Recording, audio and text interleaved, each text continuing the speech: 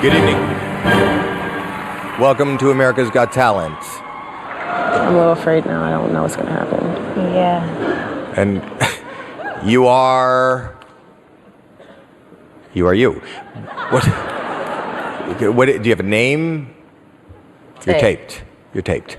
What are you going to be doing? You don't know. So, what is this? Maybe we'll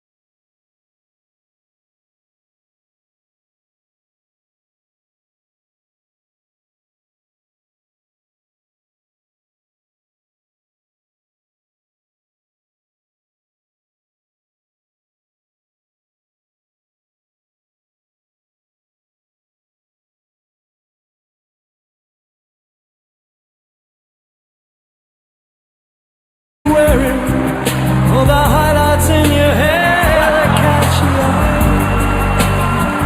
I have been blind, lady in red.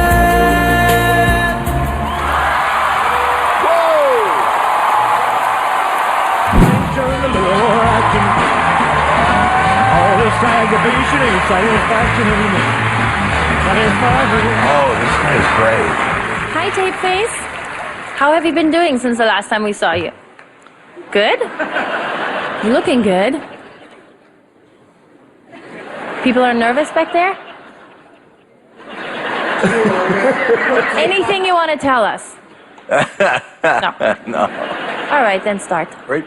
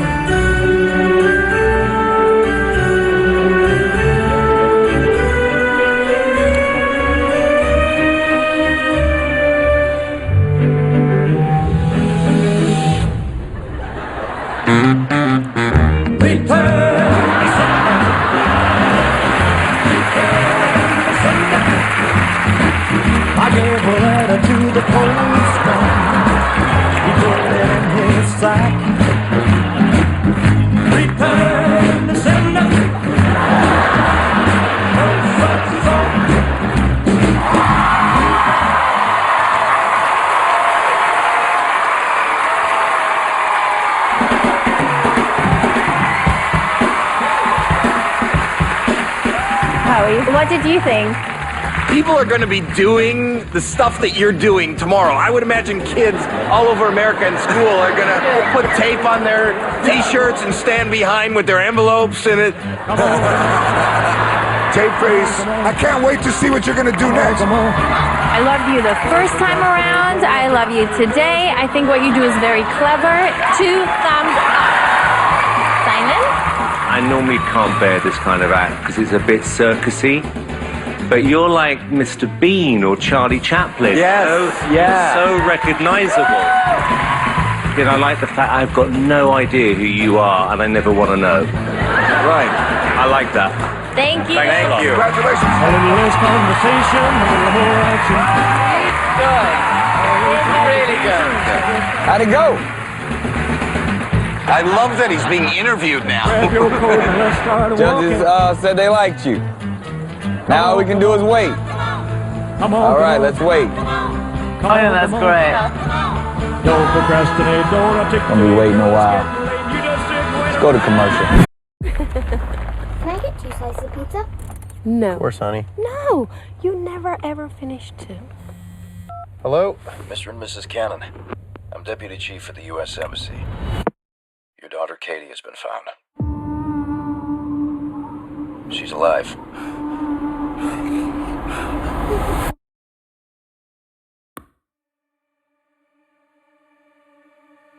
It's very important you fully prepare yourself for what you're about to see.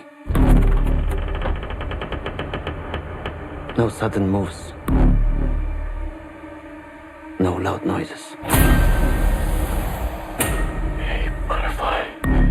It's Mom and Dad. Yeah, we are here.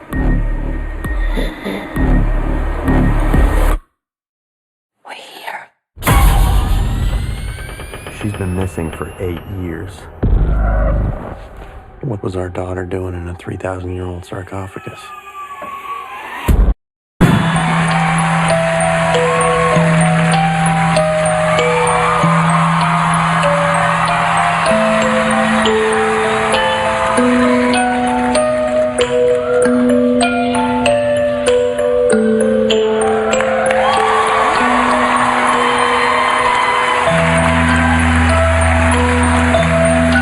I'm scared. Hi.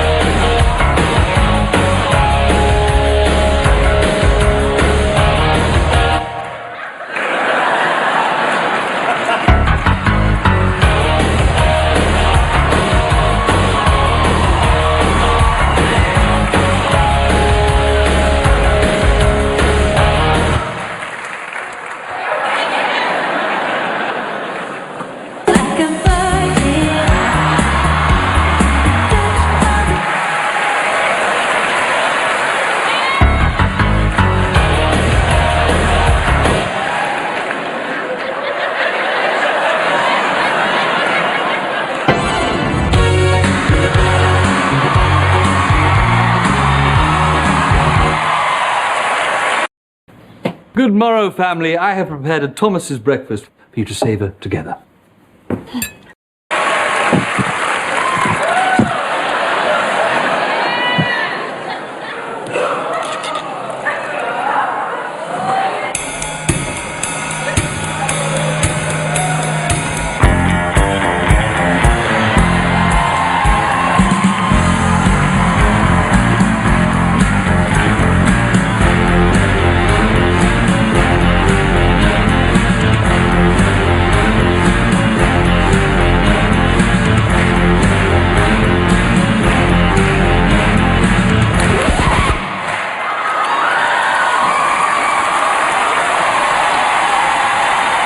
We talked to him. You know, it's interesting. You make something out of nothing. And then sometimes the nothing is more than the nothing that you had. Like the last time you did something and there was more nothing. Now there's nothing and I saw something. Simon, can you make some sense out of this? I have no idea what that meant. What I do feel is, Tape Face, and I never want to know you or talk to you, I think you're like Mr. Bean. I think you're so silly that you are going to end up in movies or your own TV show. I think, and I wasn't expecting this, I believe a star is being born out of just pure and utter silliness.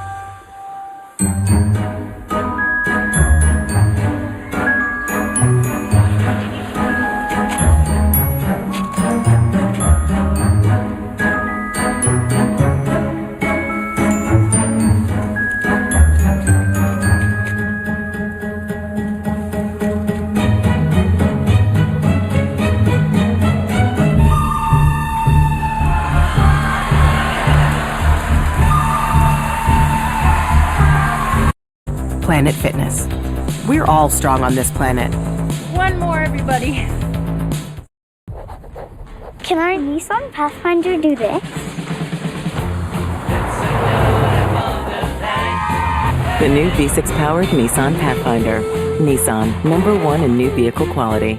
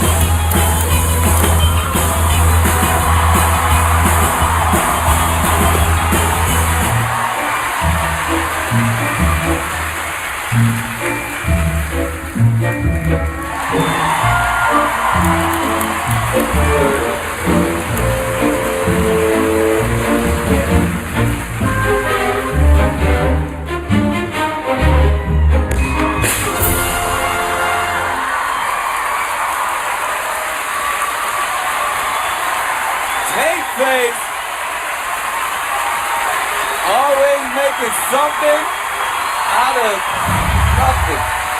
Help you out, player. Simon, how'd you like that? Me?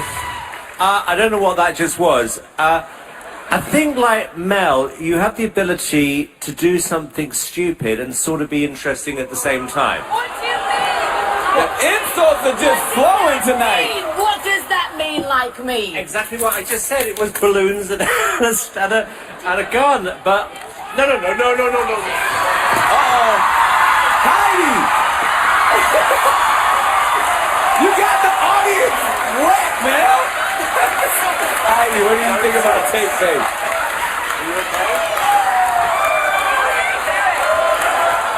It's about Tape Face. I'm so sorry. I meant to get Simon, not you. I know. I'm so sorry. They're gonna keep going. Howie, what do you think? Okay, it was really funny. I just and your partner was so sexy. I think he did a good job. You know what? You're always intriguing. You're always amazing. There's many things going on at one time. But you gotta vote. America, vote. We have lost total control of this show, America. Simon's running around. Mel's wetting up the audience. Tape Face has to clean up all this freaking tape. Good luck tonight. So, if you want to see Tape Face in the finals, you know what you got to do for him. You got to vote for him. You can do it by phone, online.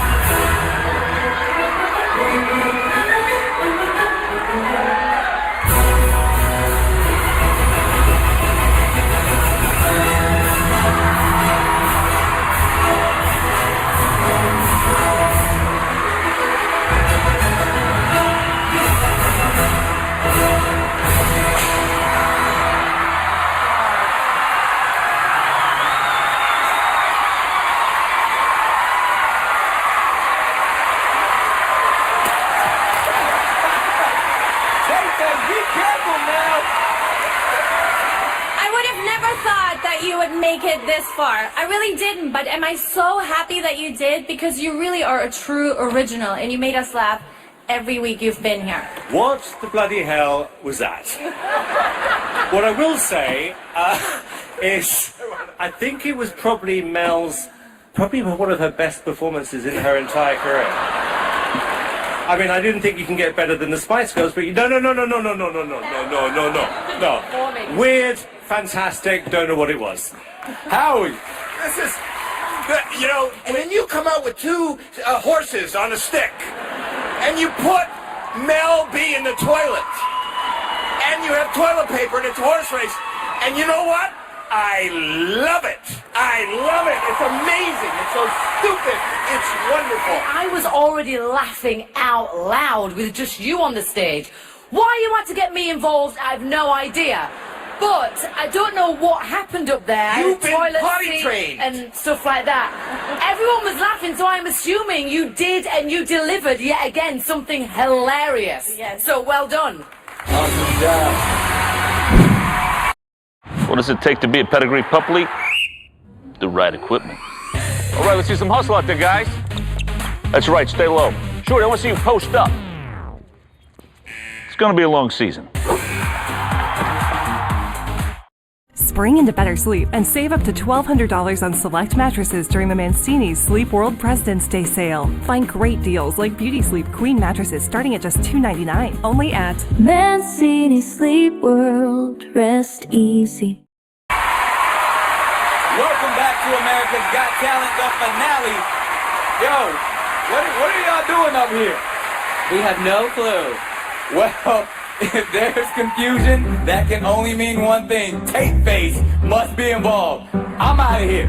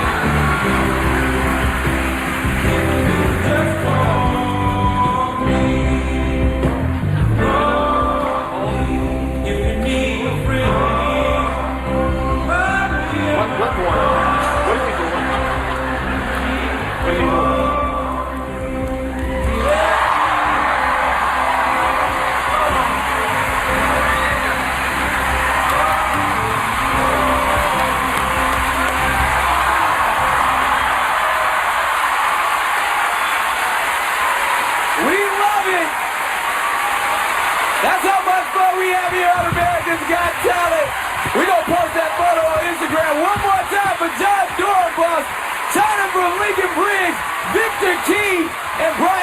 Crumb, and of course, Tape Face. Where'd he go? He's in his own world. He's doing something ridiculous back.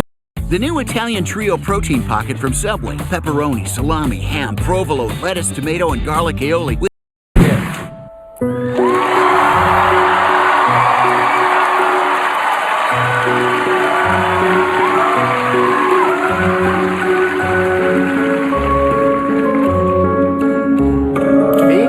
Yes, you.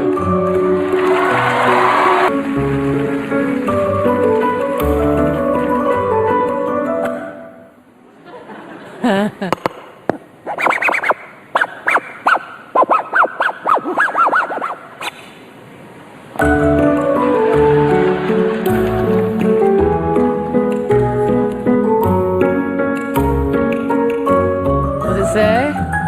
Stay weird.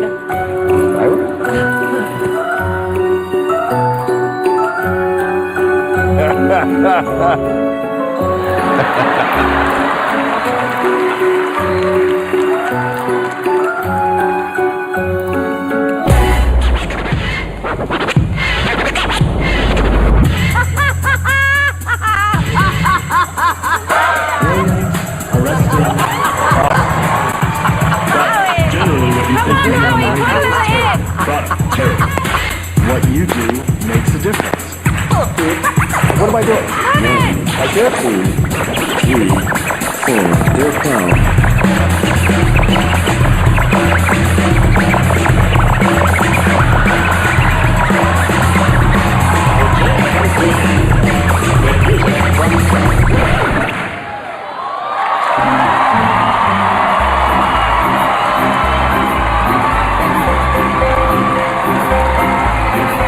Oh, me? I'm out. I'm good.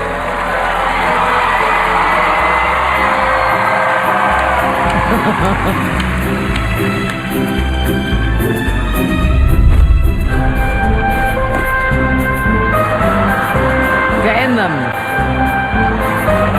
His feet won't go through the bottom.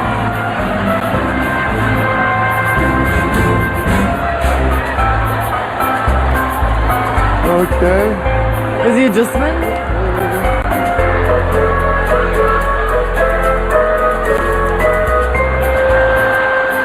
Instruction. Is it YMCA?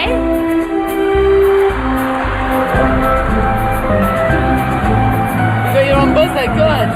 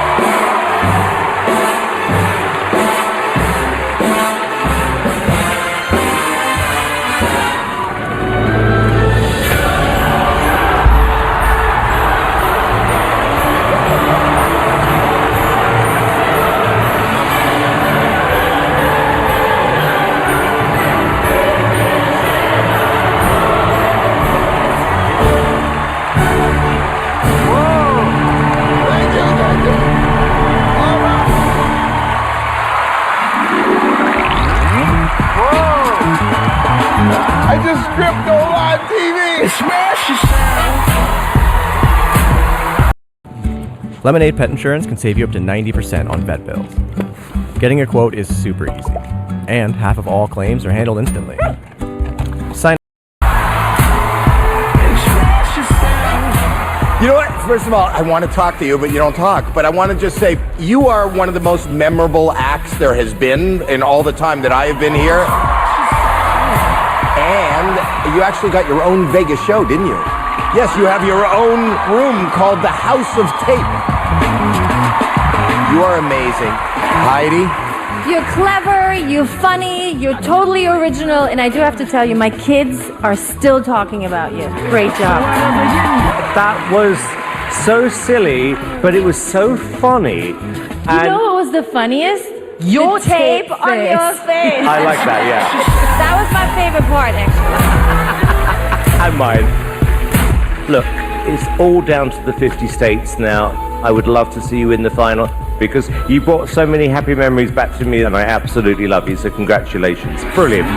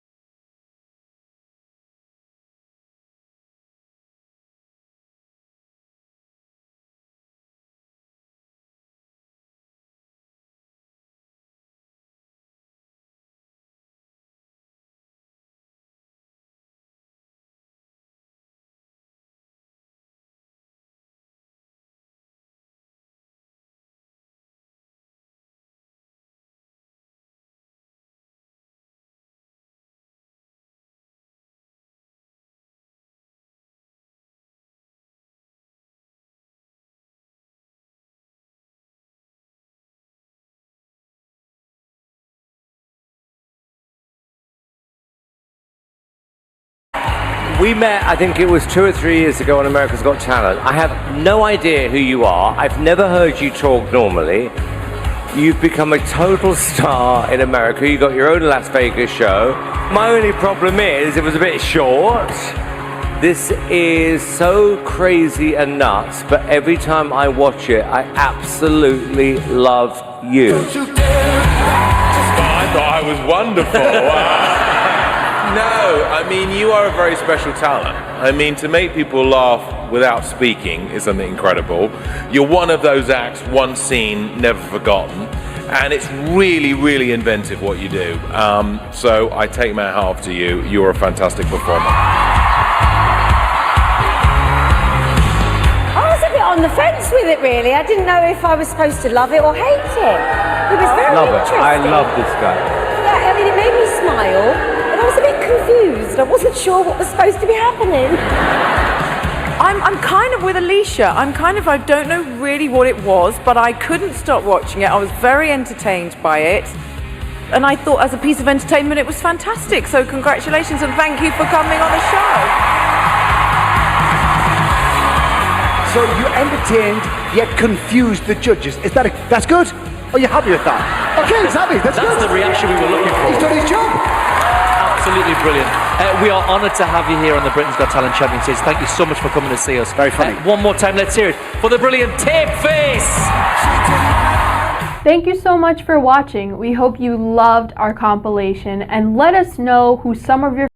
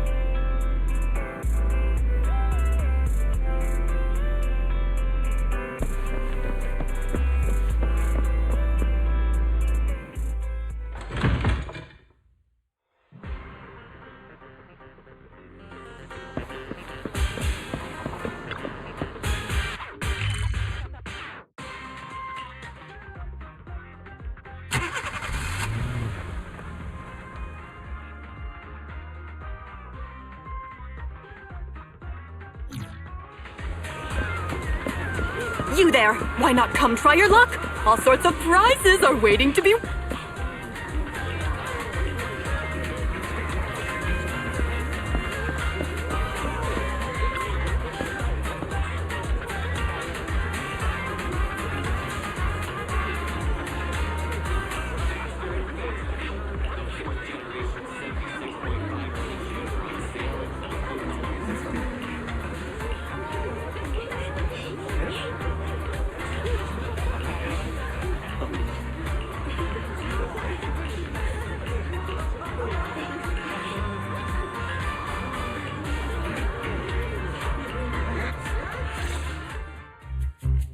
guy looks so arrogant. Maybe I should take a tougher approach with him. Quit the act. I've seen right through you. You may look harmless, but I know you have a secret identity. Your crafty skills have caused headaches for countless people. Not to mention, you're revered in your field. Everyone knows who you are. Your true identity is a member of the most infamous band of thieves in New Eridu, Mockingbird!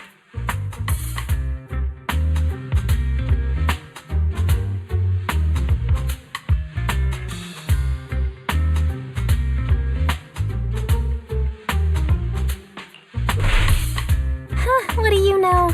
My true identity is even more infamous than Mockingbird. What? You're even more evil than Mockingbird? No wonder you snatched my wallet! I know. Now might not be the best time to say this, but I'm genuinely curious about your true identity. Forget it. Clearly, you have no idea who I am. I'm Curtis Ravenlock. That's right, of the esteemed Ravenlock family from Tops. You'll face consequences for crossing me.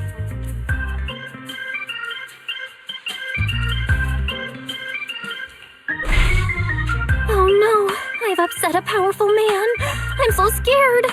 You're not going to silence me, are you? Don't be ridiculous. I wouldn't go that far. Just keep it in mind and know your place. A guy with such a massive ego probably can't pick up on subtle sarcasm. Anyway, you were the only one next to me when I lost my wallet. It has to be you. Just admit it!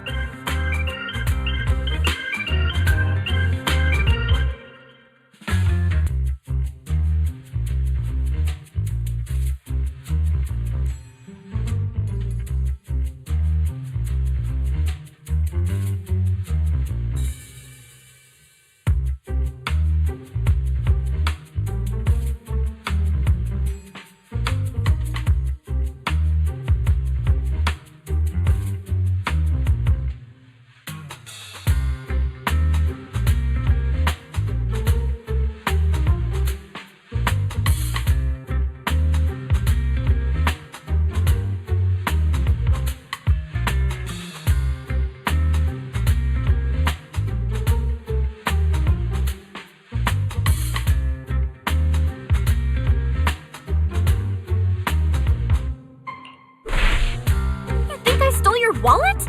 Got any proof? Did you see it with your own eyes? Or are you just talking trash? What's with the overly defensive tone? Clearly, you're feeling guilty. Doesn't seem like your tactics working on him. In any case, my wallet is missing. It had a ton of Denny's, so someone's got to answer for that.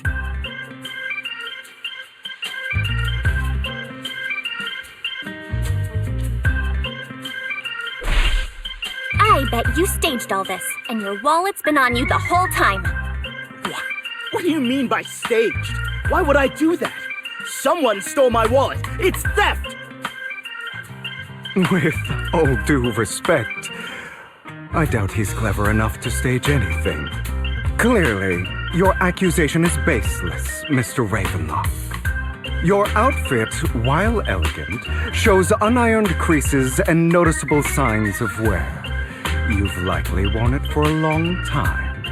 Plus, the wet ink on your cuffs suggests that you rushed straight here from your workplace. Likely so you wouldn't miss today's raffle. All in all, it's clear you're not well off and quite careless. Chances are you lost your wallet yourself, and it probably didn't hold much cash. Is that why you jumped to accuse others? Hoping to leverage your family name to make a quick Denny? That's utter nonsense! Regardless, you owe this person an apology. Damn it! You'll regret this! Just you wait! I really, really hate it when innocent people are wrongfully accused. But it's all over now. I hope it didn't ruin your mood.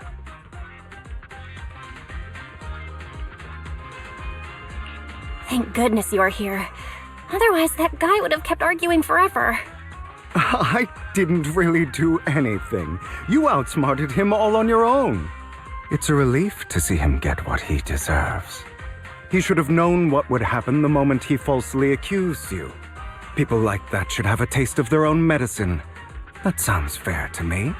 Unfortunately, we don't usually see such fairness in our world, do we? That's why sometimes I don't mind resorting to unconventional methods to right the wrongs. You seem to be implying something. Don't tell me. A good movie never spoils its ending, but feel free to speculate. Anyway, it was nice running into you. Please, accept this raffle ticket to mark the occasion. May it keep you away from shady people and situations and bring you good fortune.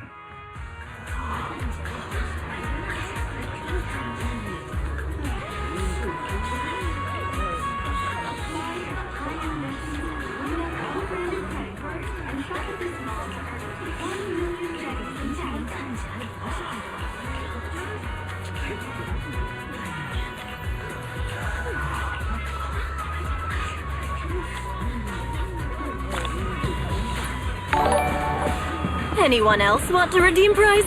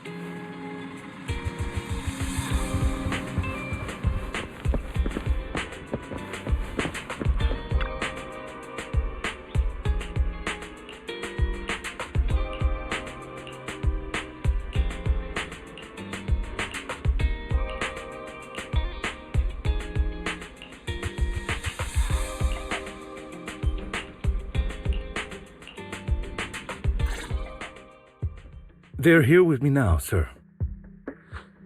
I'm glad to have the chance to speak with you, young'uns. Helios Academy used to be a peaceful and comforting place. You know about Helios Academy? Yes, I do. And I knew your teacher, Carol. She was a kind person. I was truly sorry to learn that she was the one held responsible for the fall of the old capital.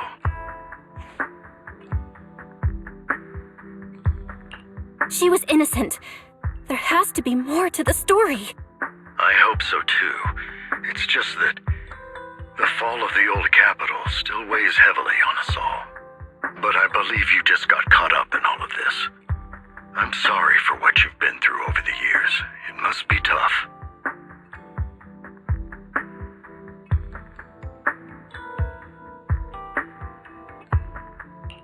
Sooner or later, we'll find the evidence to clear her name. Then I sincerely wish you success. The real reason I reached out to you is to tell you something very important. Something about your eyes. I stumbled upon some of the data Kara left behind. She spent much of her time studying ways to minimize the side effects of your eye implants. Teacher, she was always looking out for us. Yes, which is why I believe this was her final wish. As her friend, I want to see it through. Simply put, your eye implants are directly linked to your brain, and their functionality depends on your body's limits. As a result, the HDD system takes up a part of your body's capacity. This leads to certain issues, the most notable being that it suppresses your innate ether aptitude. I brought in a team of specialists to analyze Carol's data samples, and after some effort, they created a plan to upgrade the HDD system. After the upgrade, the HDD system will operate with significantly reduced power consumption, allowing for a substantial boost in your ether aptitude, or rather, a restoration to its original level.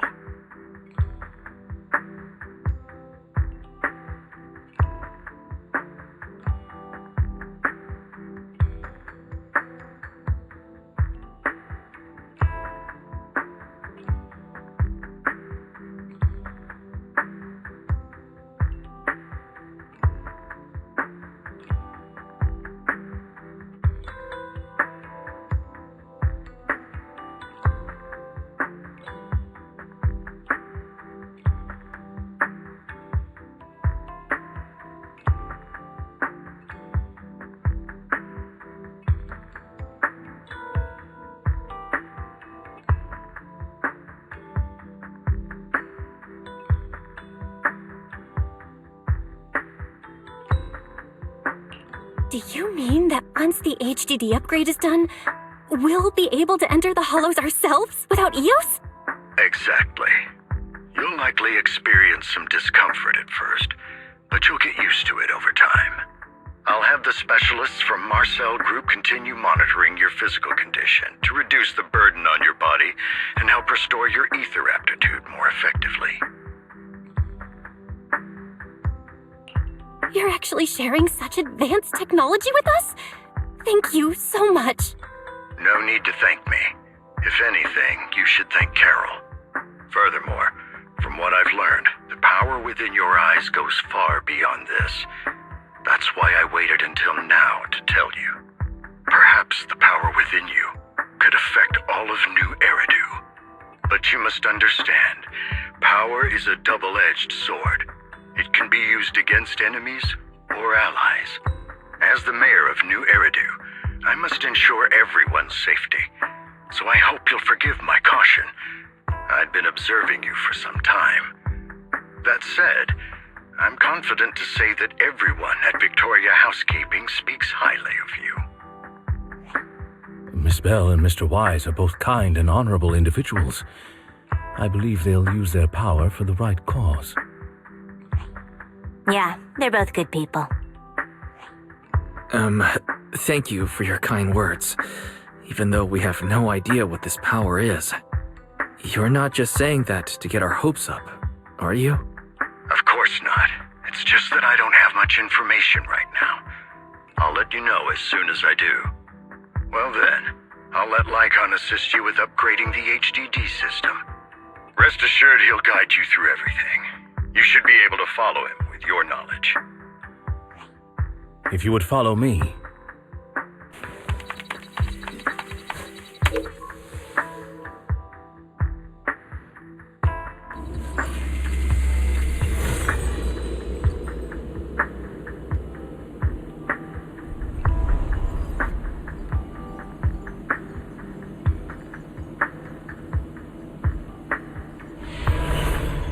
How are you feeling now? All good, I think. Really? I'm feeling a bit off. Your body is adjusting. Give it time to adapt to the changes. As a precaution, hold off on entering the hollows until you feel better. I see. In that case, I'll sit back and help Belle for now then. It's quite impressive one of you adapted so quickly. Your ether aptitude is now on par with most hollow investigators, meaning you're ready to explore regular hollows. But you must be careful at first. Lycon, Ellen, why don't you two go along? One of the data piles in the hollow near the metro is malfunctioning, and we need a skilled proxy to address it. I'll assign this task to you. Of course, you'll receive fair compensation upon completion. Take your time at the journeys ahead. You've got plenty of time to uncover your full potential.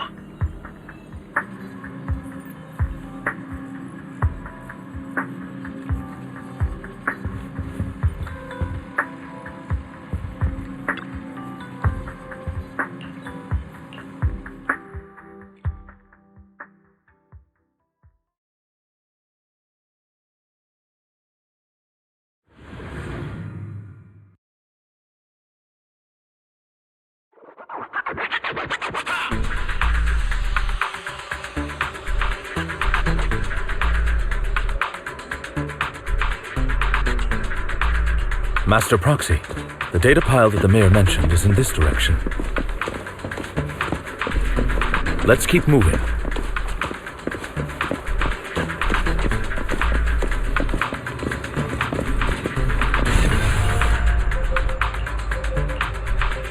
The data pile that the mayor mentioned is near that garage ahead. Let us make our way over. What a pain. There's nowhere else to go. We'll have to move.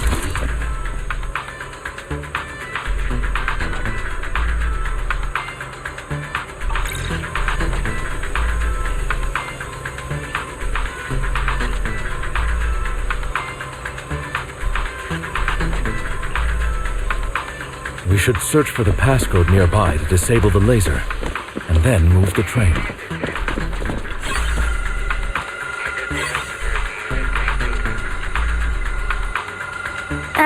I get it now. We should be able to enter the passcode now.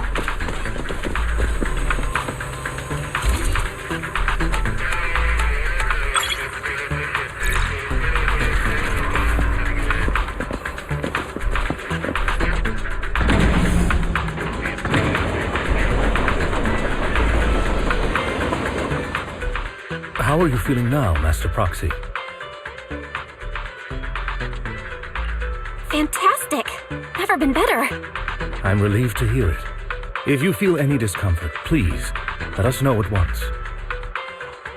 Yeah, I'll carry you on my back if needed.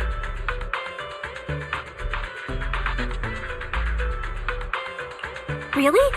I want you to carry me right now. Let's finish the task first, Master Proxy. You've always had a sharp mind, and now you've got the muscles to match.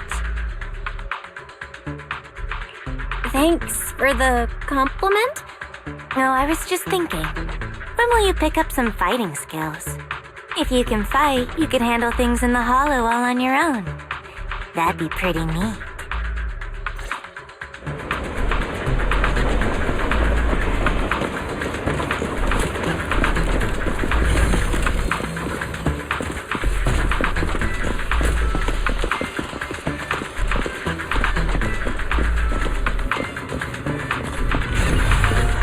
Master Proxy, the data pile is right up ahead. It seems to be guarded, however. Worry not, Master Proxy. We'll ensure your safety. Thank you. Sorry, I still need you guys to protect me. Looks like I gotta buck up a little. Get back! Proxy, you don't need to push yourself so hard. You're already pretty great.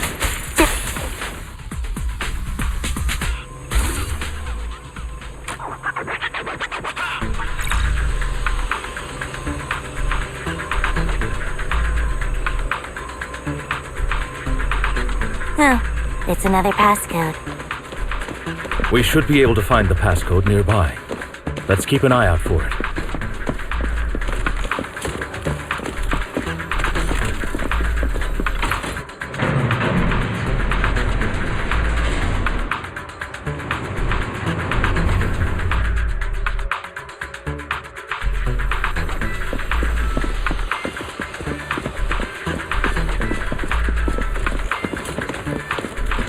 Maintaining the data piles in the hollows requires a proxy with the utmost professionalism. It is Victoria Housekeeping's honor to maintain a professional relationship with an outstanding proxy such as yours.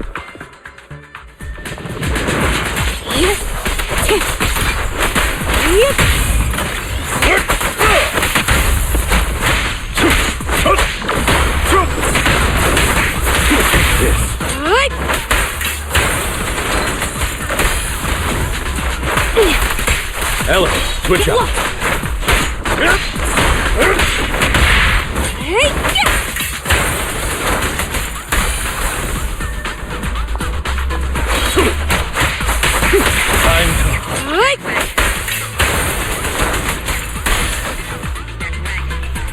Master Proxy, let's take a look around this area. We might be able to find clues regarding the passcode.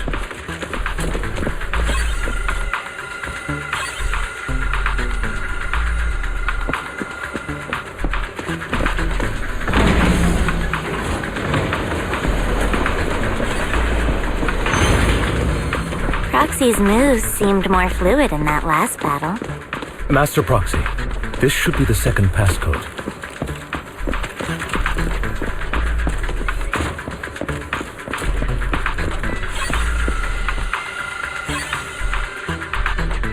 Master Proxy, we've been in the hollow for quite some time. How are you feeling? I feel fine. Nothing out of the ordinary. That's good to hear. After all, this is the first time you've entered a hollow since the system upgrade. Let's not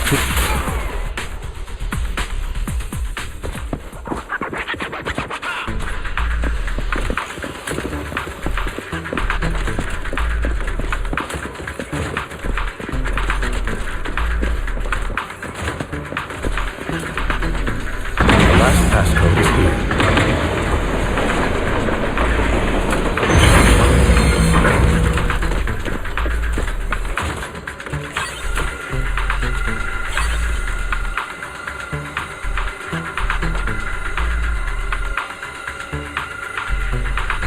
All right, that's all of them. Let us return and open that lock.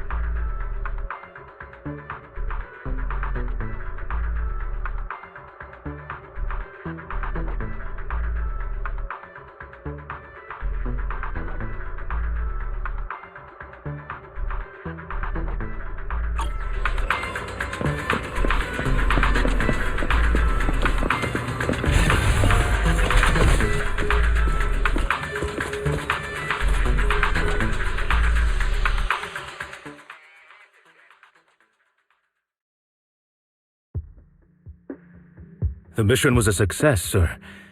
Master Phaethon's performance was outstanding. Excellent. You truly are exceptional.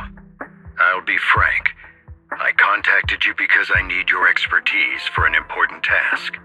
I'd like you to participate in an auction and help me secure an item up for bid.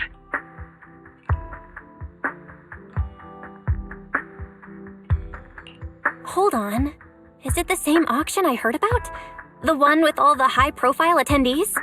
Yes, that's the one. I knew asking you was the right choice. Since you're aware of it, I'll get straight to the point. It's related to the sacrifice you encountered. Sacrifice? Has it appeared again? Remember the sacrifice you took down near the construction site? Public security did some research after retrieving it. It turns out it can maintain its form outside the hollow and carries human genes. Within it, we extracted a mysterious core. This core possesses the same inexplicable power as the sacrifice, allowing it to exist without relying on ether. However, the core was recently stolen from the most secure lab in New Eridu. We suspect this is an inside job rather than an external theft. We searched extensively without success, until I saw the auction flyer. The core has been concealed within an auction item.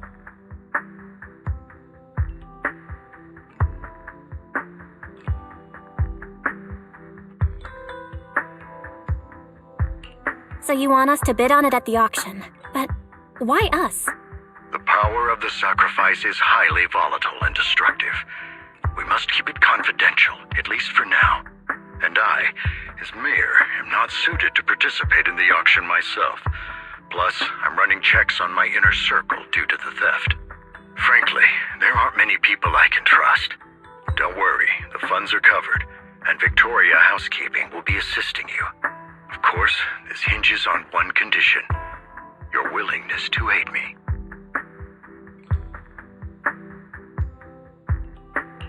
All right, we'll give it a shot. Thank you very much. I knew that I could rely on you. The only hurdle now is the invitation. It's exclusive to Tops, so obtaining one might take some time. I'll handle that promptly. I'll leave the rest in your capable hands. You seem a bit puzzled, Master Proxy. The relationship between the mayor and Tops seems rather delicate. You're quite perceptive. As you know, the roots of New Eridu's governance lie with the Mayflowers, while Tops is a conglomerate of companies. Power and profit often lay the foundation for conflicts, which is why securing invitations could be tricky for us. Things would be much easier if Tops weren't so involved. But worry not, Master Proxy. It may take some time, but we will overcome these obstacles. Now, if you've no further need of me, I'll take my leave. Have a good day.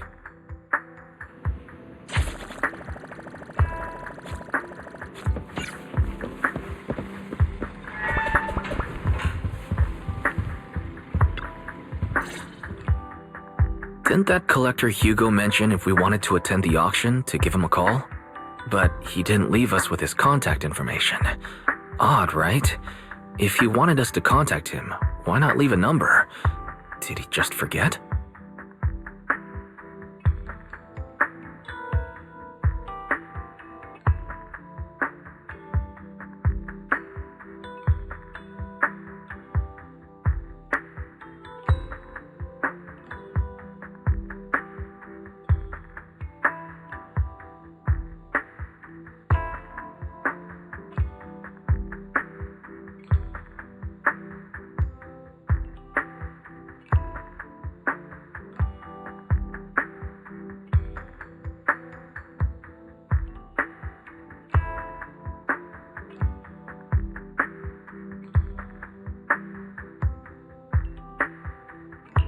Maybe he left a puzzle for us to solve, like in the movies.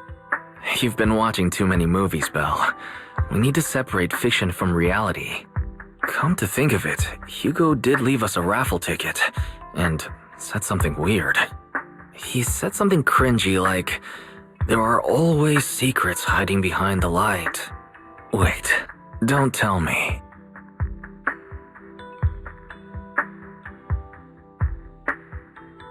I get it now. This guy watches too many detective movies. Anyway, let's try contacting him. Aha! It's you! The manager of my favorite video store! Glad you've cracked my little puzzle. I've been waiting for you to contact me. I was worried I might have left a bad impression.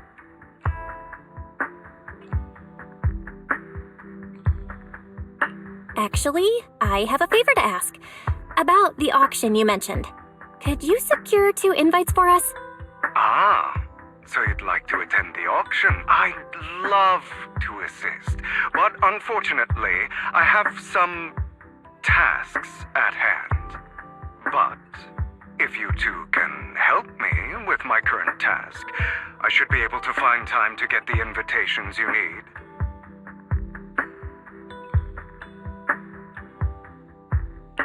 What kind of task?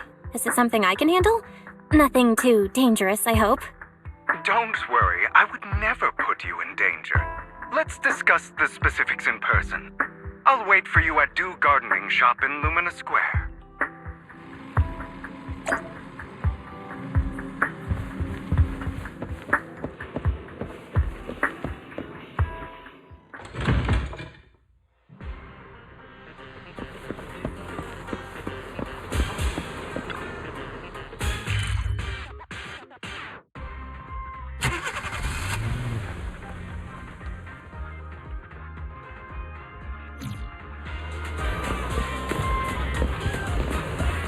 You've arrived, my friend.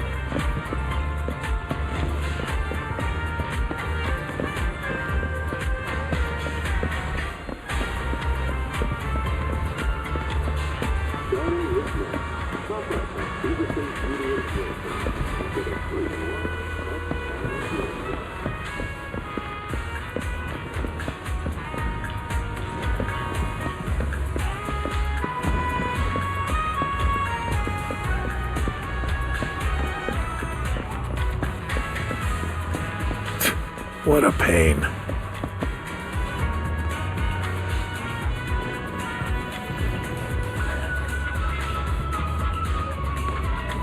Another waste of my precious time.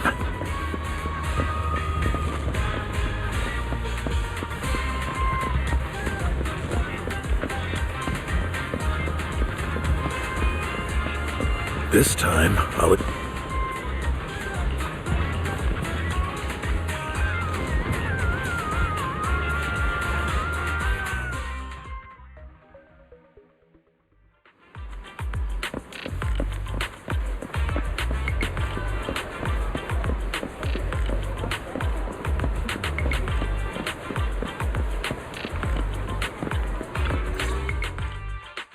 Good day, manager. Wonderful to see you again. You're as sophisticated and charming as always. About our previous discussion, I assume you've made some progress?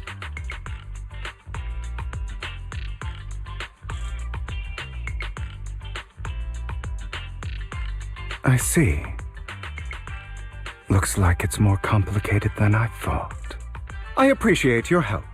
Here are the promised invitations for you.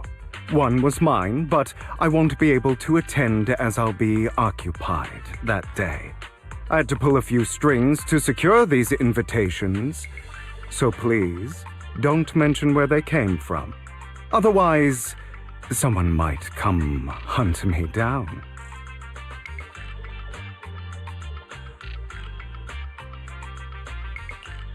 Wait, seriously?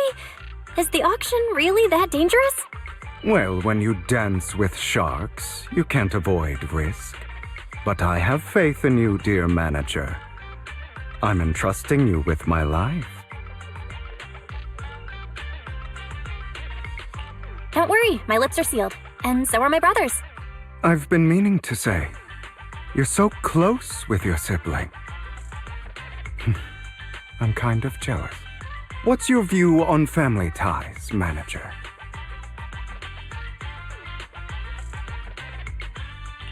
It's a bond you have to maintain carefully. Even as family, we might not fully know each other.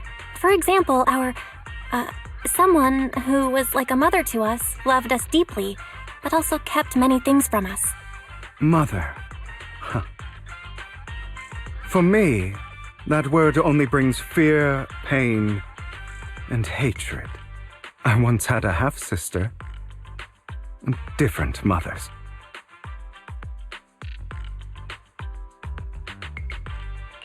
Had? Did you two fall out of touch because of an argument or something? No, we never argued. I would like to try, but it's too late. She's been gone so long. I can barely remember her face.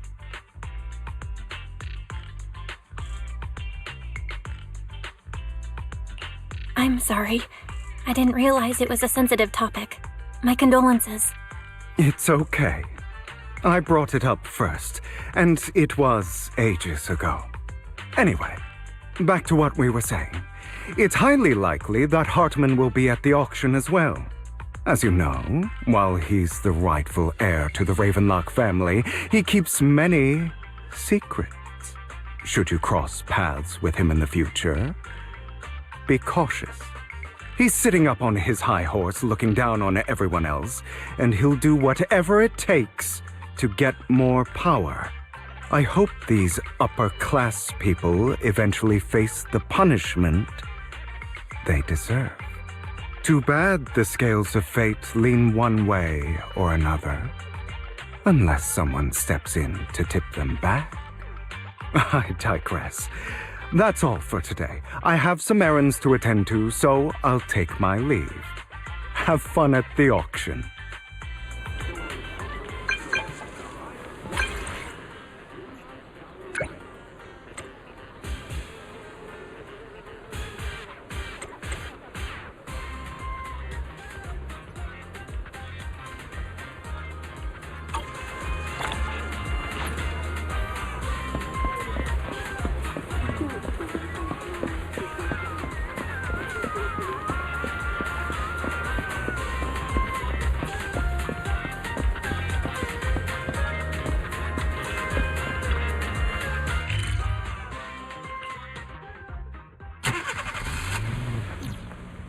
It is a pleasure to see you again, Master Proxy. It's been a while.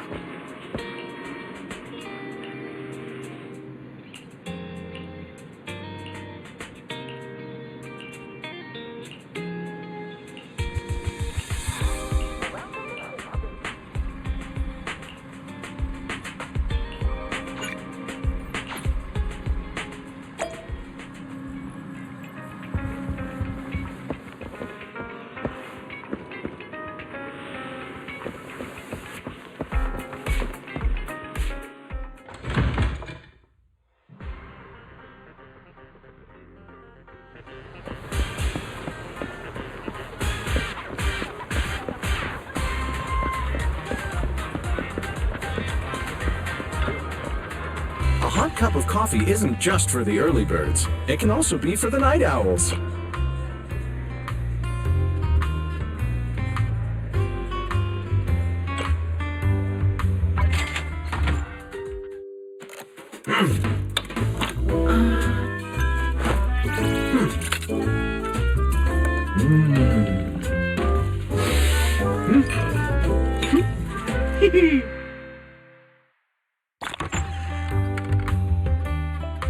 Do you prefer your coffee more acidic or bitter?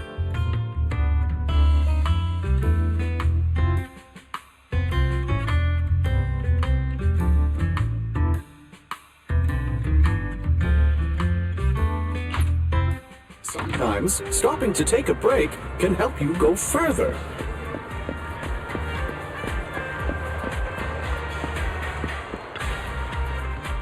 Have you had dinner yet? A full stomach ensures a good night's sleep.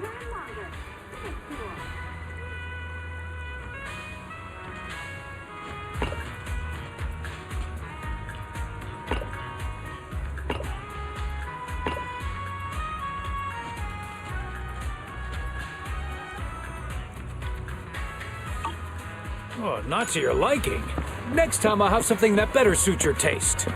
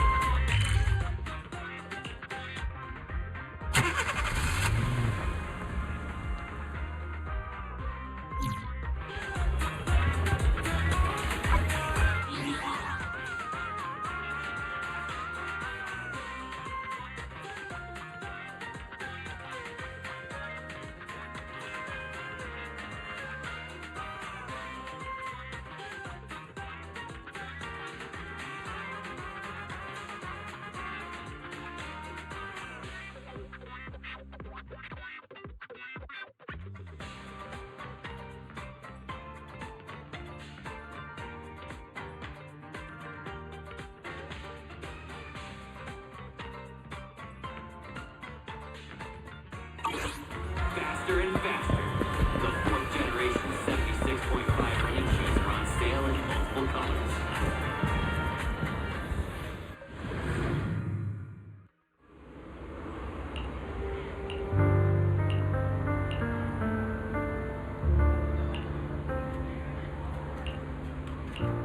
Lies, deception, betrayal. I see swirling mist, shrouding the truth in a deep, enigmatic haze. Found you. Chosen one.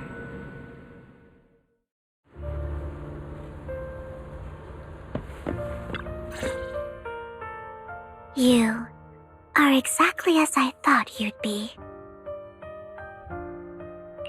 What are you talking about? I'm confused. Words can only convey so much, so it's understandable if what I say doesn't make sense to you now. But you'll know what I mean soon enough.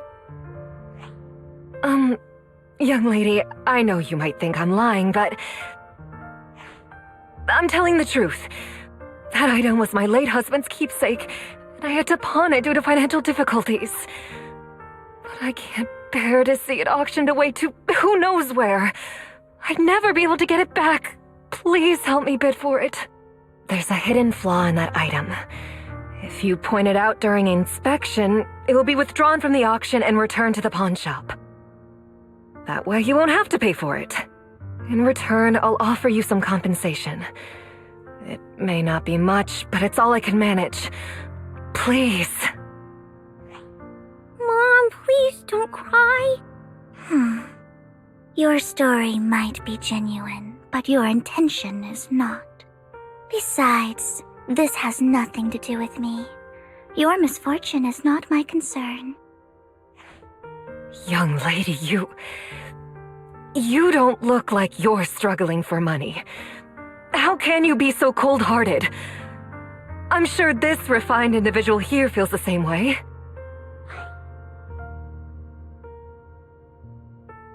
Huh? Are you referring to me? Yes, you. If you're willing, could you please... The auction is about to start. I'm not sure how you gained entry, but I'm sure you don't want to be driven out with your daughter. And you? Here's a little piece of advice. Don't let your sympathy easily sway you in an auction like this. Otherwise, you might get swindled. I'm Vivian, by the way. Pleasure to meet you. Dear guests, the auction will begin shortly.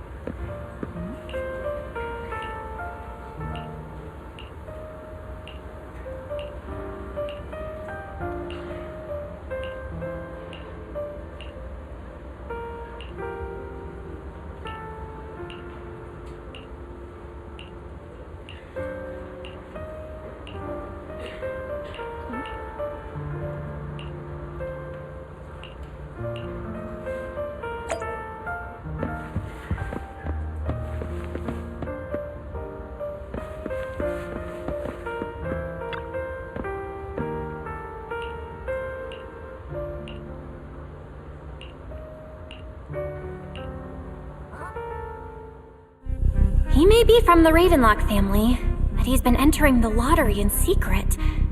Maybe he's not as well off as I thought. Ugh, what rotten luck. I didn't expect to see you here. I won't back down this time.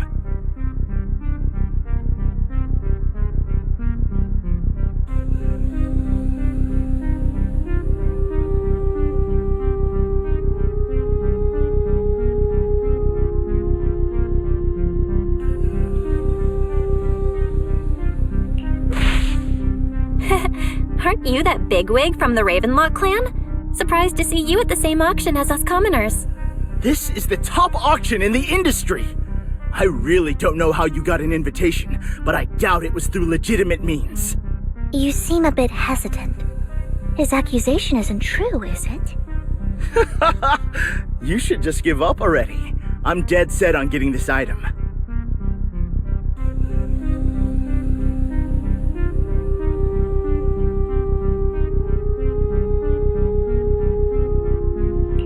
Good luck to you. Host, I increased my bid by 20%. Where could you have gotten so many Denny's? A solid move, but perhaps a bit too costly for me. Okay. Let's not rush into inflating the price. Seems like it's just the two of us interested in the item. Why don't we discuss this in private first?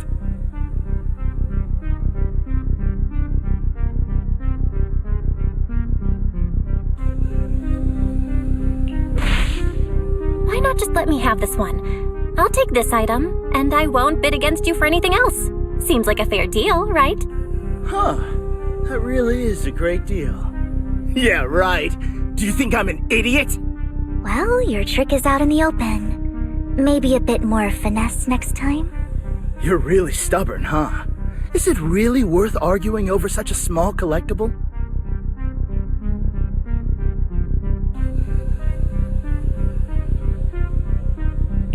The current price seems a bit too high. Maybe we should raise it even more. Are you for real?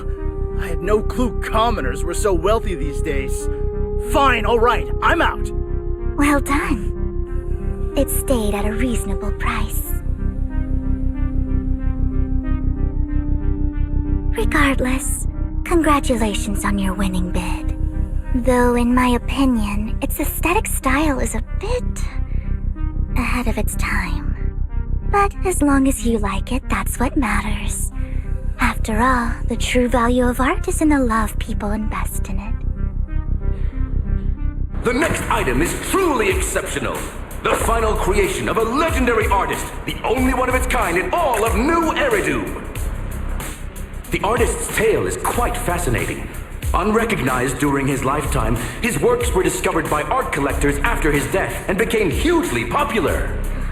Because of this, authentic works are few and far between, making each one incredibly precious. And this stunning final piece, anyone who loves his work won't want to miss it.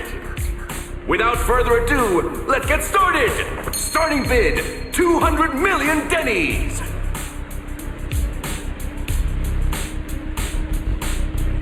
If I can get it for under 500 million, I can still turn a profit. 300 million! If I'm not mistaken, Wise, isn't that the item the woman asked Vivian to bid on? Yeah, that's the one. If our budget allows, perhaps we should. 1 billion. Even if his final piece is a collectible of this quality, starting at $1 billion right off the bat. Since she doesn't have to earn her own money, any bid is just a number to her. Was that Vivian? Wow, she just said, "Don't let your sympathy sway you," then went ahead and bid anyways. Yeah, but she can literally afford not to take her own advice. Oh, this elegantly dressed lady certainly has refined taste and deep pockets. So, is anyone ready to challenge this young lady? Invest in the legacy of a talented artist who left us too soon. Its value could double in the future. I'd advise against it. I'm going to bid on this no matter the price tonight. This young lady is certainly very confident. Our time is almost up at $1 billion. Going once, going twice. going 3 times. Sold for 1 billion. All right, ladies and gentlemen, that concludes the first half of the auction. Please feel free to unwind in the lounge for a bit, as more treasures await in the second half.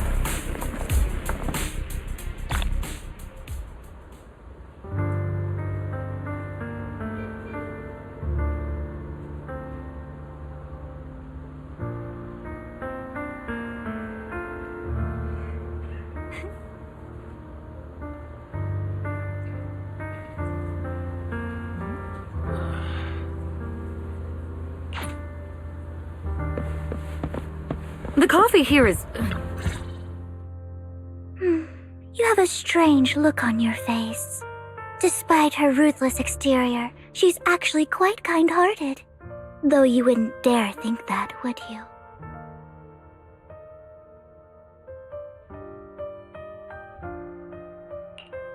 How did you know? Looks like I hit the mark.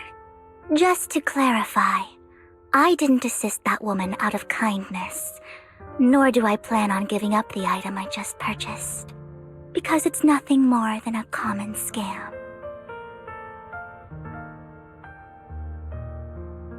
A scam? So you're saying that woman is a con artist? They'll tell you a tragic story, begging you to help bid on a collectible at a high price. They promise a reward and guarantee the item will be withdrawn from the auction, so you think you won't have to pay anything.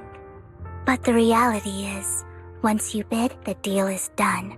No going back, and you end up shelling out a hefty sum for something worthless.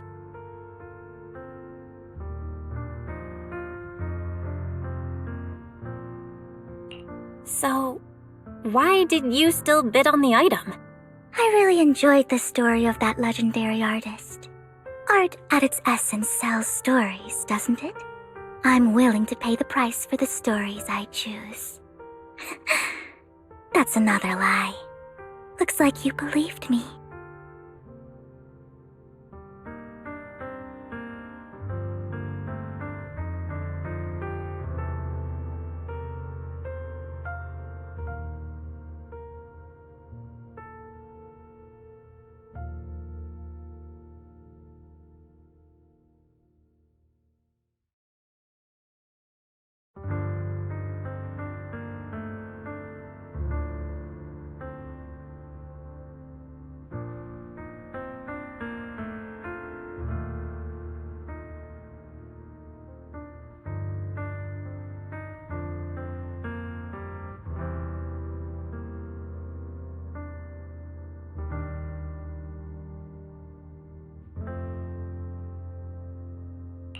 How did you figure it out again? Let me give you another piece of advice. Appearances can be deceiving. People often mask their true intentions. Sometimes, what you can't see is the real truth.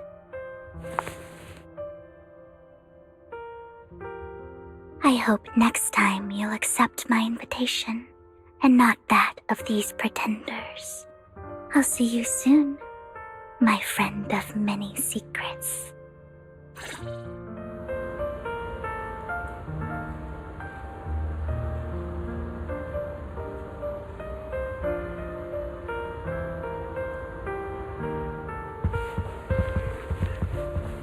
The second half of the auction is about...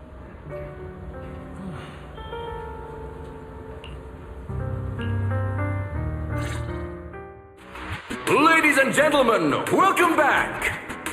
Up next in our auction is tonight's showpiece, the one-of-a-kind Robe of Heroes!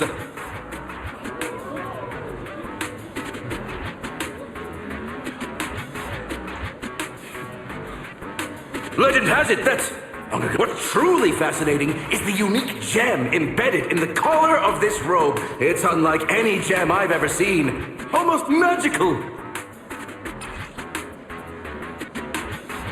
Wise, that gem's probably what we're looking for. Such an important item, yet it's just there on a piece of clothing, completely unprotected. How gaudy. This auction sure is busy. There's people of all sorts, whether they belong or not. Robe of Heroes. What a tacky name. Nonetheless, I'll secure it. In the name of the Ravenlock family. Yes, I see it. Seems authentic. Of course, I'll keep an eye on it.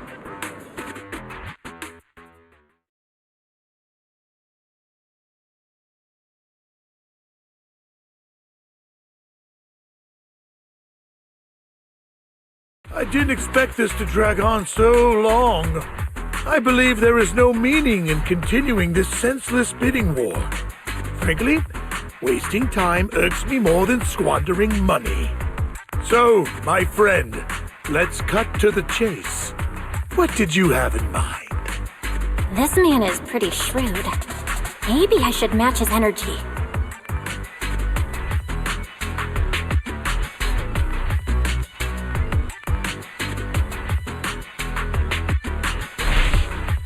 All I want is that Robe of Heroes. What a pity. We both have our sights set on the same item. It seems there is no hope of us coming to an accord. I'd suggest taking a less direct approach with someone like Hartman, lest he prey on your weaknesses. There are more antiques in this auction than just the robe. Why rush into this? You might find something else you prefer.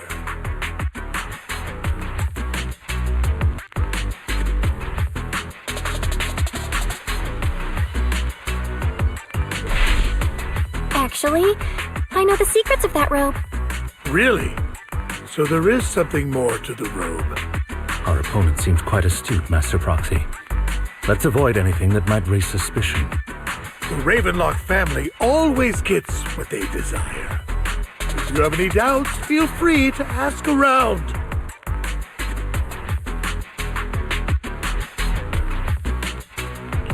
What a coincidence! I, too, always get what I want. You're quite confident. You know when to stand your ground. Well done. My time is valuable, my friend. I've already lost a significant amount of Denny's talking to you. If I offer you a token of appreciation, let's say a hefty sum of Denny's, would you consider backing out of this bid?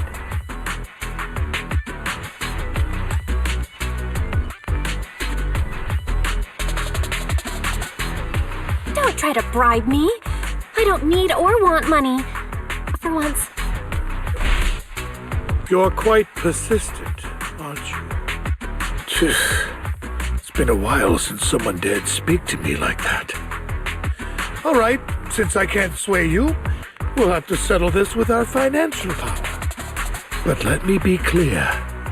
No matter how high it goes, I won't back down. Oh no. Though the mayor gave us a huge sum of Denny's, I have a sinking feeling it won't be enough to outbid this rich jerk.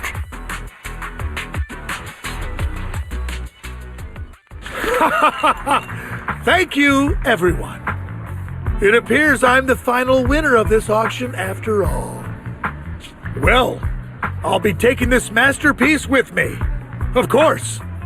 I must extend my sincere gratitude to all of you. Damn it, we almost won! Ugh, Denny grabbing jerks. I got a message from Hugo. He wants us to... look up? What happened? Why'd the lights go out?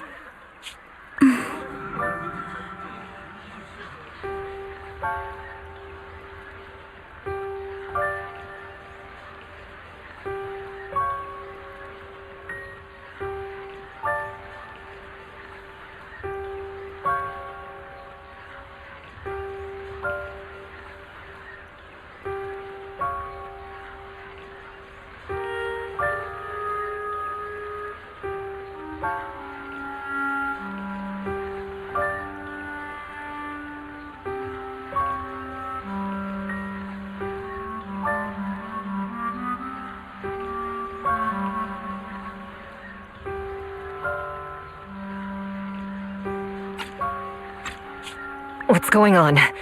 The power went out? Mommy! I'm scared!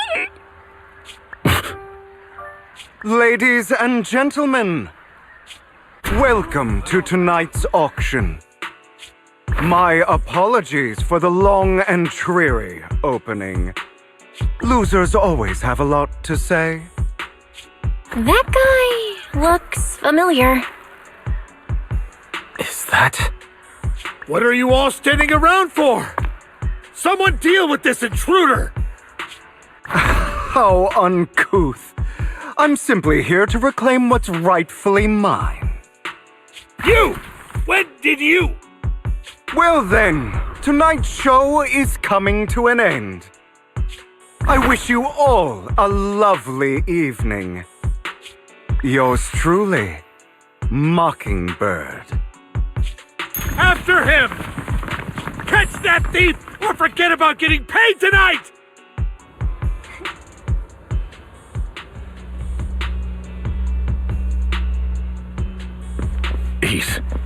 I can't... Forgive me, Master Proxy, but that... Mockingbird and I have... history.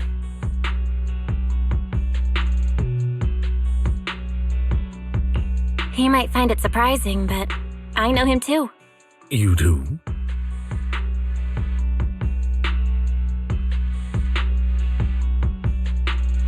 I see.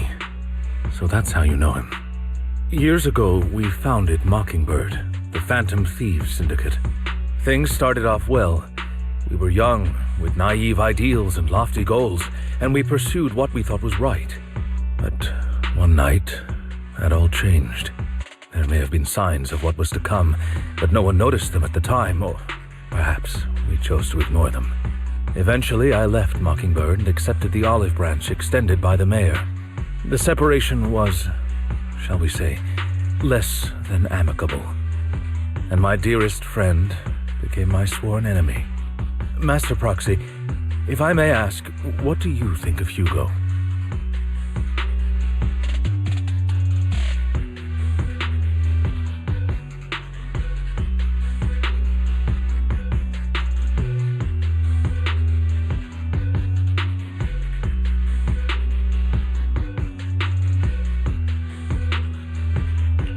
Though he helped us before, and he seems pretty nice, I can't help but feel something's off. He's a part of Mockingbird after all. Mockingbird has changed from how we envisioned it. And Hugo too, No, it's nothing. In any case, he is very dangerous. I'm still unsure of his intentions, but we cannot risk letting him have the sacrifice core. Based on my past experiences, I can likely predict the route he'll take to evade his pursuers and escape. However, this path lies within the Hollow. Master Proxy, can you...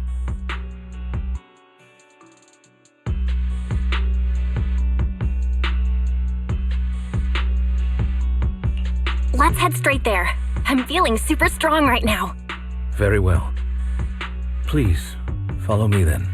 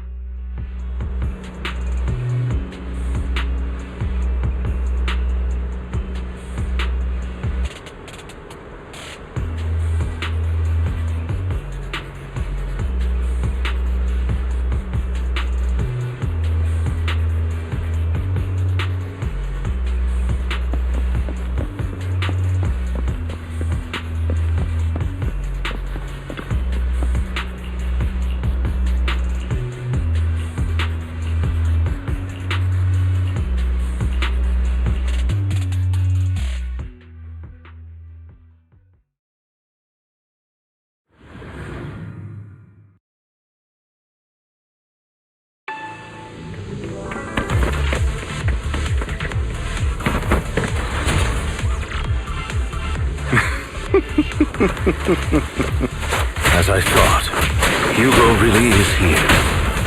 When we were still working together, he would often choose routes that were difficult to attack, yet easy to defend. Don't worry, Master Proxy. I'll catch him. Master Proxy, the layout of the port is complex. Ethereals may jump out from any corner. Do be extra careful.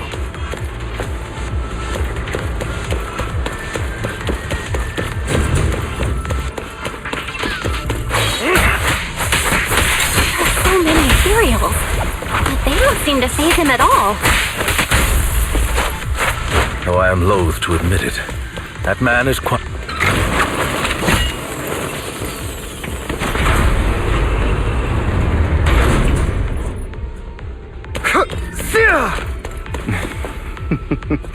Goodbye, my friends.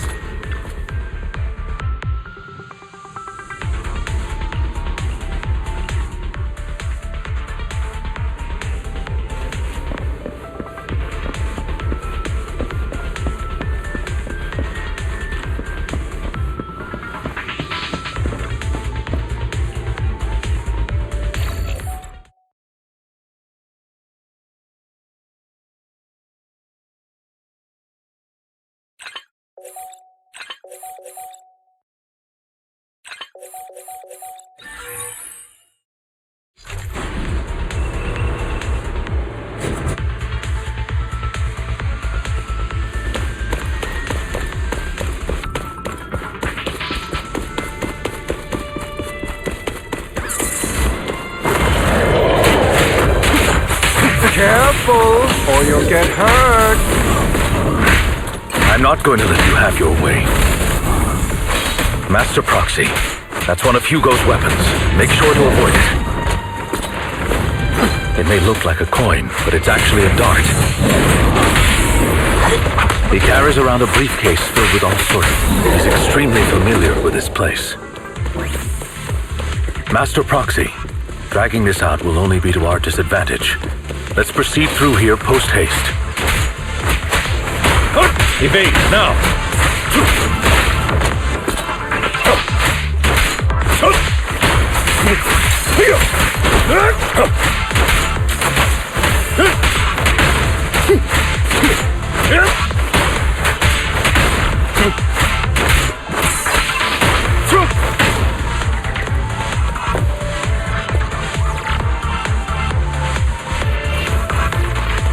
The mechanism here isn't damaged.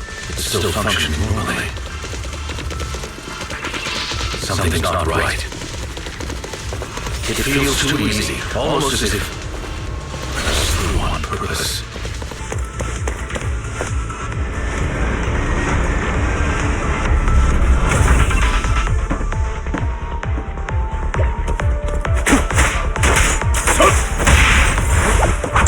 Stand still. What's the rush, my friends? We still have plenty of time.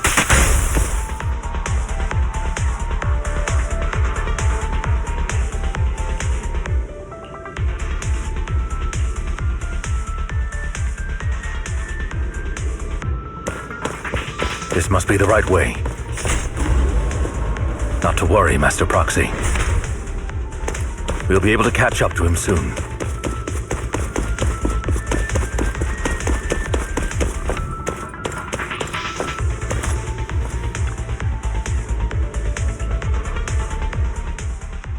It should be this way.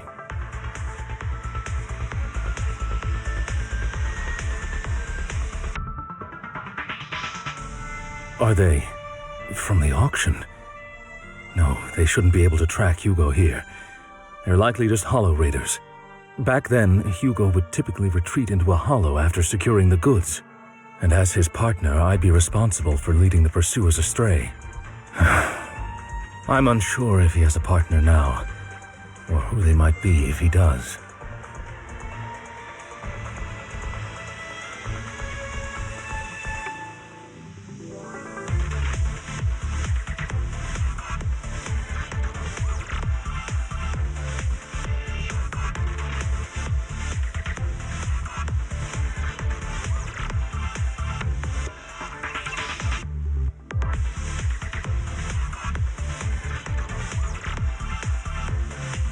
He was alone the entire time when he approached us before.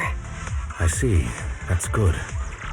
It means he must be carrying that core himself. Regardless, Master Proxy, let's steer clear of those hollow raiders for now. Although I'm confident in my ability to defeat them, a clash here might delay us and jeopardize your safety. Our main focus now is locating Hugo and retrieving the gem.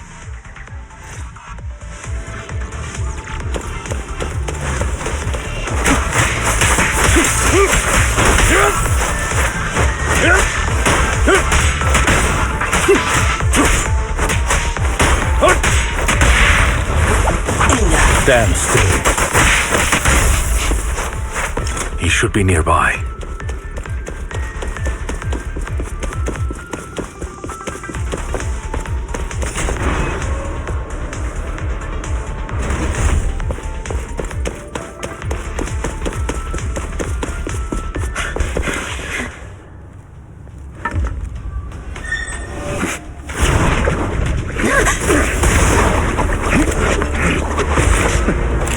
Long time no see, traitor.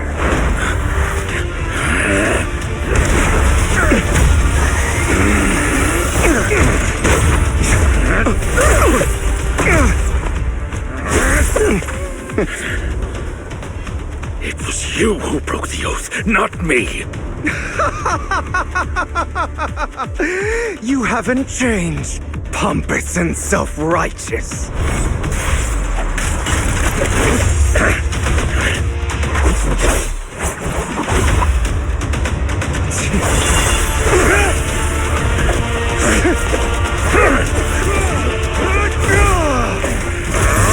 You're beyond reason. Both of you! Enough!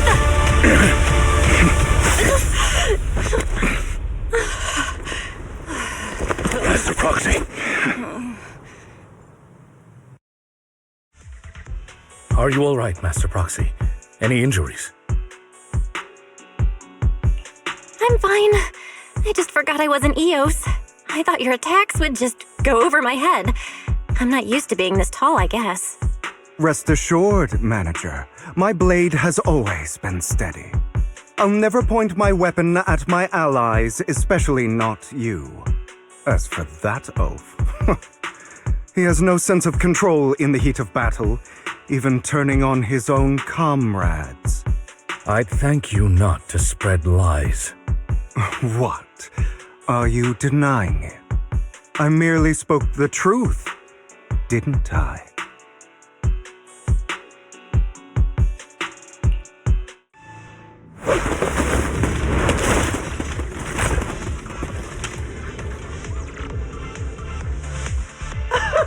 Thought we were in for a tough day, but it seems we struck gold in the end. If you value your lives, you better hand over all your etheric resources and any other valuables you've got. I have no conflict with you, gentlemen. I'm here for personal reasons, not to mine ether resources. Cut the crap. It's been a rough day, and we need something to make it right. Whatever your business is, pay your dough or bite the dust. Pay our dough? This is the Hollow. You're not claiming this Hollow as your own, are you? Not even the current mayor of New Eridu would dare to make that assertion. Am I correct, Mr. Mayflower Watchdog? You sure have a mouth on you, pretty boy. Don't push it. We've buried idiots like you in the Hollow before, and soon you'll be joining them.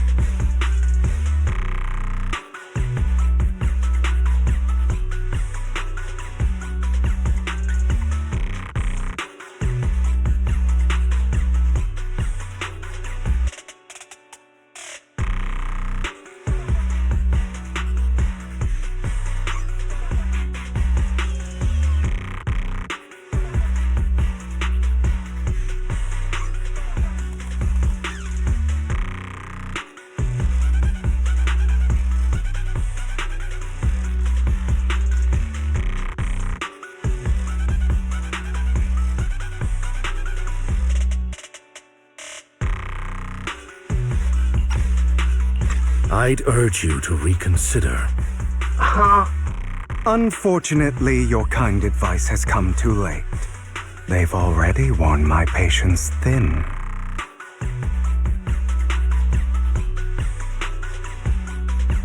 Oh, help me! Scared? Then perhaps you should think twice before you act. You've made your bed. Now lie in it. Sorry! I'm so sorry! Please have mercy! Spare us! We won't do it again! Are you quite done blowing off steam? Don't kill them. I'll hand them over to public security once we're out of... Who do you think you are to tell me what to do? They weren't planning to show you any mercy, yet you forgive them so easily. You haven't changed at all over the years, Lycon. To hell with you and your foolish fantasies of being some almighty savior.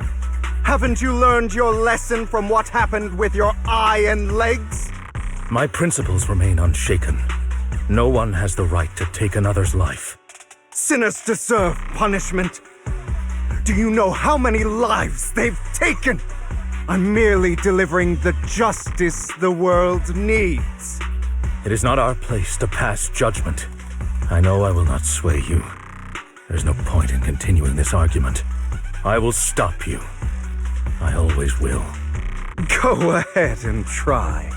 I will defeat you. I always will. Be prepared to kneel before me, traitor. You talk too much.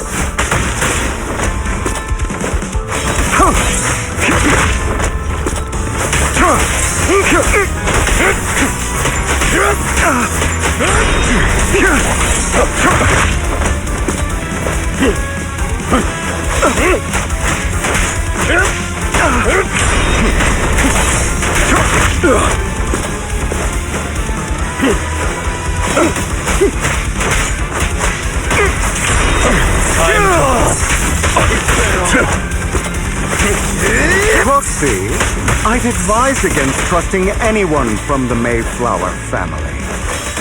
Or their dog. How many bodies did the mayor step over? Really? Do you two have to do this now? My apologies, dear manager. But I'm itching to teach him a lesson. Shut up!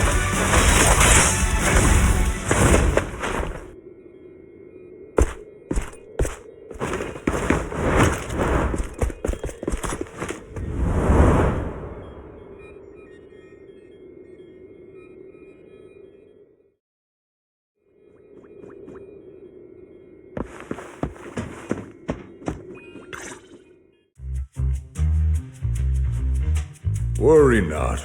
Mastery of my skills will come in time. But there's something more important I would like to teach you. Something about faith.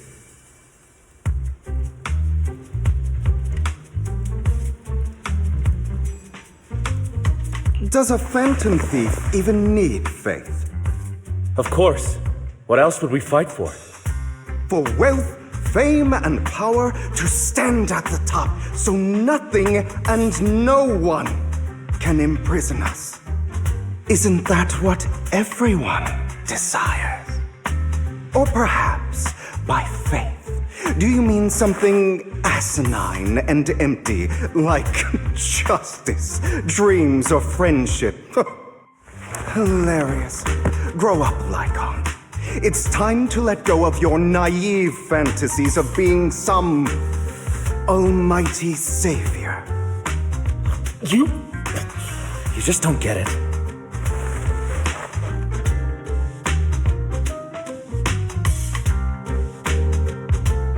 All right, enough squabbling. What I'm trying to teach you is very simple. I may not walk the path of justice, but I do not walk the path of evil.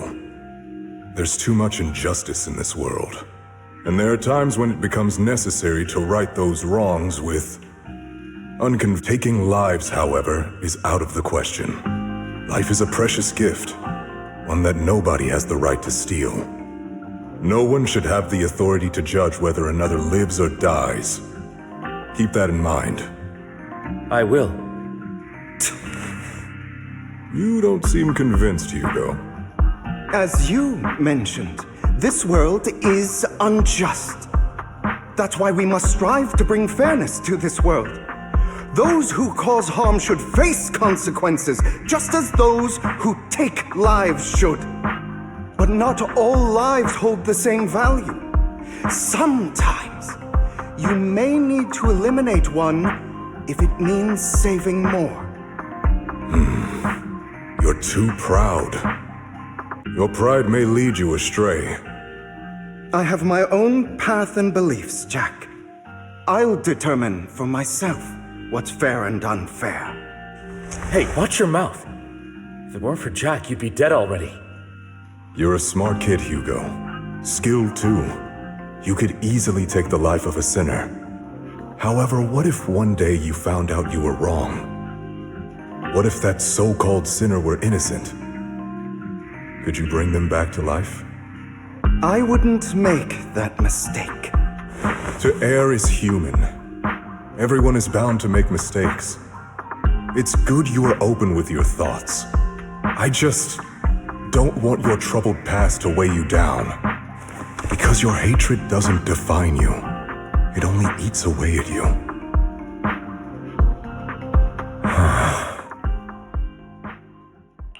What's wrong, Lycon?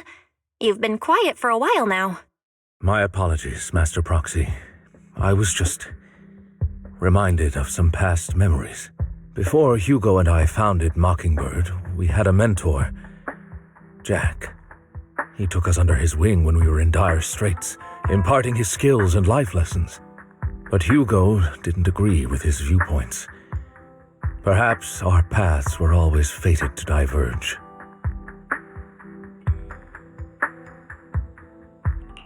Okay, I'll admit. I've been itching to ask. Why did you two split up?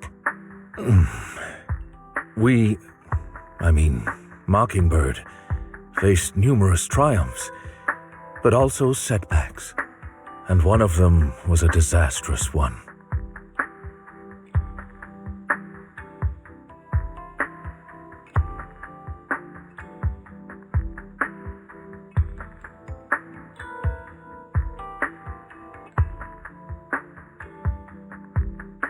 Hugo. You...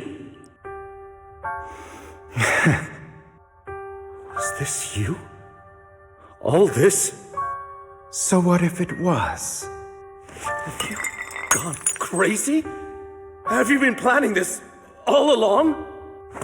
You'd bury all these lives in the name of vengeance? They deserve to die. Especially my so-called father. I should have killed him a long time ago. A really long time ago. You know what, Lycon? There's some people whose only purpose in life is to bring more suffering into this world. Sometimes murder is what brings justice back into this world. And for that, I must stain these hands in blood. Enough! I can't trust anything you say anymore. I'm leaving Mockingbird, now! Where are you going? Anywhere. Someone from the Mayflowers got in touch with me before. Are you mad? You know what those hypocrites in city administration are like. They're no different from tops. We fought them together all this time, and now you're leaving to serve as their lapdog. Are you going to turn your back on Mockingbird? Turn your back on me? The mayor is different from the others. But it doesn't matter. I'm not going to even try convincing you. As your friend, I'll give you one last piece of advice. Please, stop here. Otherwise, the day will come where your hatred and ambition will consume you.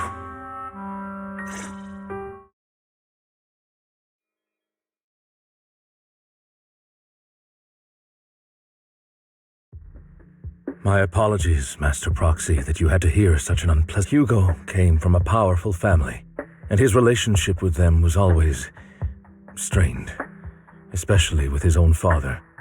So much so that Hugo wanted to personally put an end to him. After shouldering a mountain of injustice, Hugo ran away from home. That's when Jack and I met him.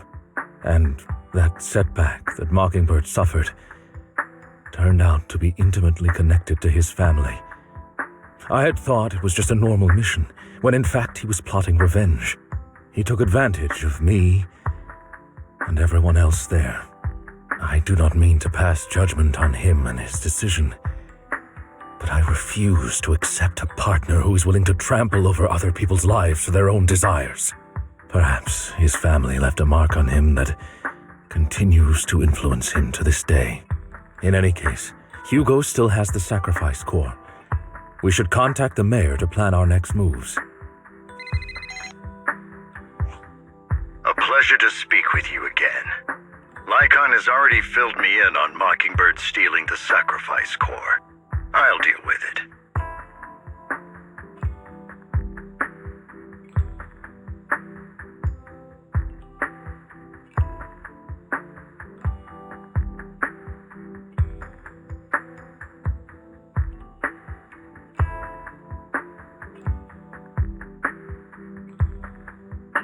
Anything else we can do to help? I mean, we didn't manage to complete our mission. No. You've done well. It's just not appropriate for you to get involved in what's to come.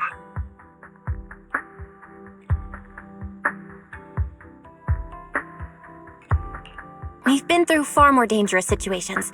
Plus, we've dealt with Mr. Mockingbird before. So maybe we could help you. Really, I appreciate your kindness. It's just... Very well. Seeing as you're all people I know I can trust, I'm going to be frank. Not long ago, I received a letter declaring criminal intent. Sir. Lycon, I know you don't want to place them in danger. I feel the same way. However, I believe they deserve to know the truth. That letter threatened to use a sacrifice to take vengeance against the entire city of New Eridu.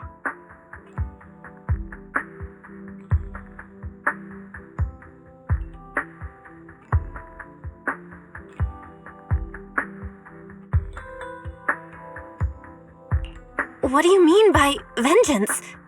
I believe the person, or the organization, who sent the letter is planning to use the sacrifice to mount a large-scale attack against the city. Everything we've uncovered so far seems to support this hypothesis. As you know, the sacrifice's true power is a mystery and cannot be controlled if anyone attempts to use it as a weapon. This is no small issue. If this gets out, it'll send the public into a panic. Please promise me you'll keep things confidential.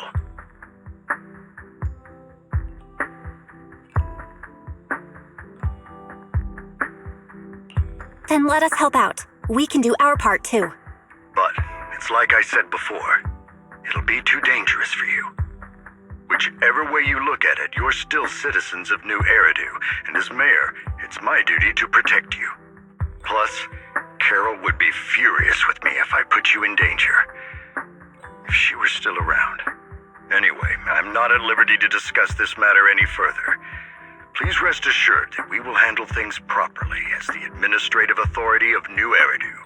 That's right, Master Proxy. Please trust us. So that'll be all for today. Goodbye for now.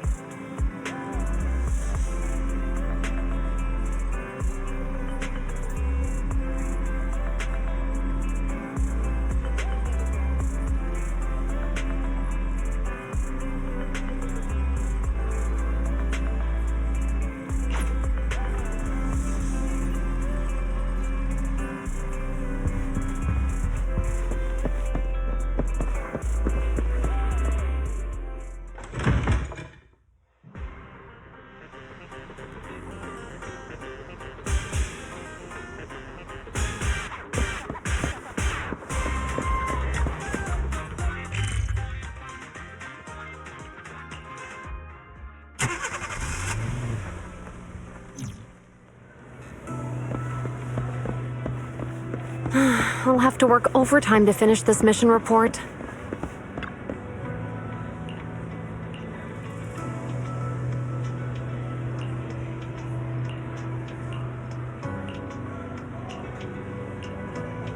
Public security reminds you to set up mobile holo disaster alerts for you and your family to avoid getting caught in any disaster. You're here!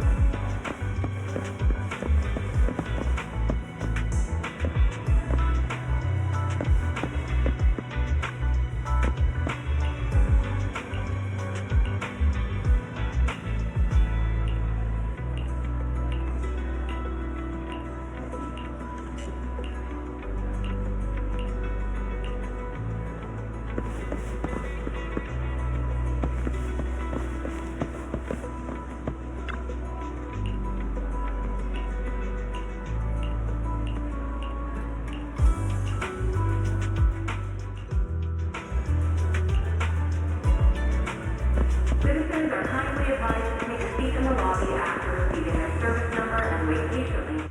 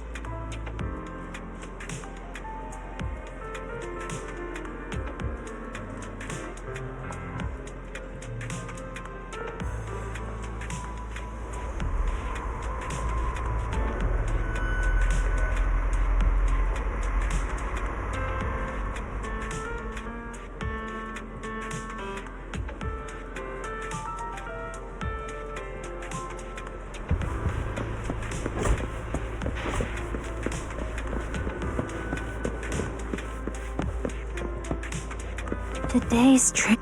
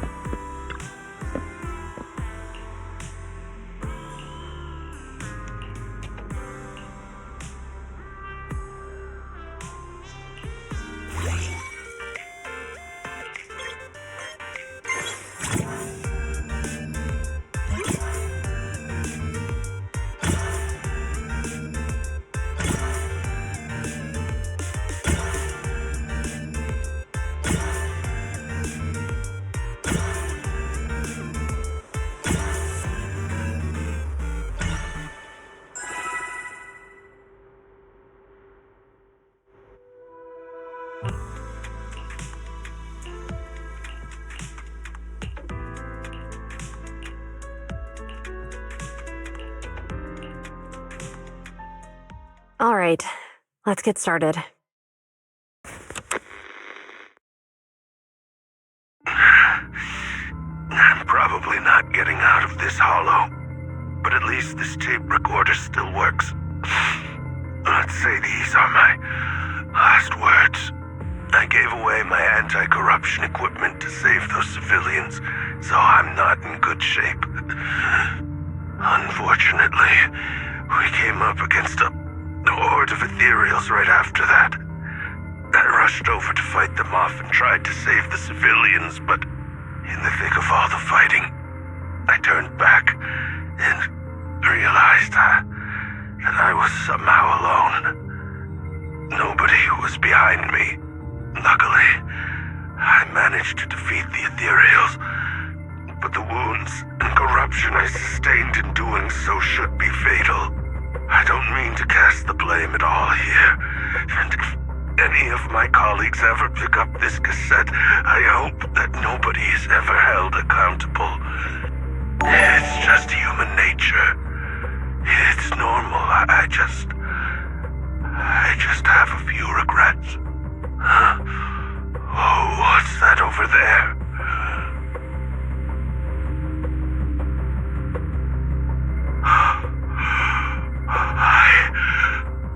I've seen a miracle. Yes, that thing is right. So long as humanity is in constant conflict against the Hollows, we'll never be able to grasp true power. Only by embracing everything. It's the only way. Only by embracing this power can everyone survive. Oh, Creator, please grant me this!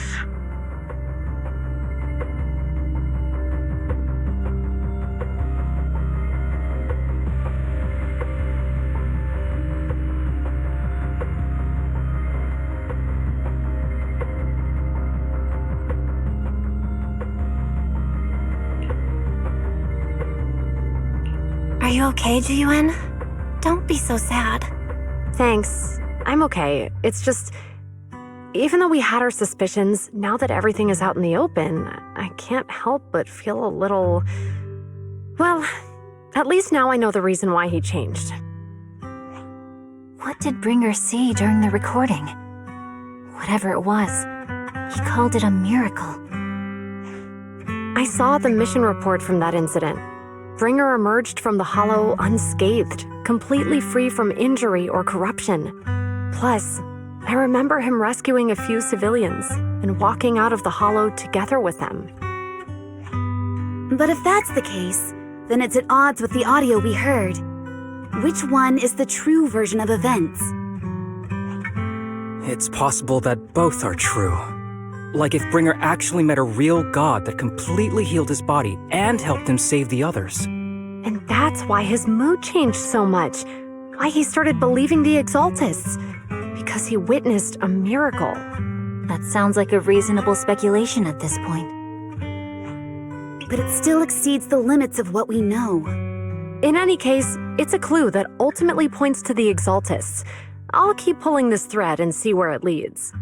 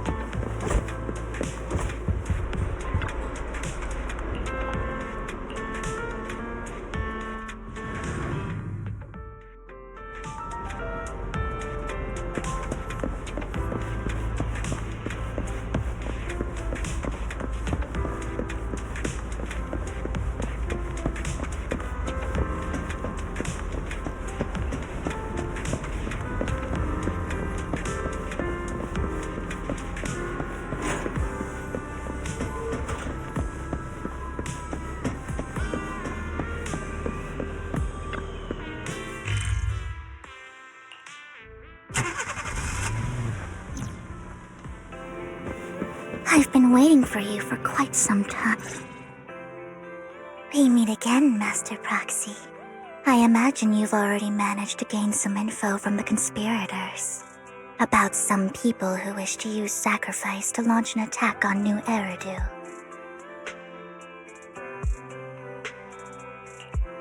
How do you even know about that? I only just found out myself. Because I've been watching you this entire time. I know many things. But unlike those hypocrites, I'm willing to share info with you to show my sincere hopes of working together.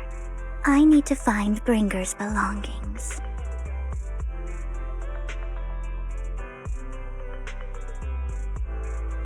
Bringer's belongings. Did he even leave anything behind? Oh, he did. I have complete confidence in my intelligence network. All the more reason for you to work with me. You've probably already guessed, but what Bringer left behind will be crucial for cracking the alleged sacrifice attack. Find it, and we'll finally know what they are after.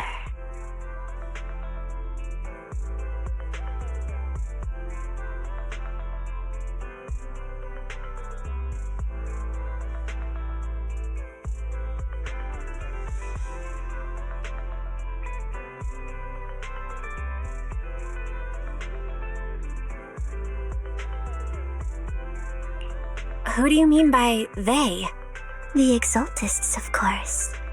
They're always lurking whenever something related to sacrifice comes up.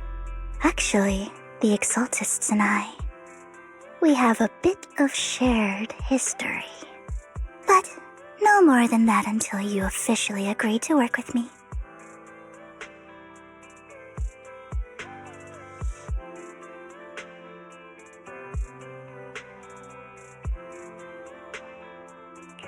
All right, I agree then. Splendid. I like people who don't mess around. By the way, might I ask, you're not proficient at in-hollow combat, are you?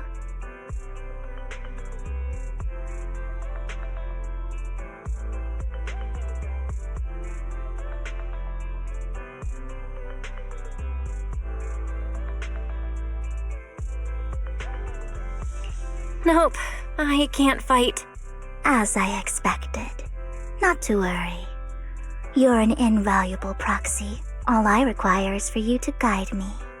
I mean, not even my darling Lord Phaethon can fight in the hollows.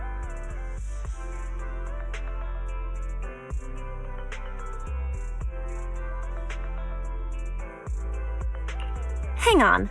What did you just say? Your darling Lord Phaethon? That's right. The best proxy in all of New Eridu. Lord Phaethon. Don't tell me you don't like him.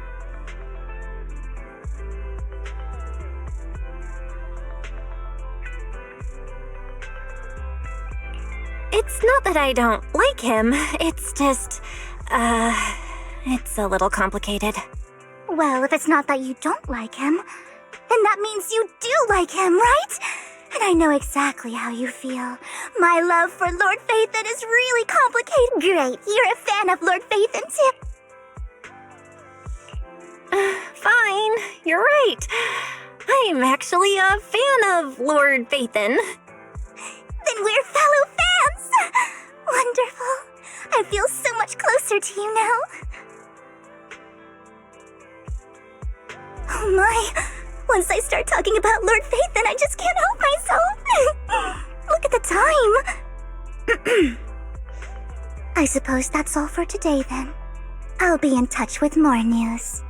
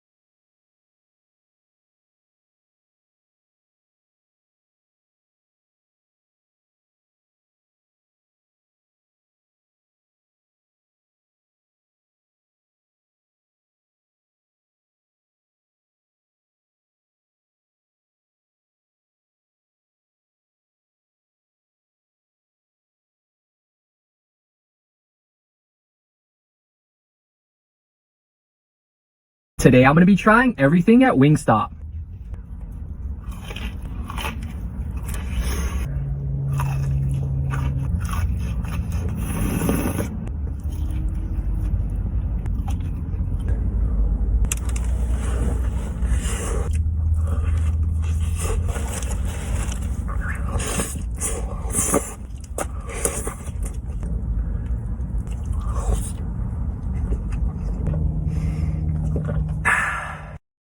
Today we are trying the viral Domino's pizza. Pan pizza with extra garlic parmesan sauce instead of tomato sauce, extra cheese, cheddar cheese blend, Philly cheesesteak, and bacon. Let's see, since it's extra cheese, if it's got a little pull to it. Okay. Have you even ever had garlic parmesan sauce? Hell no, that's why I'm so intrigued.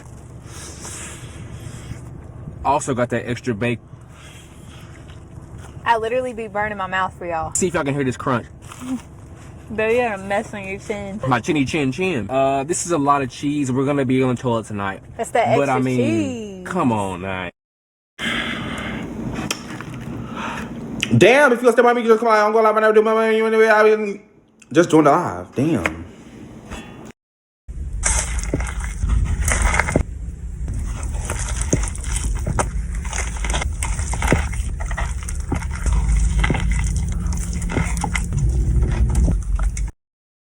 You know that big presentation you have to finish? Well, it's not gonna write itself.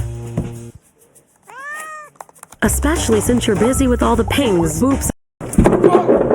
My glass, the clock fell.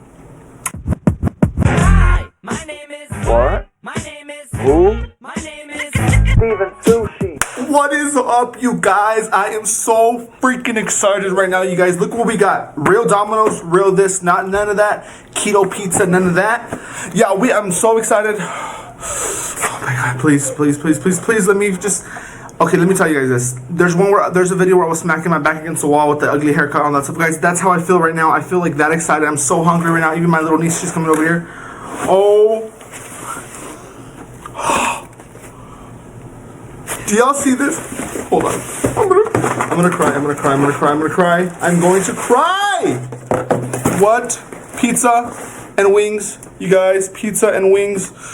Oh my god, coldest water. Yeah, the drill. Link down in the description for the coldest water, guys. The best coldest water. Nothing comes close. Let's just say that. Link down in the description. Use code SUSHI. Thank you, God, for this food. If you don't like heavy breathing smacking, I'm only smacking the table, over exaggerating, because I know some of y'all don't like that, but oh well, this is how good it is. Wow. Oh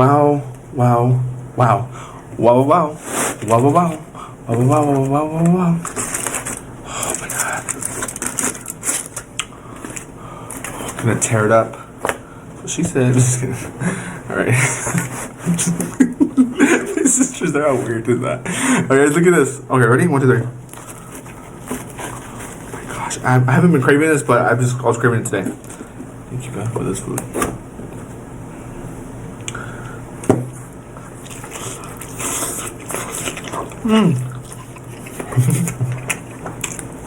Oh my god!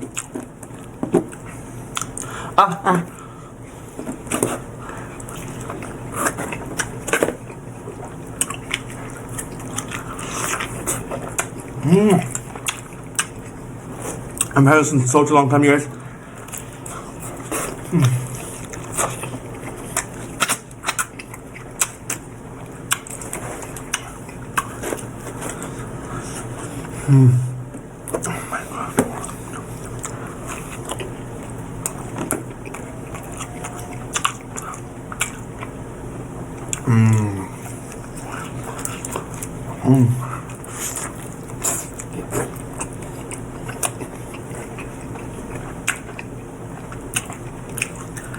Was nice? You want a wing? Come on over. Come on over. Come on over, baby.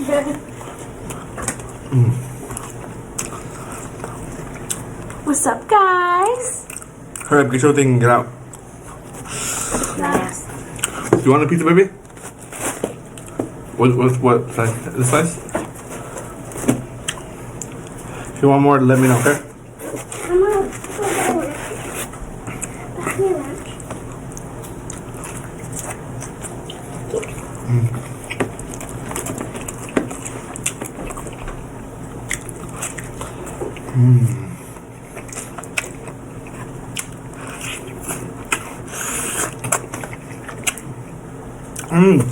Damn.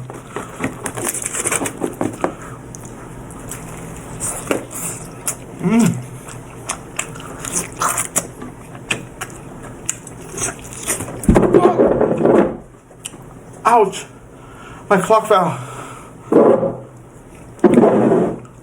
Ow! Oh shit! The glass of the clock fell.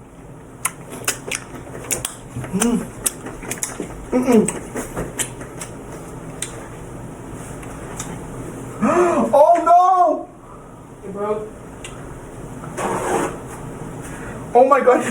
I broke the glass of the clock. Oh my gosh, bro. That was going to my new house too. What the heck? Oh well.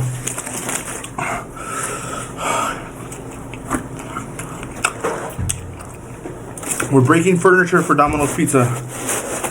Domino's, I love you so much. Please sponsor me or something. Like send me like a gift card or something.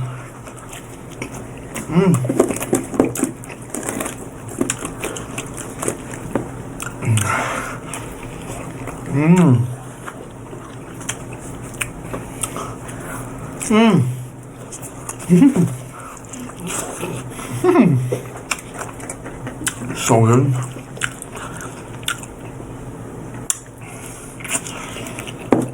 Keto has left the chat.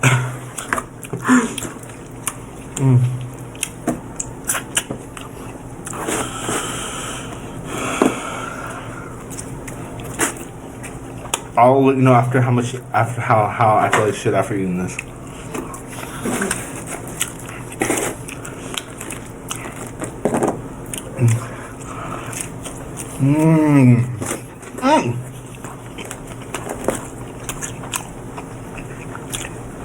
Y'all know who I want to eat with?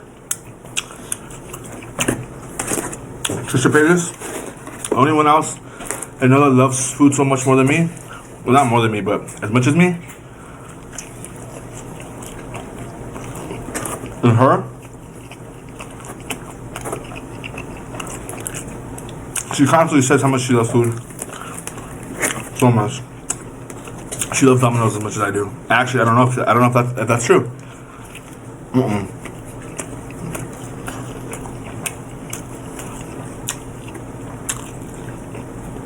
I'm not even chewing it. Like, I feel big pieces of bread trying to like.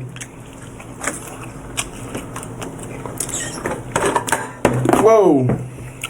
The cold waters. Can you remember my last video? It was dirty.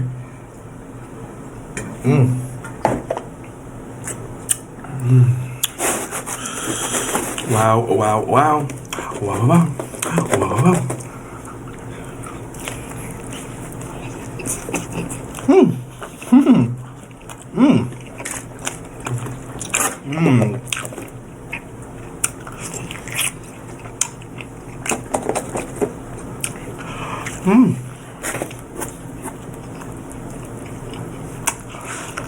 Yeah. Y'all wanna know how I ordered this? Hand tossed pizza.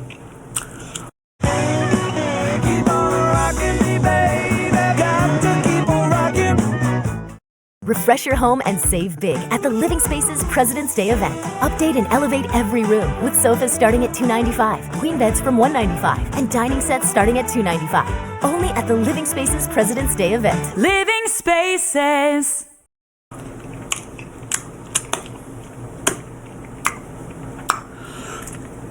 Hand tossed pizza. Light sauce. Today they actually did a good job. So I'm surprised. And everything still came pretty hot. I usually pick it up because it's more fresher. But today, did a pretty good job. So after this, I'm gonna throw up all my food.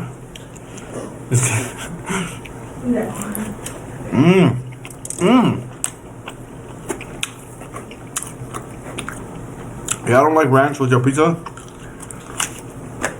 I don't know what the hell you're doing.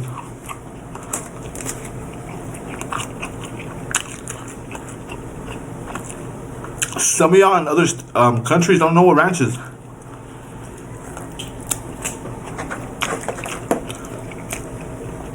Y'all have to know what ranch is.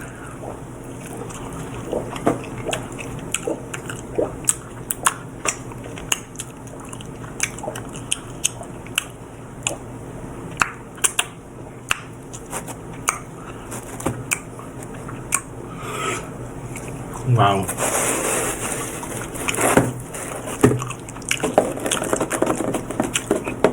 Baby, do you want another slice? Do you want another slice? Yeah, sure.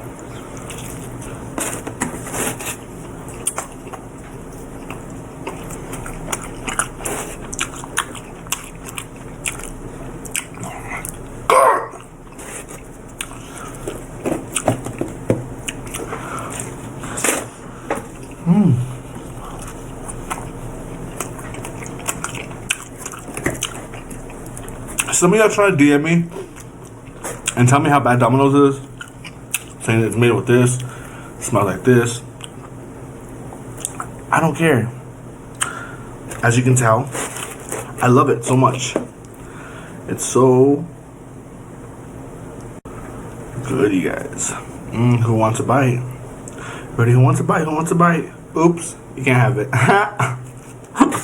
You can't go. I want to do like a buying my subscribers pizza video. Wherever y'all at. If y'all want to see that, get this video to 10,000 likes. I'll like buy like so many of y'all pizza, have it shipped to y'all. Cause some of y'all be DMing me.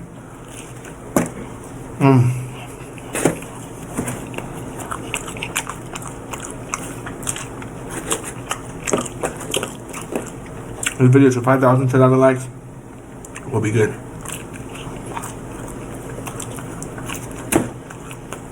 Oh my god.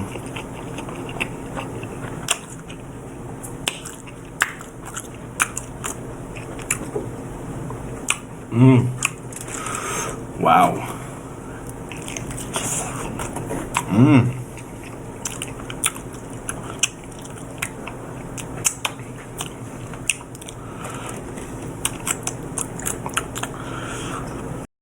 You want to file free? Hit it.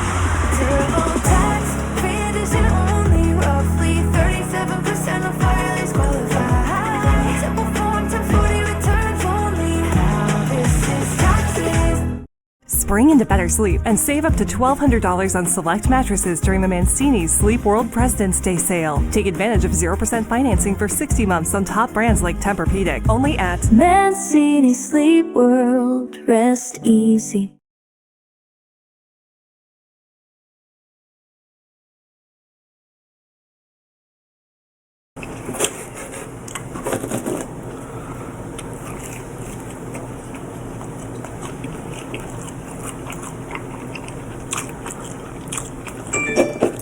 Wow, who's that? My Bumble? Domino's notification. Domino's send me notification.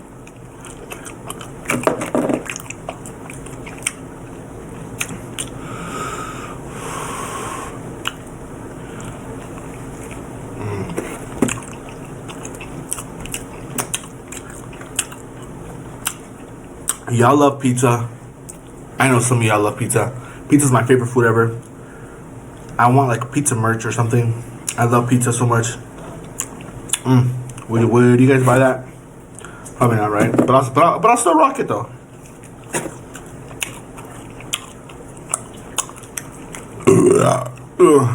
Excuse me.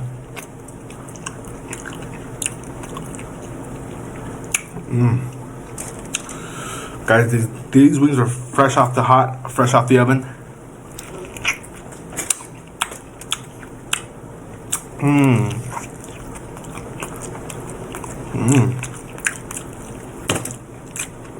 Some of y'all been waiting for this video, so I brought it. You want it? I got it. You want it? I got it. You want it? I got it. Dripping like what? I got it dripping like what? Like water?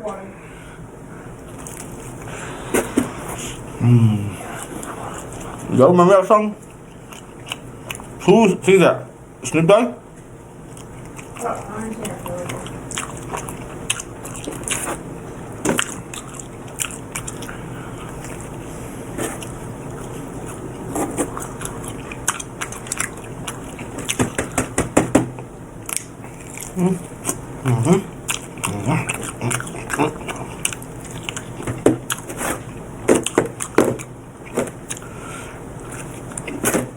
You don't like how I act on this video or how I act on this? Go subscribe to my other channel. I act more a little calm down, but y'all secretly like when I act like this, because you know that you love food just as much as I do. If you're watching this, so for you guys.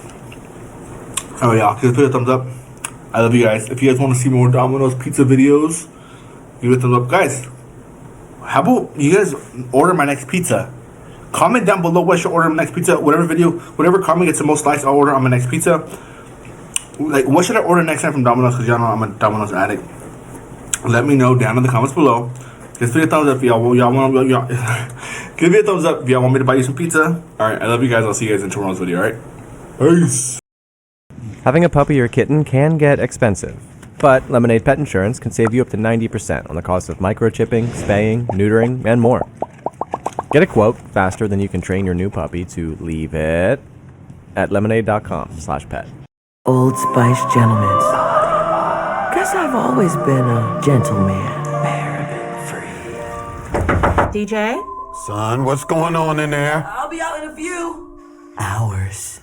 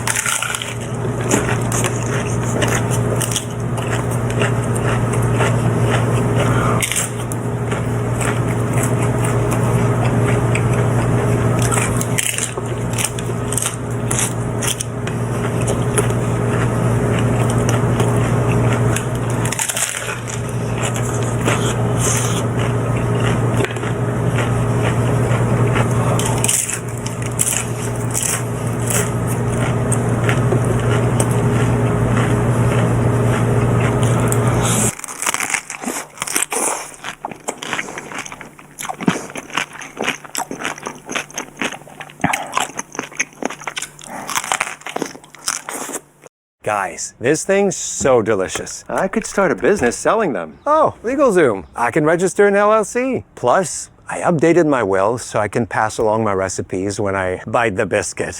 When you need a legal hand, turn to LegalZoom. You have enough to do without becoming a tire expert. That's our job. Buick certified service technicians are factory trained to fit your vehicle with the tires specifically developed for it. Let us do the work.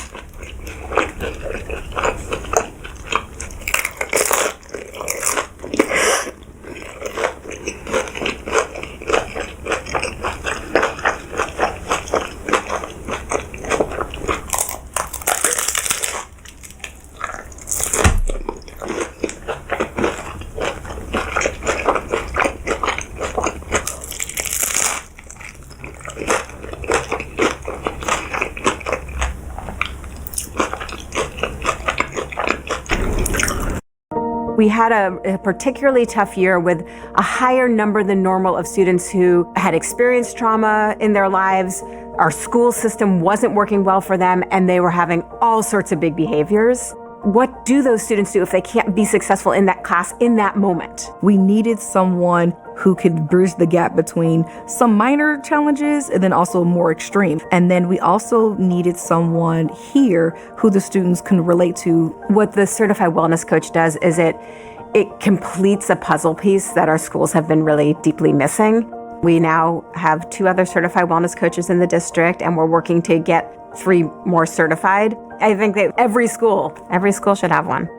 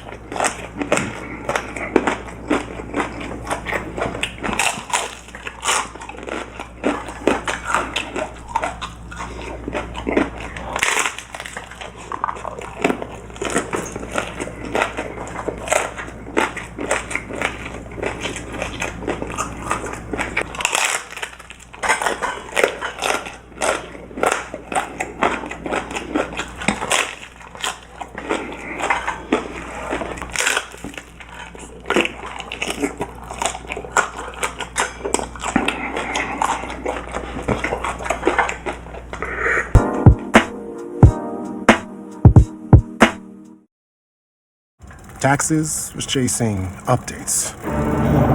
Now Taxes is a TurboTax expert.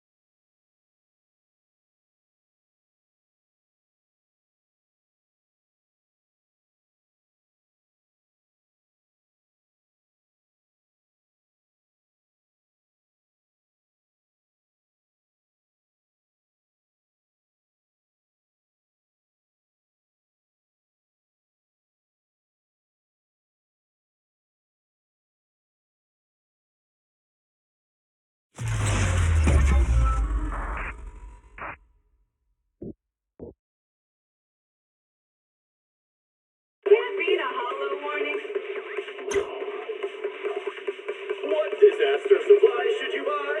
Don't know the escape route. Don't panic. The answer's here. Bang knows. Huh? Bang knows.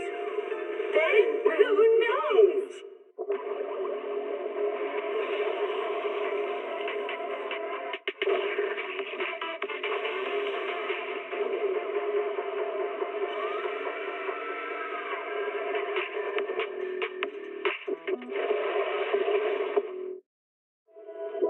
Starry night, starry night. A loving mother, a flame-eating father. Look up, cherish both her luminous love and caring, his wrath and cruelty.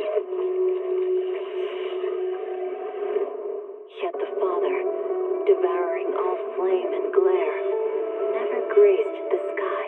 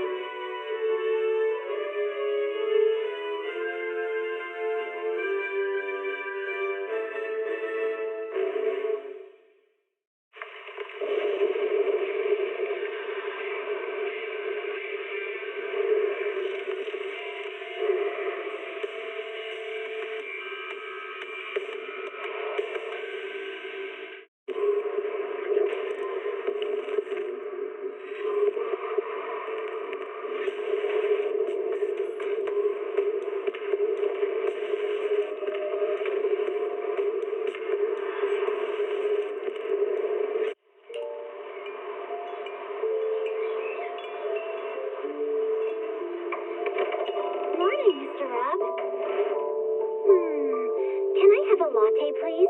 Extra sugar, extra milk. With all those edges and that sturdy look, Mr.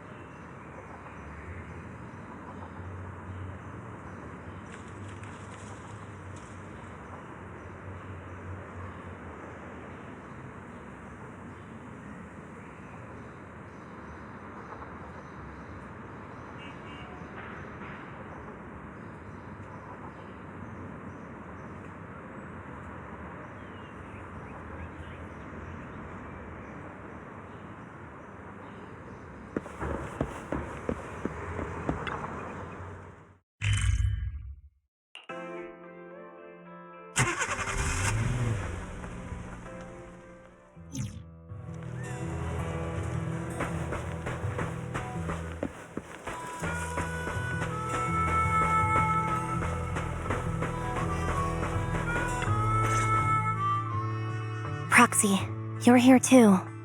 I didn't expect to run into you here. What are you two doing here? And still in that outfit, Ambi? I'm here to investigate that incident. I've recently dug up some clues about the person behind the operation, but my key contact is ultra cautious and keeps demanding me to prove my identity. So, to gain her trust, I decided to meet her dressed like this. Now that everything is completely finished, this uniform doesn't really represent anything in particular. For me, it's just another outfit now. We all have to move on someday. I'm helping her. I want to make sure whoever's behind all this is caught. And who's this young lady? Her name's Vivian. She's my friend. We're here investigating a few things ourselves. Ambi, one of the Cunning Hare's most powerful members. And Trigger, an Opal Squad sniper. It's an honor to make your acquaintance. You know us? Looks like someone's done our homework.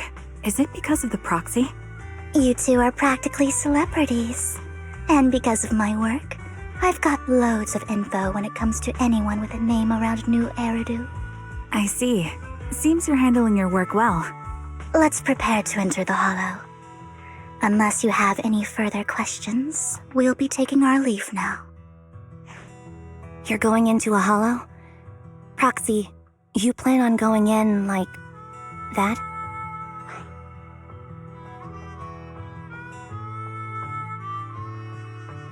Yeah, that's right. I've recovered quite a bit lately, so I don't need any protective equipment in the Hollows.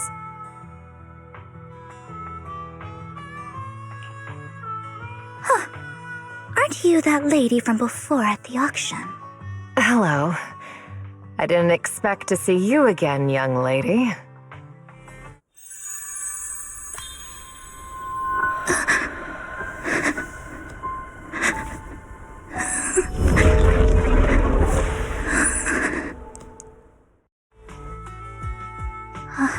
Vivian, are you alright?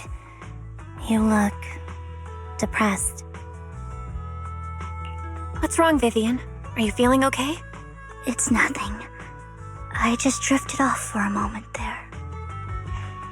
So then, what are you doing here? Don't worry.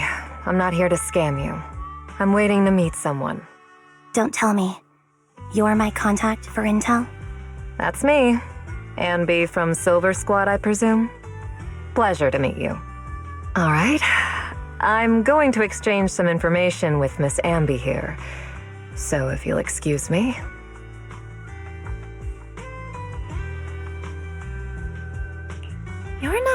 so good. Everything okay?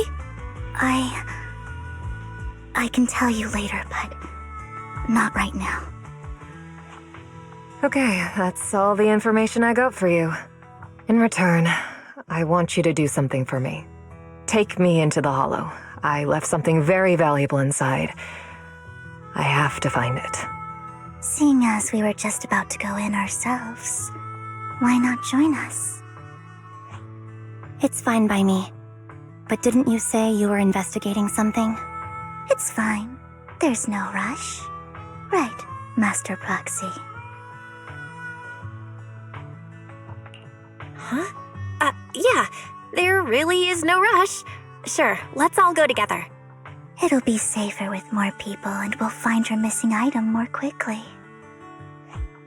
Thank you.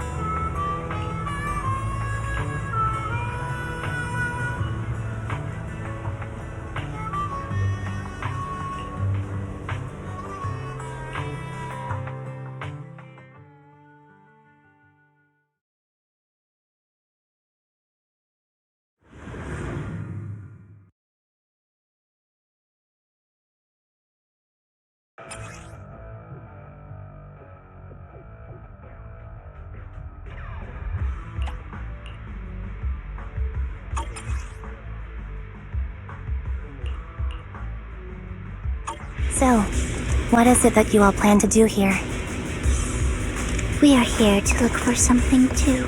Something extremely important. New Eridu's future may well depend on it. Move behind me. Leave it to me, Ambi.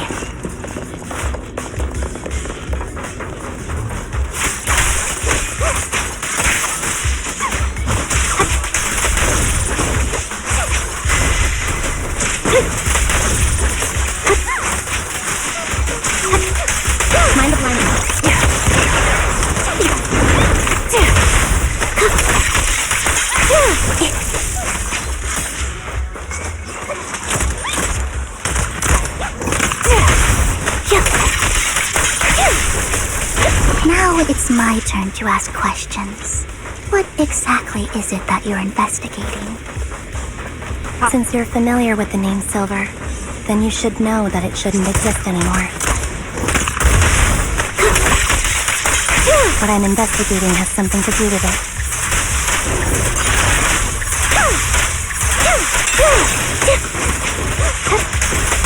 Quick shot!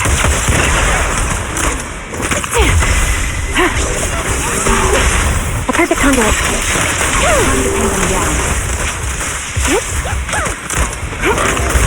Flip the switch.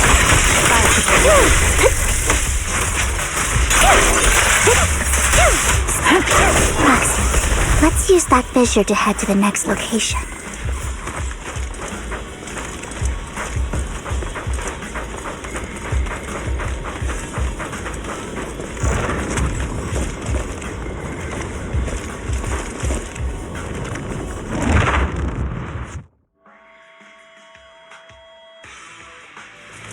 This is the place.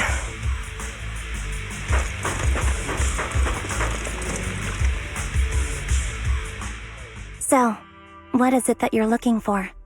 A ring. I was excavating ether here before and accidentally lost it somewhere. Please, could you all help me find it? It has to be somewhere among all this stuff here. Sure, I'll start looking. I'll go with you. I'll stay here with her then.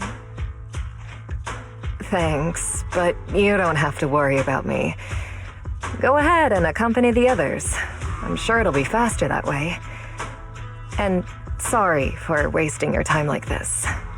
I know it might sound strange, but I'll be so happy if my daughter grows up to be capable like you.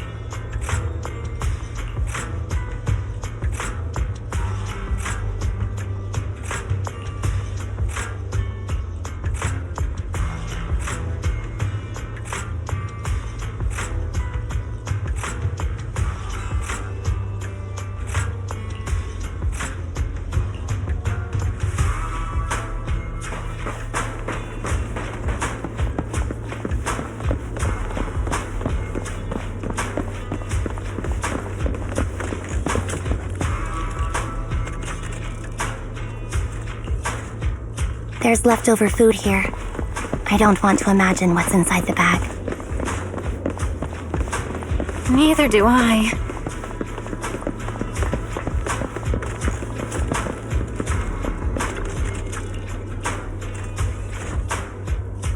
A toy that seems emotionally stable.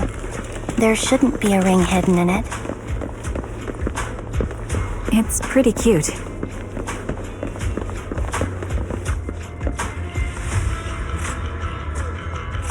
It's a fancy lunchbox?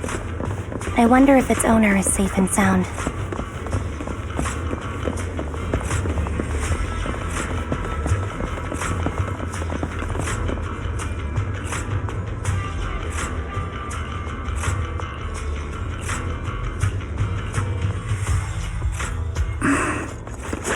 What's wrong, Vivian? You seemed worried for a while now. I'm worried about Sienna. Her location should still be safe. I hope so.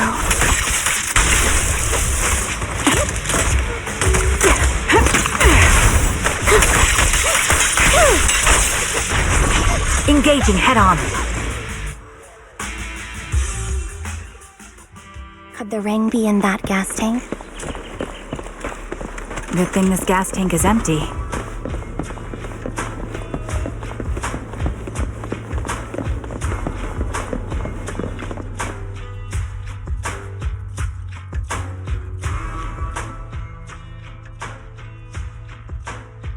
Her vital signs are gone. What happened? I guess this was her final scam.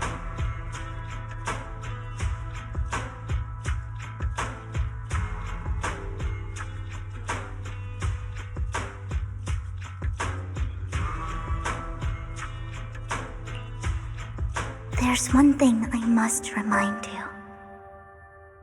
Your time is running out.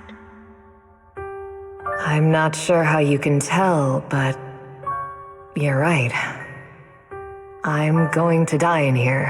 That's my plan. I'm very sick and don't have much longer. If I try to get treatment, it'll just be a burden on my daughter.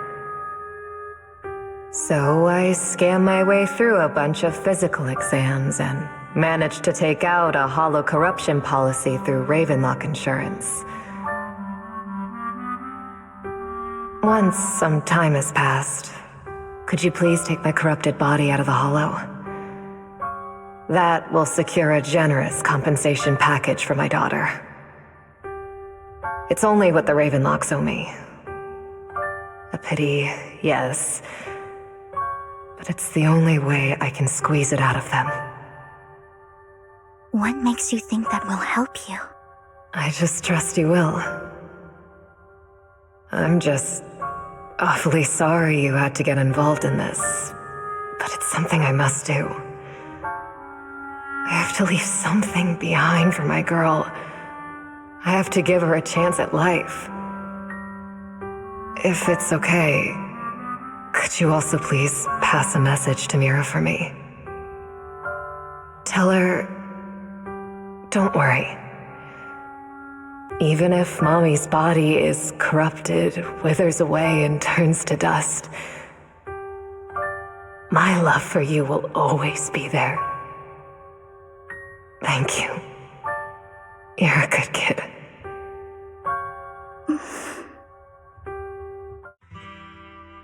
She was betting that we'd help her. So, you were aware of this the whole time? Yes. Because I saw it.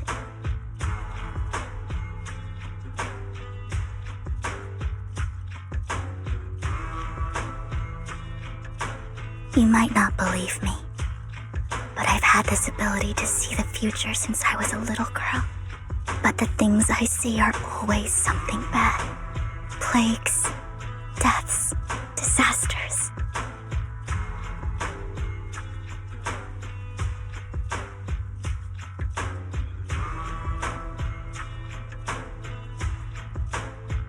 That's all I've ever been able to see.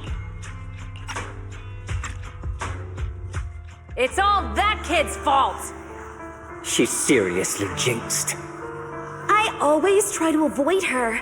Otherwise, she'll say something rotten that ends up coming true again. Prophecies, she says. Like she's not the one bringing the bad luck upon us. It wasn't me. I didn't do anything. Sorry. I'm sorry. What good is saying you're sorry? Things like this keep happening every time you open your mouth! How unlucky. She shouldn't be here. Nobody wants her around. If only she would just disappear. I just wanted to warn you all. I'm sorry.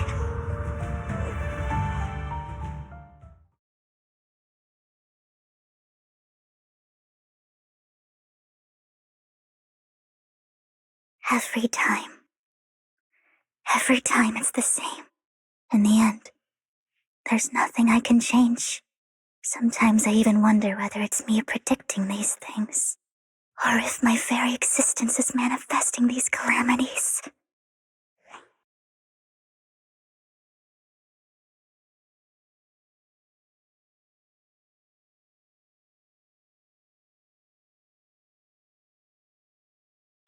Vivian, it's not your fault. You were just trying to be kind and warn them about impending disasters. I can tell it's never been easy for you. Thank you. No matter what. I just hope she finally gets to rest in peace. I hope no misfortune,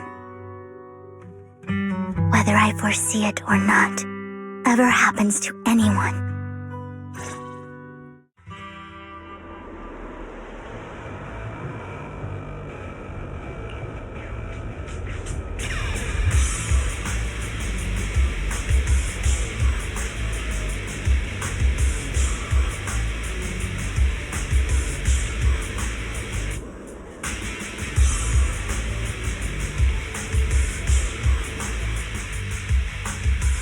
Roxy, do you believe that the future can be changed? Whoa, that's kind of it. In my memories, this has happened countless times already. How can I only see these misfortunes? Why can't I even have a sliver of happiness?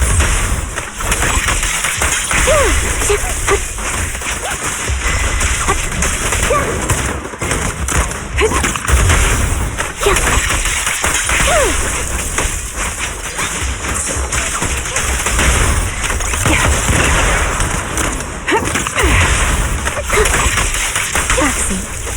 treasure that we're looking for is up ahead.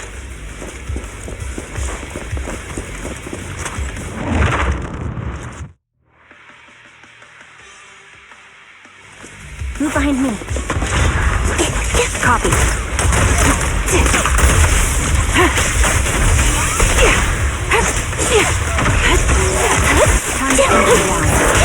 The target's weary. I'm on it.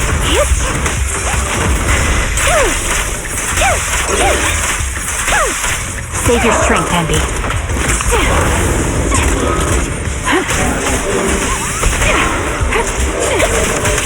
Quick shot. In position. Supported. Dissolve.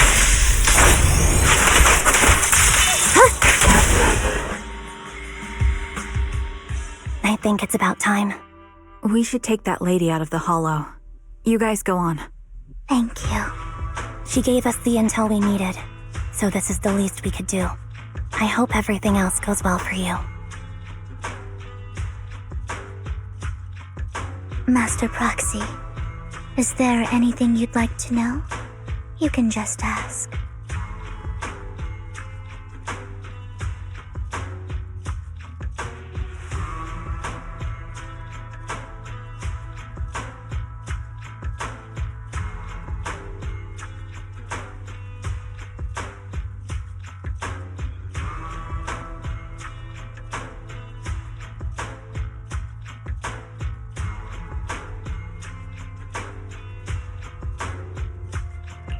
Can you tell me a little more about your visions of misfortune?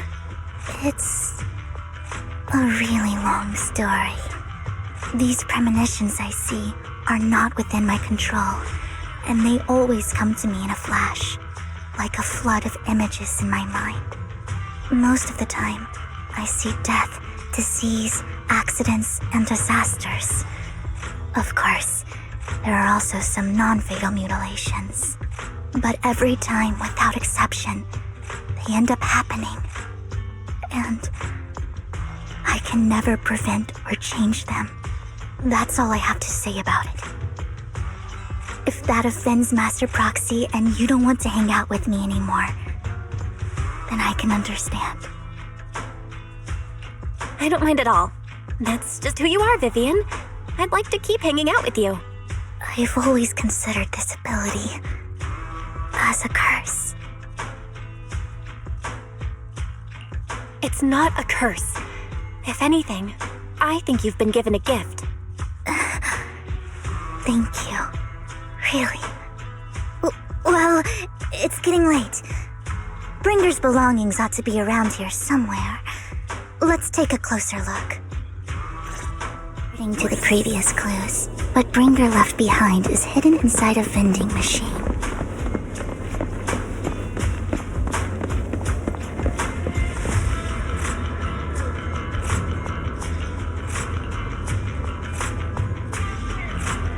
Looks like it isn't in here.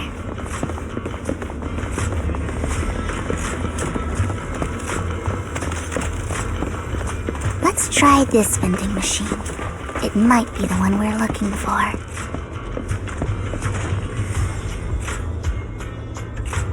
Strange, there's nothing in here.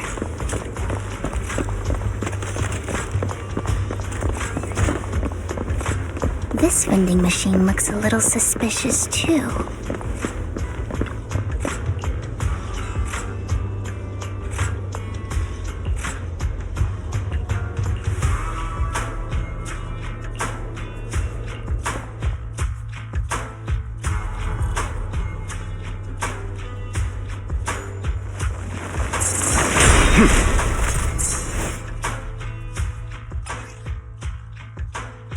This is it. This notebook is what Bringer left behind. But I don't know what these markings on it mean.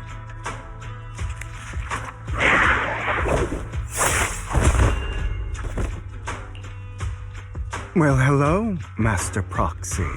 It's been a while. Oh, don't give me that scandalized look. I did just save your lives. I would have protected the Proxy even if you hadn't appeared. I'm sure of it, but I happened to be in the area. Worry not, dear companion. I have complete confidence in your strength.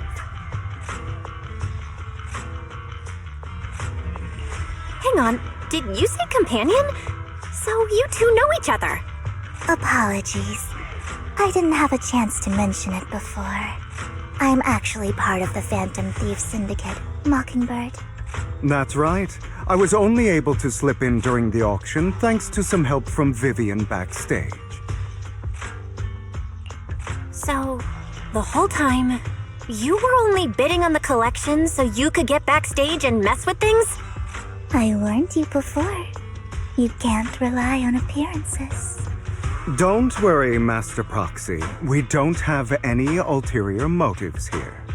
As you've probably heard, Mockingbird is a renowned Phantom Thieves syndicate in New Eridu that, despite its longevity, has managed to maintain the secrecy of its members' identities to this day.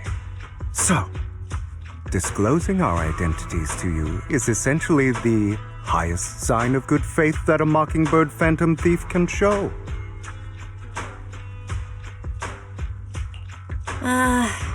That sorta makes sense.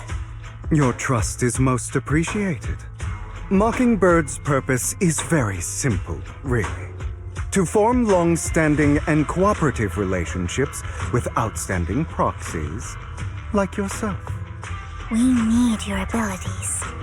Before you make any decisions, please allow me to briefly explain the concept behind the Mockingbird Syndicate. We all know there isn't anything in this world that's fair. A prime example being the uneven distribution of wealth. People from tops splurge on luxurious collectibles, while the poor have to gamble with their own lives just to get by. Of course, besides wealth, there's also an unequal distribution in this world of happiness and suffering, hope and despair, love and hate. It's all just so unfair. Somebody has to do something to tilt the balance of the scales. And thus Mockingbird was born. We take from those who have far more than they deserve and give it to those who deserve to have more. If you ask me, that's enough to be considered a form of justice.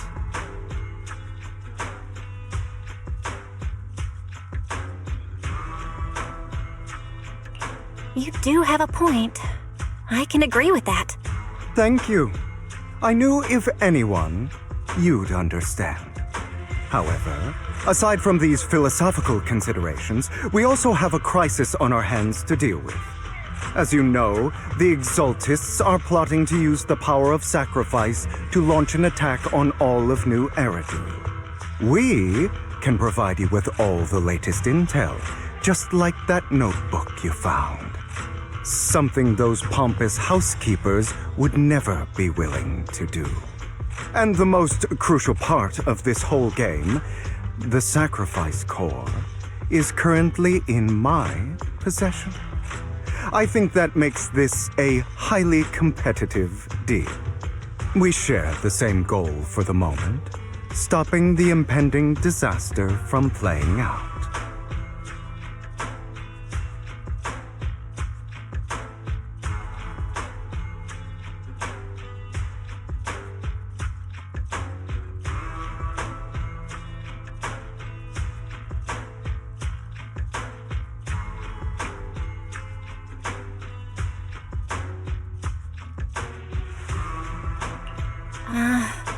I need some time to think about it. How about this?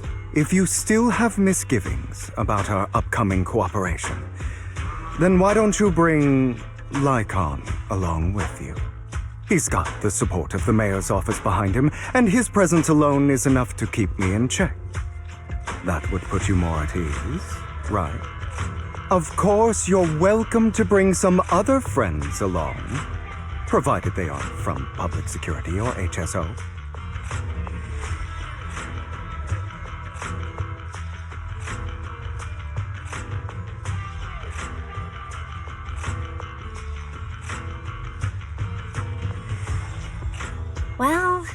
If you're willing to let my friends come along, then you've got a deal. Great. It's a deal. By the way, Proxy, this is for you.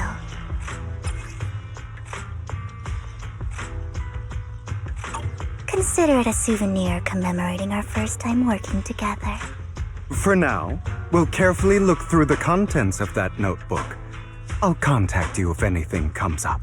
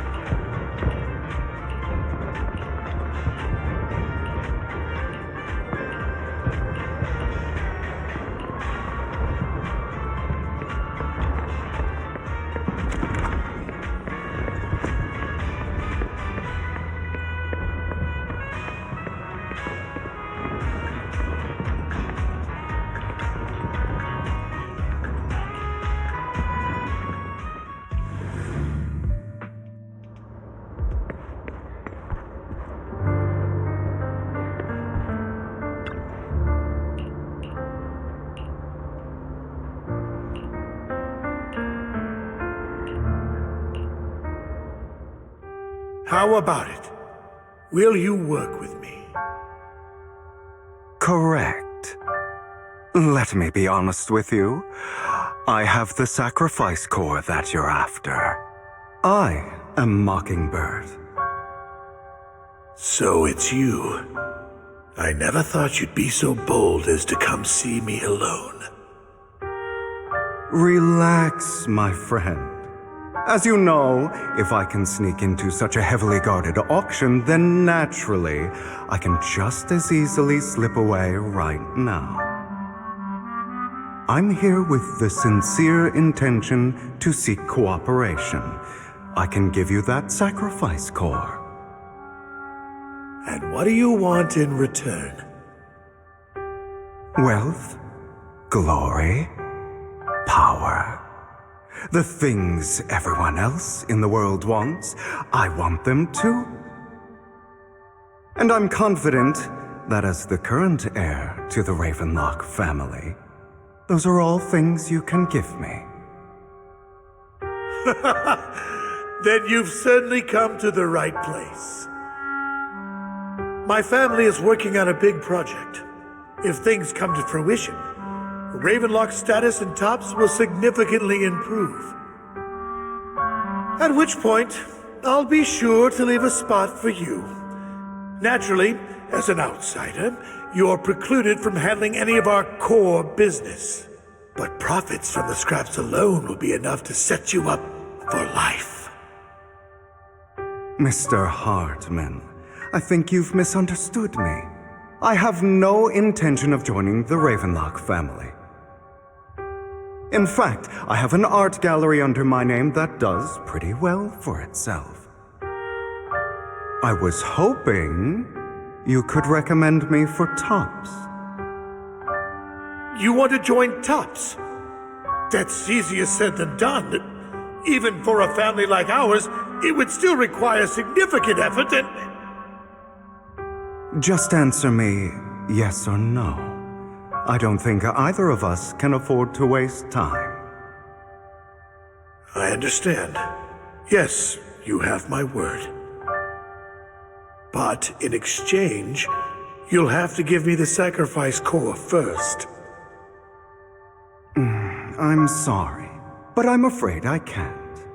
I've already hidden it somewhere safe, a place nobody else but me knows. You don't want to put all your chips on the table when dealing with Tops. I know that far too well. Then that means I also need to keep an eye out when working with the infamous Mockingbird, right? Mr. Hartman, I should remind you that I stand before you undisguised. Coming from a phantom thief who's never publicly revealed his identity, shouldn't that be sufficient assurance? If I betray you, then you merely need to lift a finger to wipe me from the face of this world.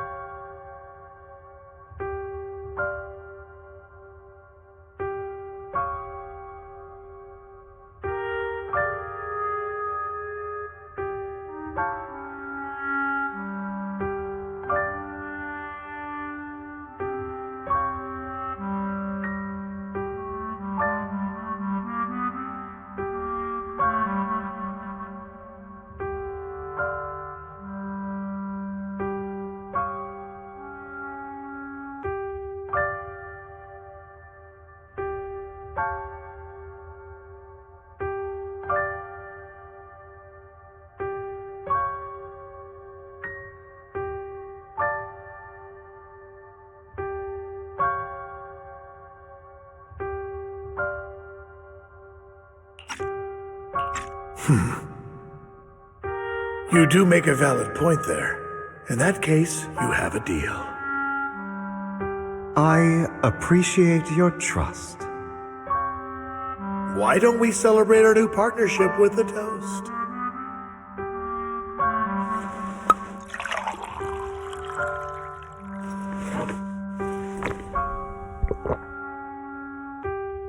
Having a drink before undertaking anything important is a family tradition. It's good luck. As an outsider, it's a real honor. By the way, you aren't the only member of your organization, are you? Shouldn't all your companions agree to this deal first? You don't have to worry about that. I'll make sure she agrees. Otherwise, I'll get rid of her too. Seems you'll do whatever it takes to get things done. Great things lie ahead for someone like you. All right, let's leave it at that for today. I'll contact you about what to do next.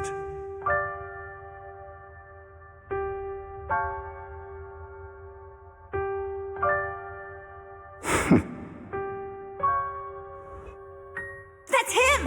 He's the one who killed Serena! She was the only one who was ever any good to him, right? That's how he repays her? That's why they say once a mongrel, always a mongrel. Just look into his eyes. Father! We have to punish him! Serena had been ranking ahead of him. Hugo must have poisoned her water so he could pass her. Pure evil. Typical for an impure bloodline. He should have been kicked out ages ago. Hugo, did you do all this? Yes, it was me. I killed her. He admitted it! Father, he must be expelled! He has no right to live under the same roof as us! Why don't we reunite him with Serena then? Nobody would ever know. Hugo, well done. My children, how many times have I told you before? In this world, only the most ruthless, cruel, and unscrupulous of people ever make it to the top. Like Hugo here, who was willing to murder his only true loved one without a second thought. Only someone with the means and the gumption to do that is qualified to be my heir. But I... It's all over now, and the results are obvious. The winner of this month's assessment is Hugo. As for the rest of you, go to the usual place for the punishment you deserve. But Father, before this, I was number one. As I've told you before, there's only room for one winner in this family. You're still a loser, even if it's by the smallest margin. And there's no reason for a loser to exist. This is all for your own good. Do you understand? Go on now. Receive your punishment for the sake of the family. Yes, I understand. I'm sorry.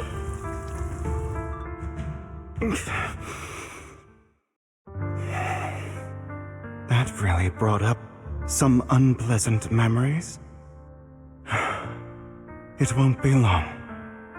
Soon, it'll all be over.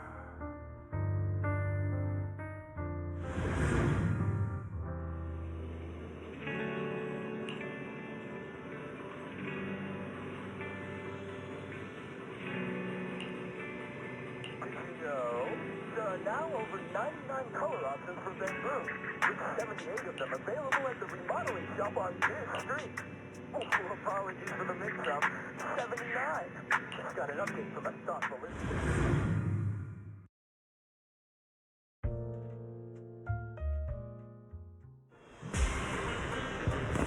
Thank you for escorting me here, Proxy. Today was quite eventful. If I were to head back now, I probably wouldn't be able to fall asleep. You're a child that only brings misfortune. People have been saying that about me for a long time.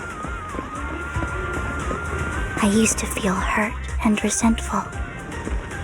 But now that I think about it, it's perfectly normal for people to react that way. Why do I only predict suffering?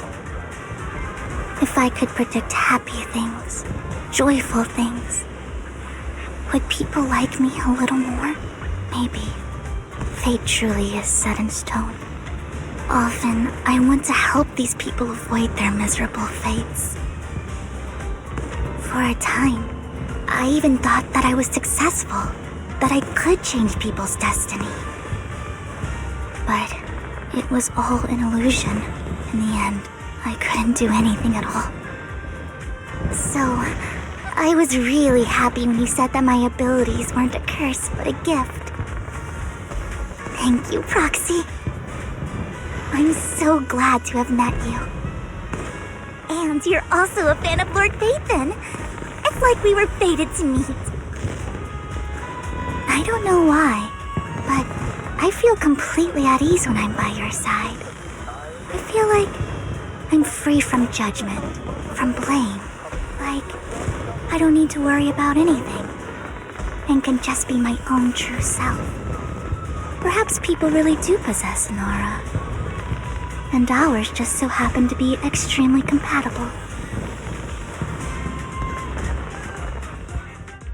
By the way, you asked me before about Hugo. I don't really know much about him. He rarely ever talks about his past. But judging from his eye colors, you can guess he's probably the bastard son of a renowned family. I think his mother was very worried about his different colored eyes, and even wanted to get rid of him at one point. But then his family offered a huge price and bought him off his mother for some reason. And just like that, he moved from a leaky and drafty boarding room to a luxurious mansion. But he's also mentioned that the extravagant home is actually like hell for him. I think it's probably because the family treats him terribly. I digress. He ran away and ended up meeting Lycon and his master.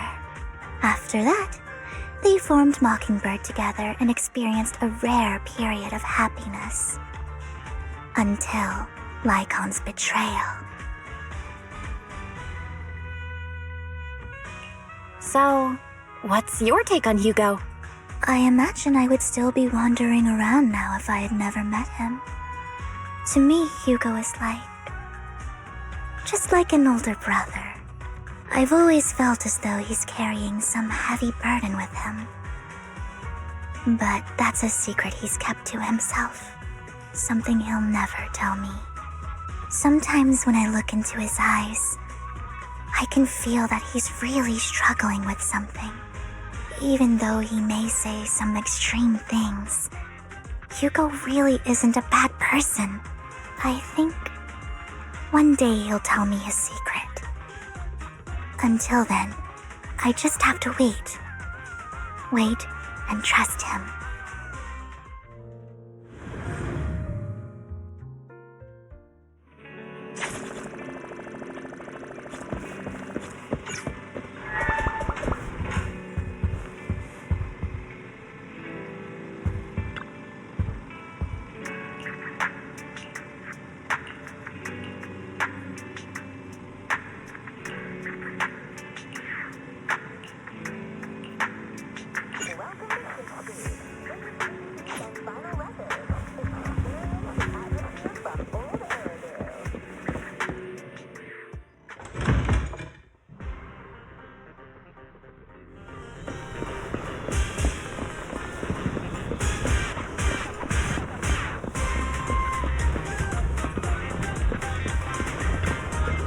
Greetings. What can I get for you?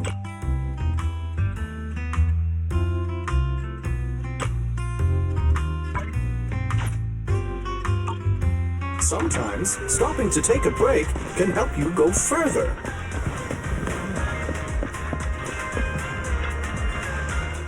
Check out the menu. You name it, I make it.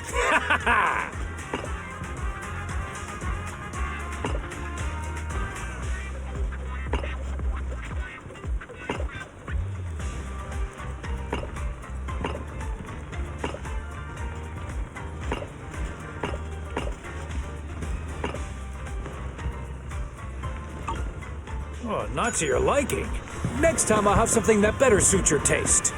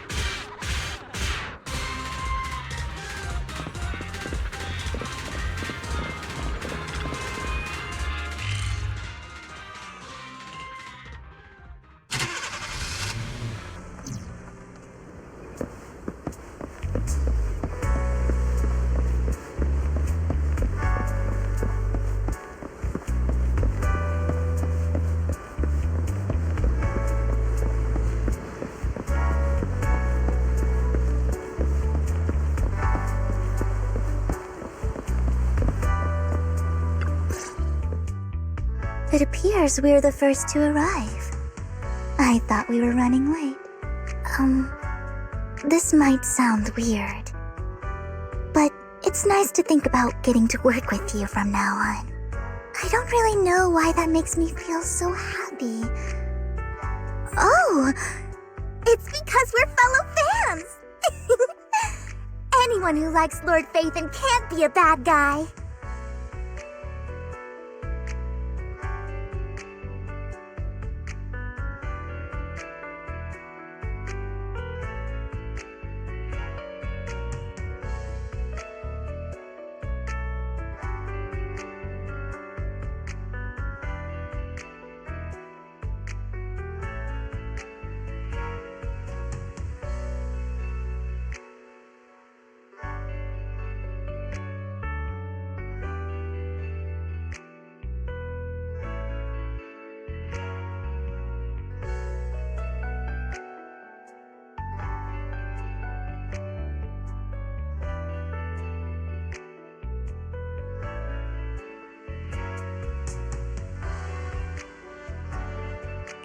For sure.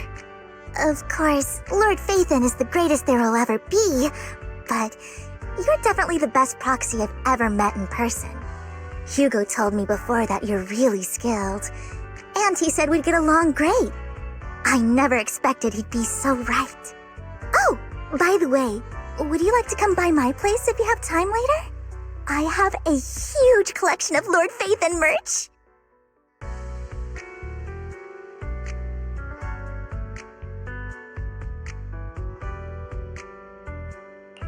Phaethon, Lord Phaethon doesn't have any merch out there, right? I mean, we don't even know what he looks like, for starters. It's all my own original merch, like screenshots of old Internet comments. I print them out and turn them into postcards. Plus the avatars Lord Phaethon's used, the music playlists they recommend. I've organized it all. I'd love to show it all to you if we get the chance.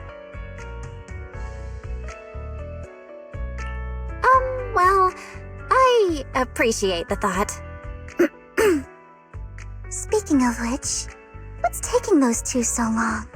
Hugo said he had some preparations to do before entering the Hollow. I wonder how that's coming along.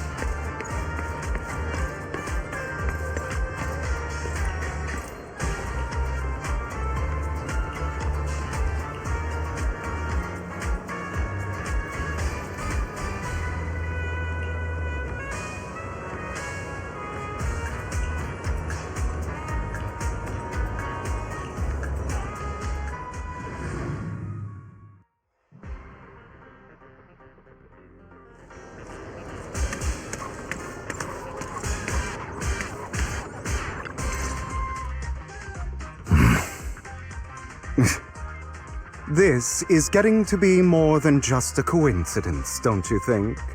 Or perhaps you are actually stalking me. If I was stalking you, you wouldn't ever know. Overconfident as always. You haven't changed at all. We just make it a habit to check the state of our weapons prior to combat. Thanks for that little reminder. I almost forgot. I didn't expect you to let me join. What else could I do? Master Proxy would have insisted on having you join us. I never expected for us to have a chance to enjoy some pleasant conversation like this. Without our weapons drawn, that is. It really has been too long. I still remember when we first established Mockingbird. Indeed. That was a long time ago.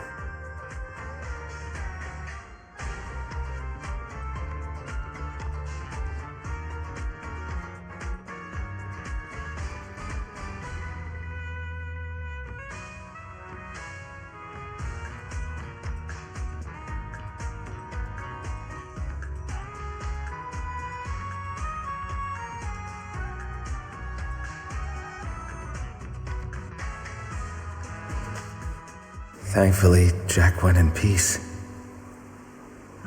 He must have known about his condition for some time. He even left us with instructions.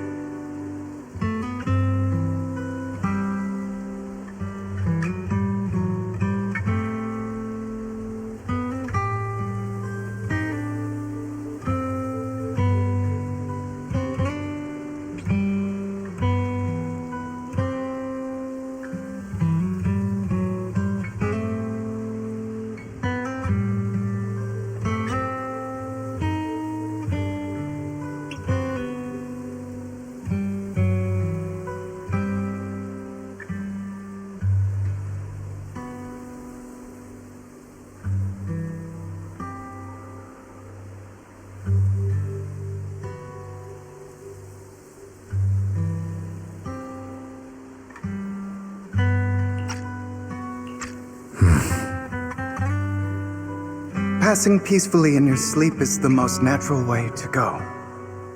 I'm happy for him. By the way, Lycon, have you given it any thought yet?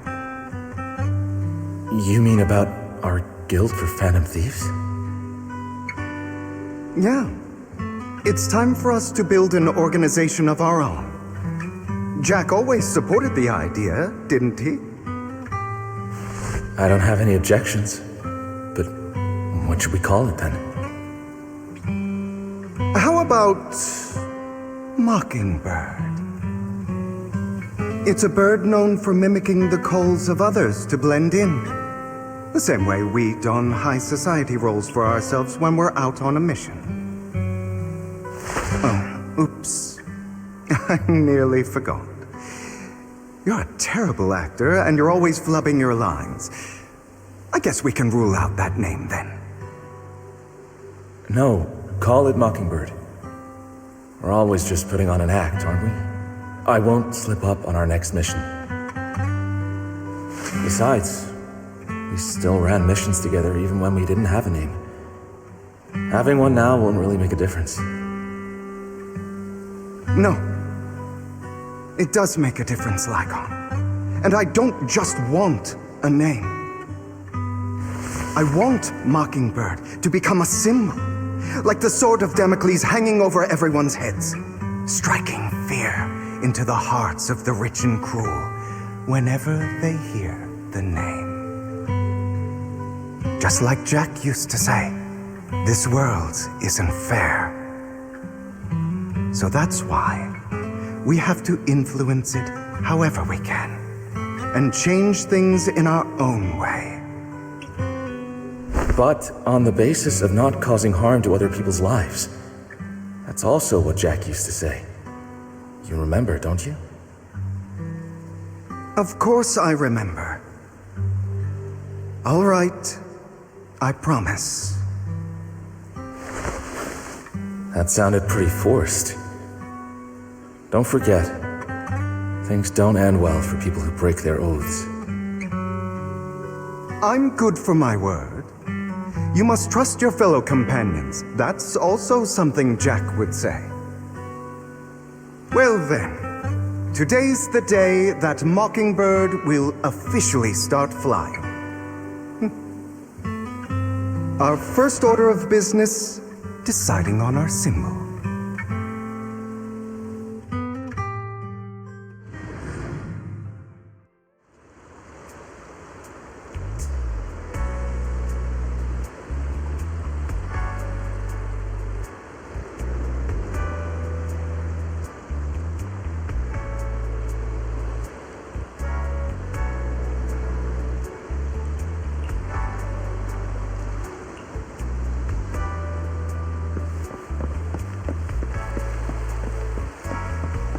Looks like we're...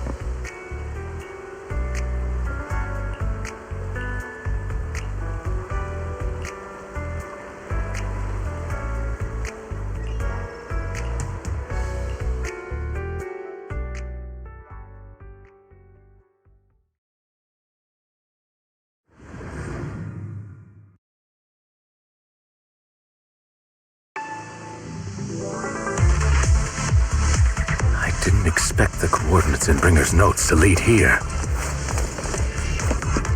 Say no. Oh, are you familiar with this place? More familiar than you, it seems. Hey, Proxy. If they're being too noisy, nicely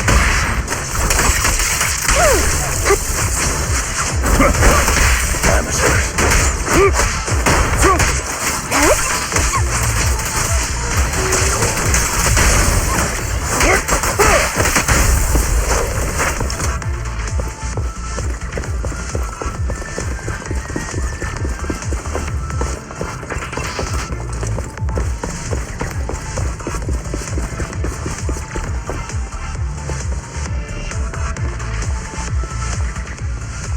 I don't enjoy obstacles in my path.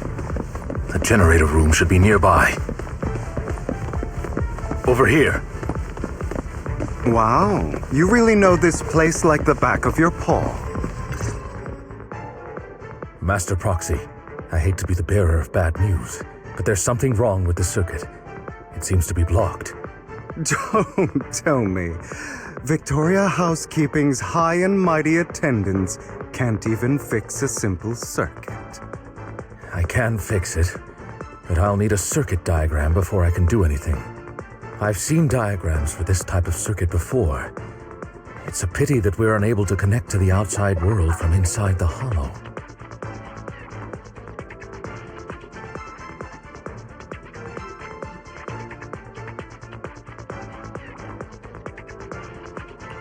Just leave that problem to me. Belle, I just sent an image of a circuit diagram to your phone.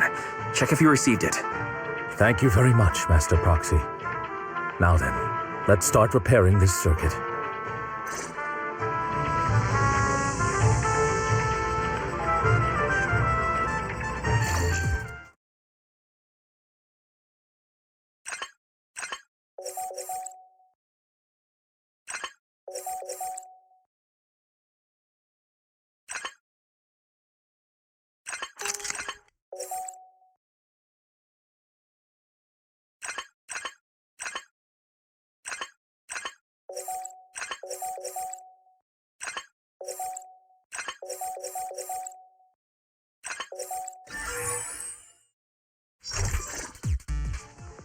The circuit is fixed. We should now be able to open that door. Wait up. Wait a second. Something just doesn't add up. It's all coming together now. Communicating with the outside world from within a hollow. And getting that circuit diagram. In theory, there's only one person who could ever do that. Could it be your Lord Phaethon? Impossible. There's no way. But then again, only Phaethon could have done that. I mean, you're an incredible proxy, sure. And you're a good person. But could you really be Lord Phaethon? Nope, you've got the wrong person. Really? But my instincts are telling me that you have to be Phaethon. Unbelievable. Lord Phaethon, I've been your biggest fan for years now. Goodness me, Lord Phaethon was right in front of me all along, and I had no idea. This is like a dream. Could you, I mean, if you're willing, could you please give me an autograph and a group photo and...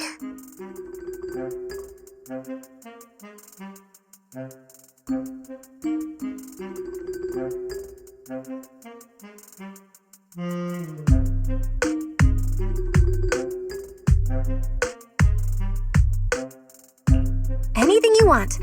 We just gotta get out of the hollow first. Oh, okay. Sorry, guess I got a little too excited. Anyone would be enraptured meeting someone they admire that much. Yeah, if I ever met my favorite movie director, I'd be the same. We should keep moving. This isn't the best place for idle chit-chat.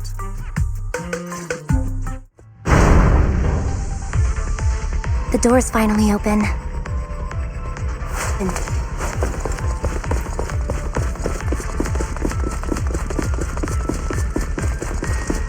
The proxy is Phaethon.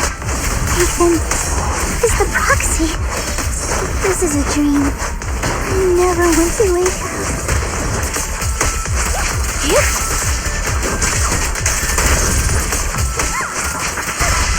The fissure over there should lead to our destination.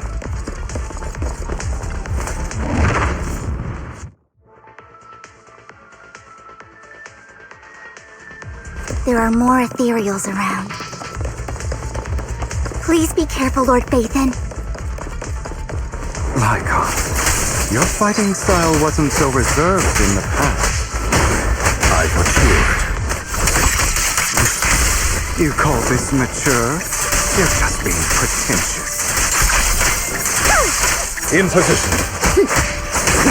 Lyra!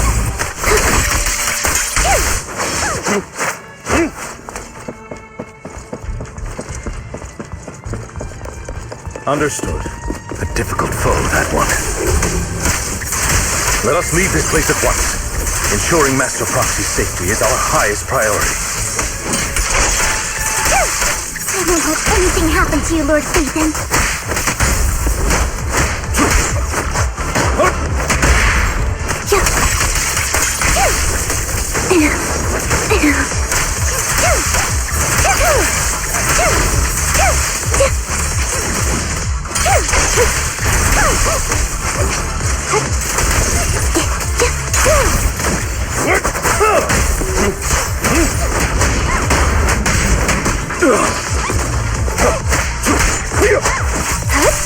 Lord Phaethon, how are you feeling?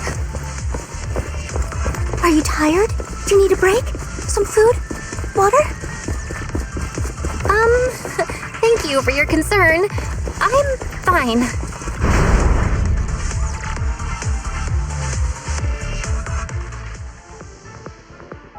Master, a complex mechanism has been detected ahead. To pass through, you need to activate all 3 smaller mechanisms. Suggestion: split up and handle them simultaneously to save time.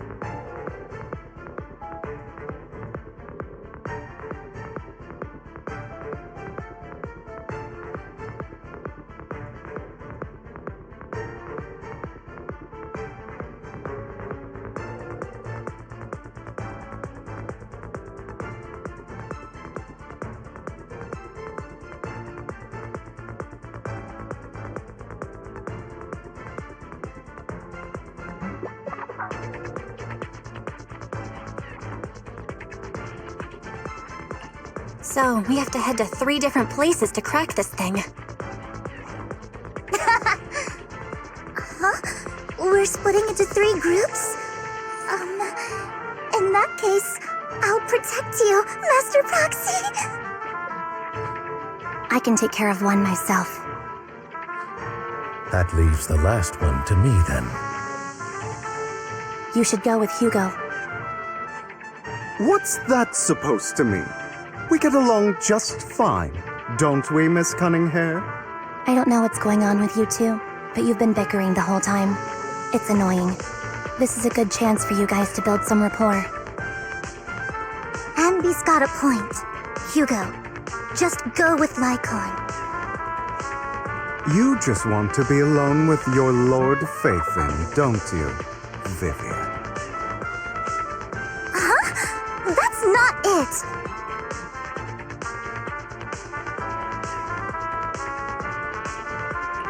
Maybe we should go over it all again. You know, just in case anyone's not fully on board. There's no need, Master Proxy. Our top priority right now is to crack the mechanisms as soon as possible. It's just a simple mechanism. I can handle it solo. Lycon, you better not slow me down. I really want to recommend you two some movies for a crash course on teamwork.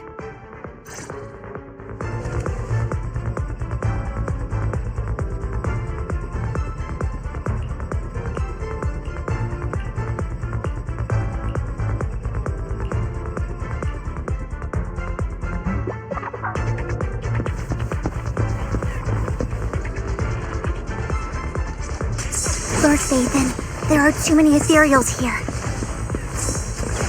We have to find a way to close that door and stop the ethereal.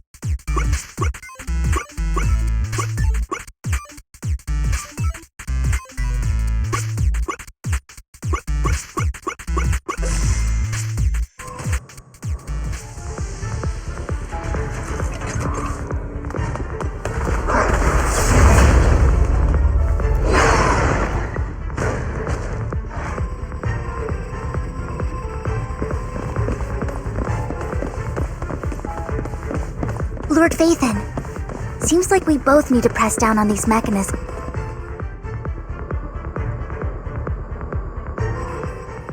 Sure enough, Lord Phaethon and I share a deeper connection. Sorry, I hope I'm not being too forward. Goodness me, somehow I'm fighting alongside Lord Phaethon. It's like all my dreams are coming true. I'm going to wake up any second now, aren't I?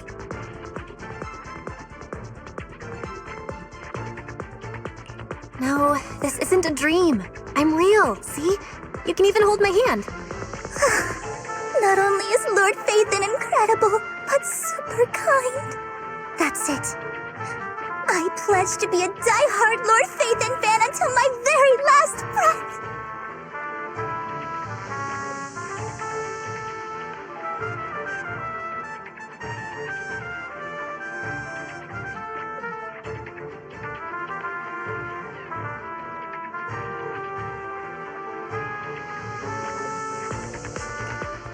I'm happy to hear that, don't get me wrong.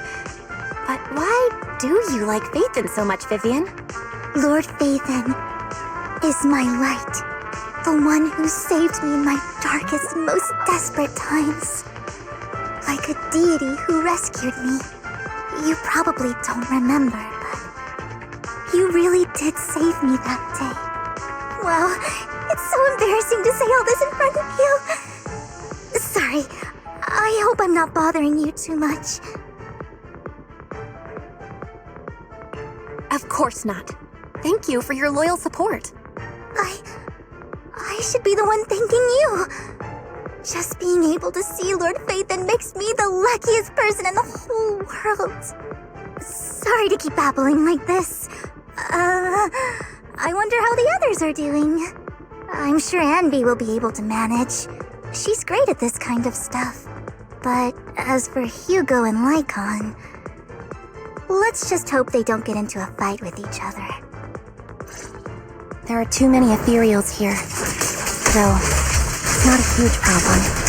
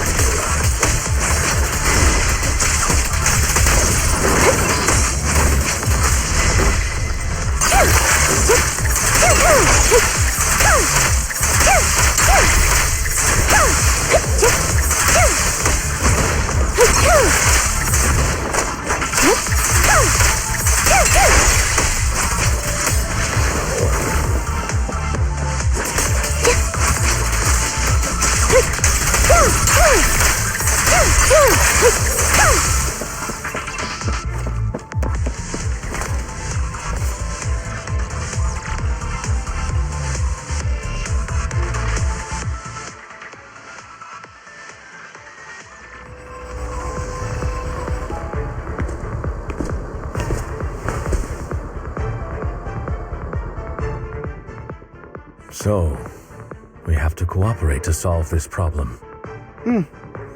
That's a real shame. I have no intention of arguing with you right now. Master Proxy and Miss Vivian are elsewhere, and we must rendezvous with them post-haste. What a coincidence. That's exactly what I was thinking. Just this once, we should trust each other. For the Proxy. I have no objections. Very well. Then you'd better keep your word. I know you've never fully trusted me, Lycon, even before it all fell apart.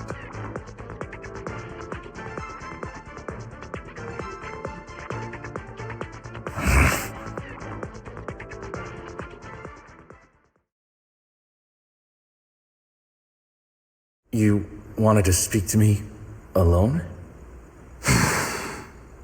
I know you and Hugo are as thick as thieves and don't hide anything from one another. But you can't tell him what I'm about to tell you. Did something happen with him? Hugo is an intelligent and gifted child. He learns everything I teach with ease. In time, he'll grow beyond me. Reach a place where people will marvel and look up to him as a beacon. Yeah. As much as I hate to admit it, he always picks things up just a teeny bit quicker than me. But none of that matters, because I can overpower him easy. I don't think being gifted is a good thing for him. What do you mean? He bears a dark and painful past. What he was taught, the hatred he was faced with, everything he picked up, it's all become an integral, inseparable part of him. I believe that beautiful flowers can blossom even in the darkest abyss. But the roots of that flower would draw from evil instead of good. Hatred instead of love. It's a curse that flows through his lineage. A curse that fate branded him with. I've seen far too many people like that throughout this long life of mine. They struggle with this curse their whole lives. But they all end up failing in the end. The path of light is narrow and fleeting. And the darkness is filled with such temptation that dropping your guard for even just a moment can send you spiraling straight into the abyss. Do you mean Hugo's going to be a bad guy?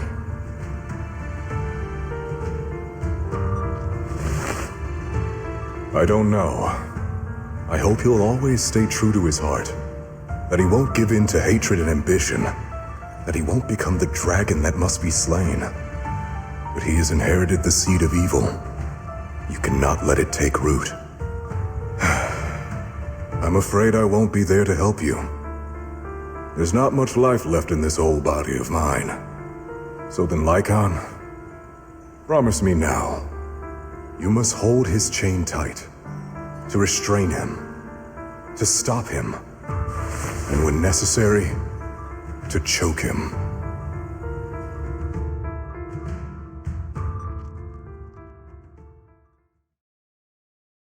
you've become slow. Or maybe you've been on guard against me this whole time, and that's what's slowing you down. Looks like I was right. Lycon. I hope you're aware that the one who betrayed Mockingbird and went to work for the Mayflowers was you. Not me. I would never betray my companion. I don't wish to repeat myself, but you should not break our oath. That's the path I've chosen, and I'm going to stick to it. But you know that path will lead you the wrong way. Who are you to lecture me about right and wrong? I believe any path that makes you feel pain must be the wrong one. Your disgusting sympathies make me sick, Lycon. There's only ever been one person who can kill me or save me, and that is me.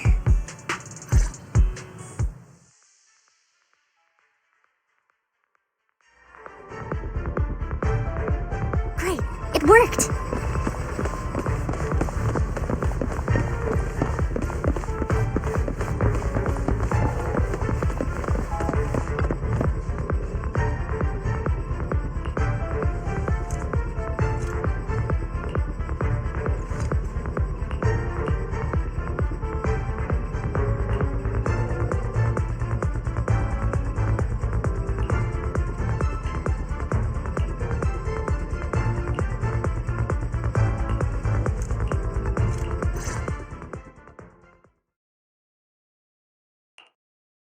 That was loud.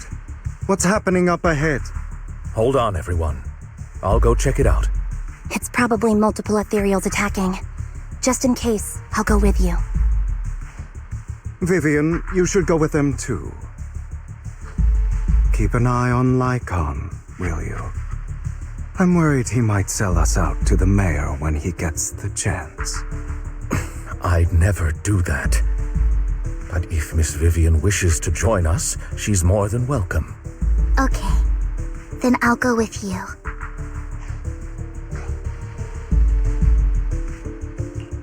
Why do you look so nervous? I've spent so much time by your side already. I need to get away from Lord Phaethon for a little bit, or I might die from this overwhelming happiness. If that's the case, Miss Vivian, feel free to come along with me. Okay. All right. So, how does it feel to be worshipped, Lord Phaethon? You had that figured out a while ago, didn't you? Sharp as always. But of course, I couldn't spoil it for her. She has to figure it out on her own. That's what makes it special.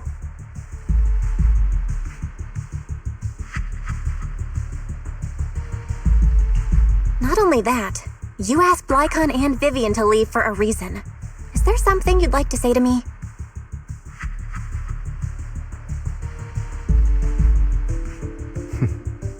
I can't keep anything from you, can I? I've always treated Vivian like my own little sister. Maybe it's just a coincidence, but she looks a lot like Serena. I think I mentioned it before. Serena was my half-sister. She passed away a long time ago. Vivian adores you. Whether you're Phaethon or just Belle. Of course, I also have a lot of respect for someone like you. Strong, fair, and genuinely kind. So I hope... I beg you, please keep her safe. Hang on. What's that supposed to mean? Think of it as the last bit of conscience I have left. A kid as pure as her. She should stay alongside someone who walks in the light. Like you. Not even Vivian can agree with all my beliefs. One day we'll go our separate ways. Your beliefs? What do you mean exactly? You probably heard from Lycon. We swore an oath when we started Mockingbird. We swore to use our own hands to right the wrongs in this world. But never, under any circumstances, would we take another human life. I stayed true to my words. Until my father, the man I hated, stood right before me. I could have ended his life easily, but I hesitated. I remembered that damned oath and their repeated attempts to convince me. I didn't do it. Because of that, innocent people died. All because of him. If I'd killed him first, then none of those tragedies would have happened. People like him don't deserve to live. After that, I realized sometimes taking one life really can save countless others.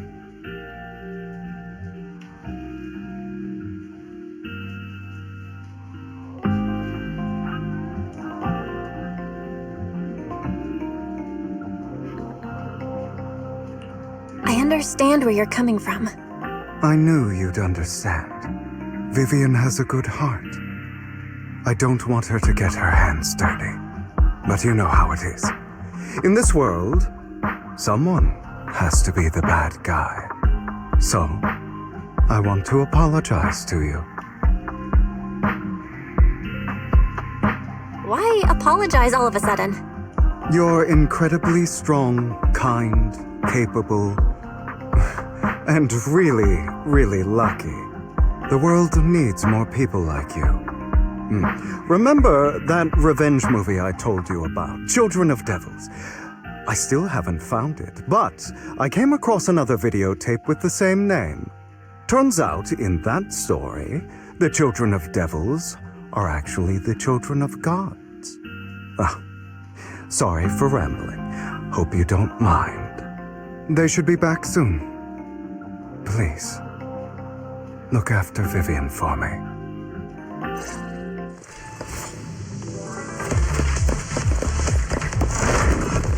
Say no more. Roger.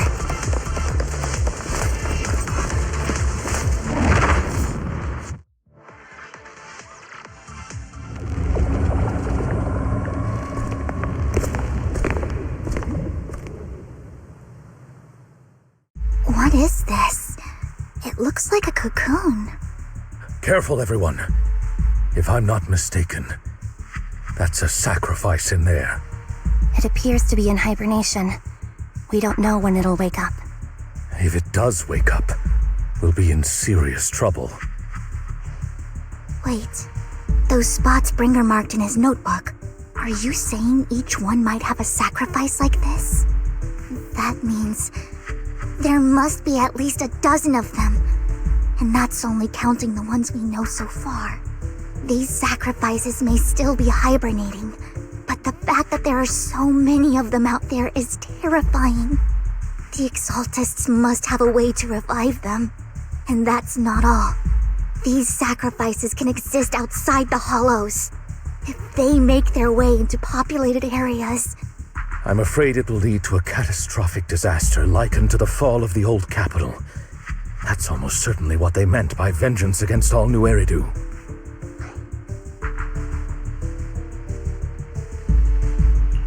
Let's find a way to get rid of these sacrifices. We can't let the Exaltists have them. Thank you for helping me find this sacrifice. But sorry, kids.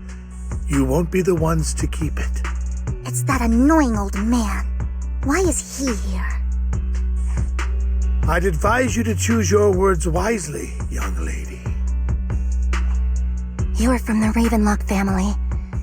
So it was you. That face. Oh, I know you. I heard about what happened to your friend. Truly unfortunate. If only she'd been smarter. It seems your goal was this sacrifice all along. You've been tailing us, haven't you? Keeping your distance so that I wouldn't notice. As expected of a Wolf-Thyran, you are very perceptive. That's right. All thanks to your ex-partner, we were able to carry out our plan smoothly. My ex-partner? I'm not exactly happy being called that, but what he said is true.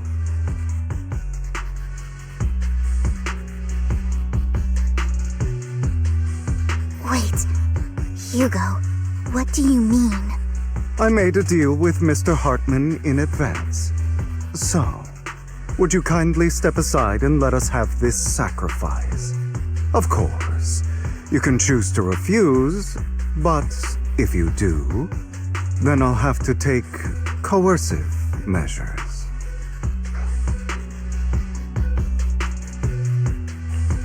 What did you offer him? Everything we know about the sacrifices plus the core itself. But why? It's simple. I want to climb higher. Mr. Hartman offered me a chance to join TOPS. Who could say no to that?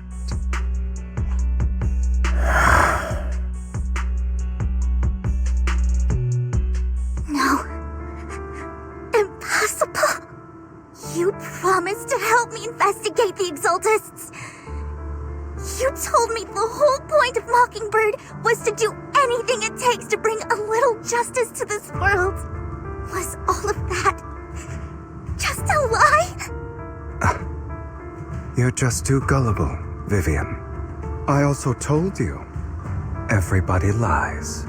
To hide their true intentions, people lie so smoothly, they don't even bat an eye.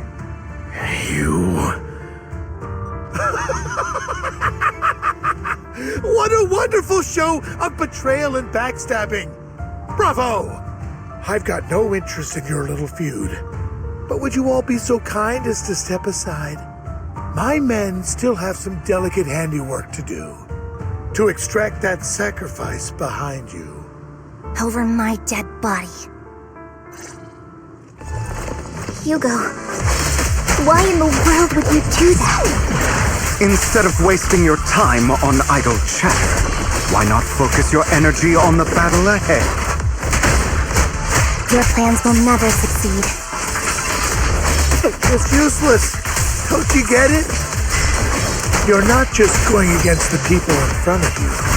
You're not going against me. But rather, the entire Ravenlock family, even the whole of TOPS. There's no chance of victory for you. Zero! Here to assist.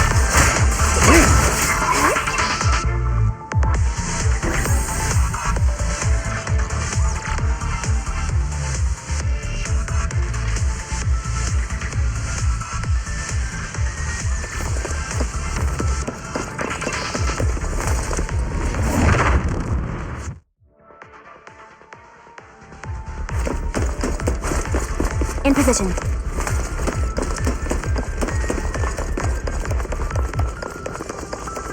Hugo, don't make a choice you'll regret. Oh, you guys are such a pain. Hugo, stop standing around. Time for you to act. We had a deal. Give me the sacrifice core now. Did we? I don't remember. I imagine this is your favorite kind of entertainment. Watching allies betray each other, suspicion festering until it all turns to bitter hatred. Seeing people tear each other apart like wild beasts, just like your decaying family. Does it comfort that dead conscience of yours? What's that supposed to mean? I am loving the look on your face right now. Right when you think you've succeeded, I'm here to tell you it was all fake. None of it was real. Let this pain sink in. It's karma.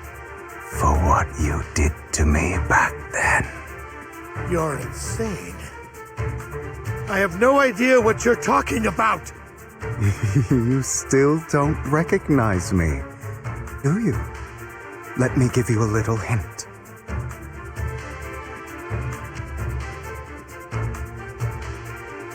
My full name is Hugo Vlad Ravenlock. That's impossible.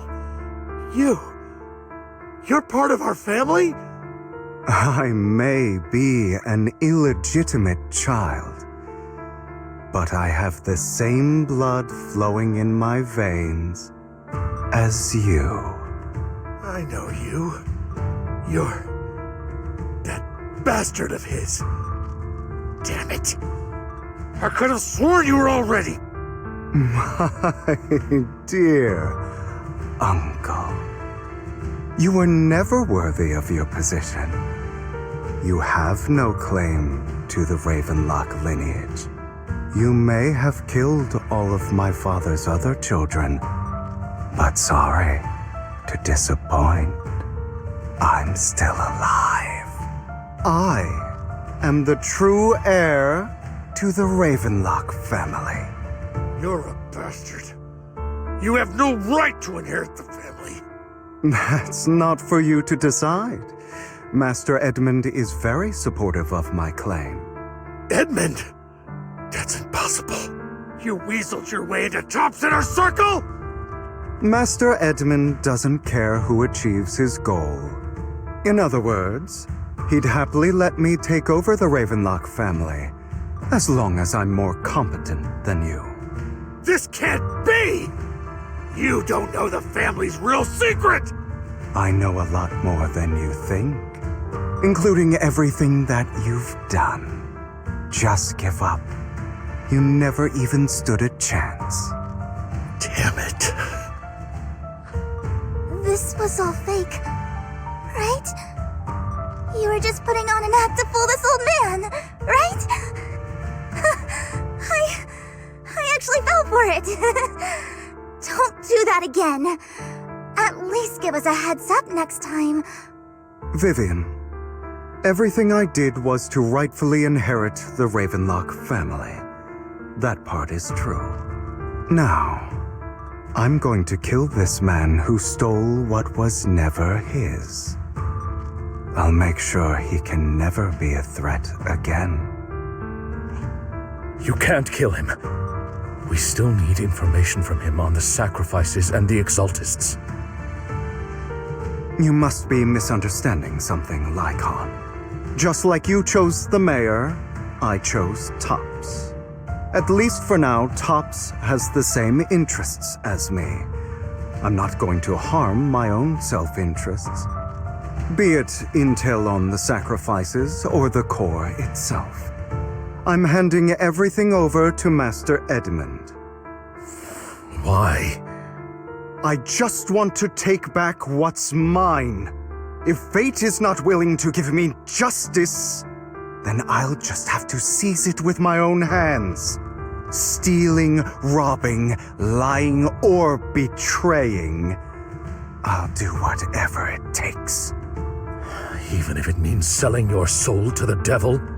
You know about the power struggle between Tops and City Hall.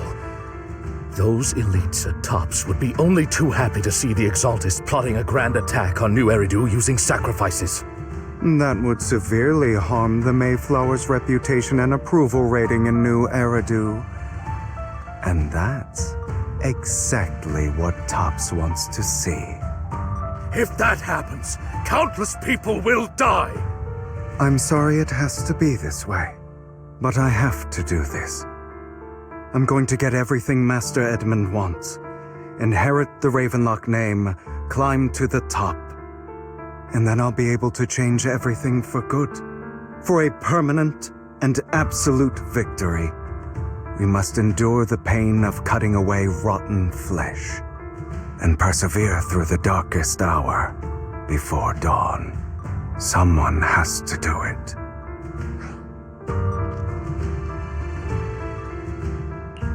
Hugo, it's not too late for you to stop. You can still walk away from this. This is the path I've chosen. Without power, resources, or strength, we can't do anything. Mockingbird is the perfect example. All the talk about using our power to tip the scales of justice and hover over them like the sword of Damocles. It's just a delusion. In their eyes, we're nothing but annoying gnats. Mockingbird has never really changed anything or saved anyone. Never in the past, not now, and never will in the future. None of it matters.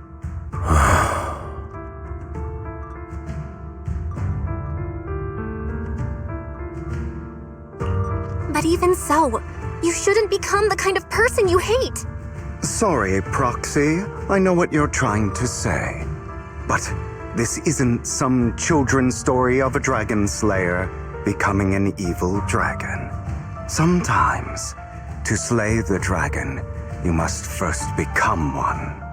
With sharp claws, rending fangs, and strength enough to destroy anything. So I will bloody my hands. I will carry the weight of my sins. I will become the Abyss.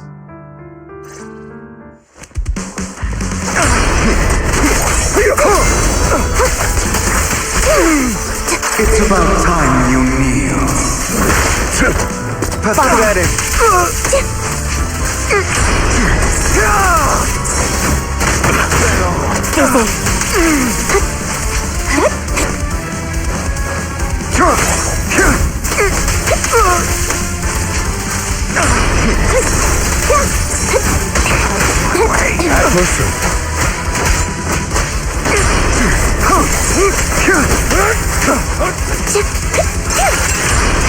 Everything you just said, is that what you truly believe?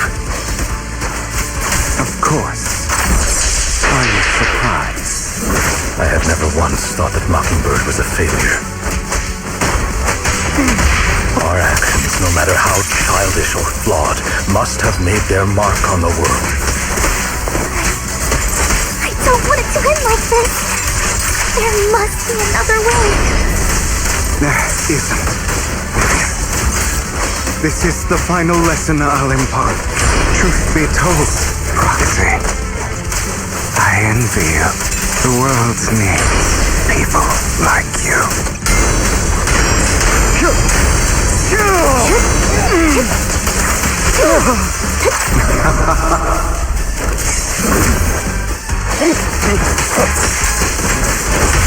Flip the switch.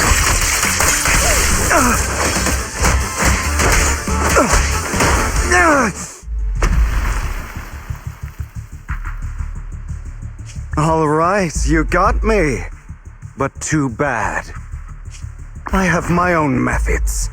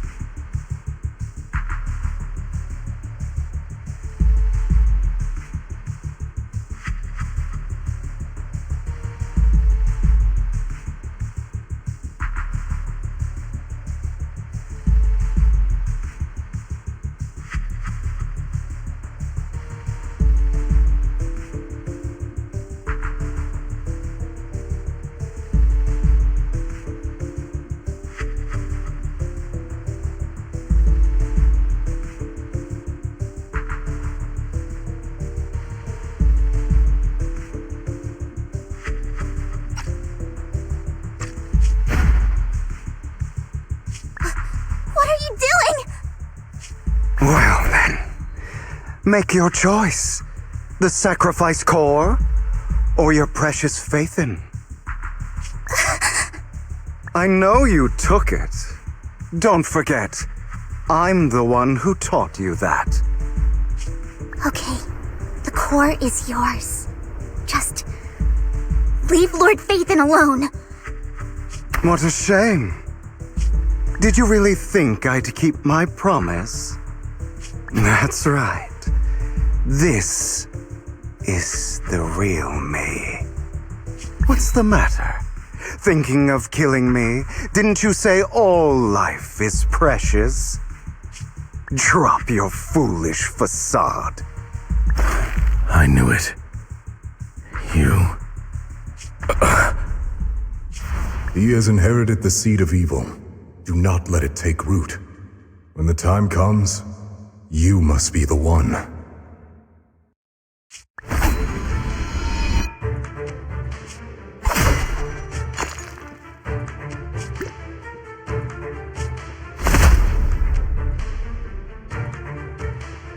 Go on, kill me. If you've got the guts, do it, traitor.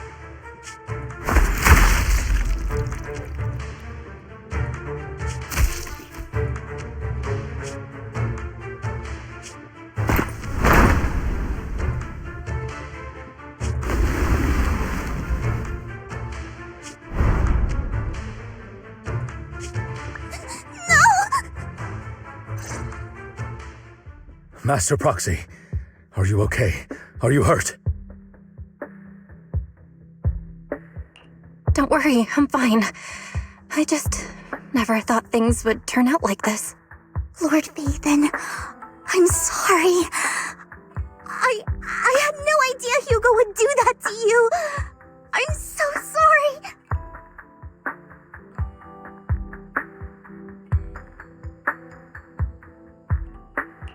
It's all right.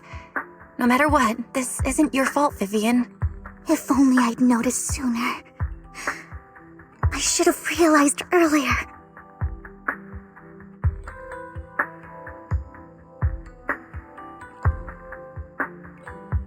Hugo, That's a hollow down there.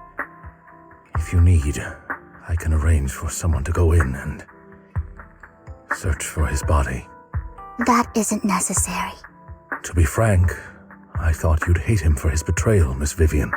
I do hate that he's keeping things from me, but all these years, Hugo's been like family to me.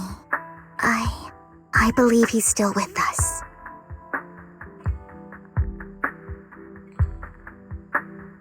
Me too.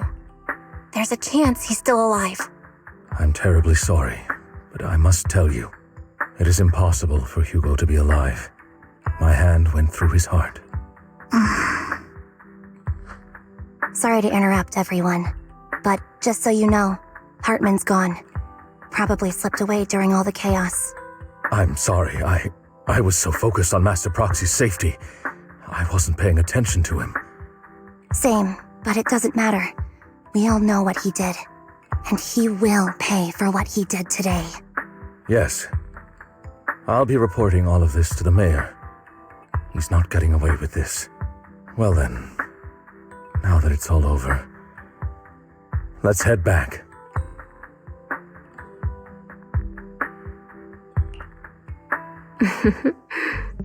Another obstacle out of the way. She's going to be pleased about this. May the Creator guide us.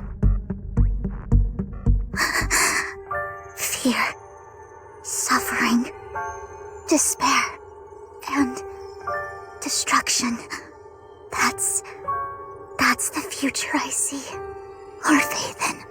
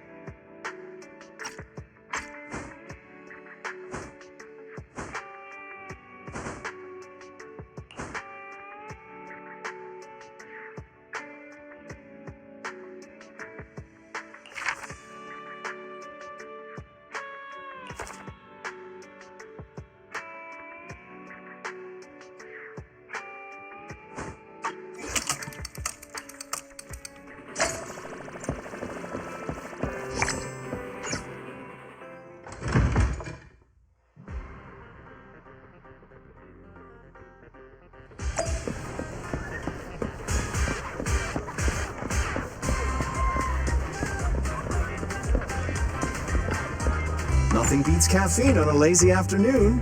Want some? You know, coffee is not a must, but a calm and relaxed mindset sure is.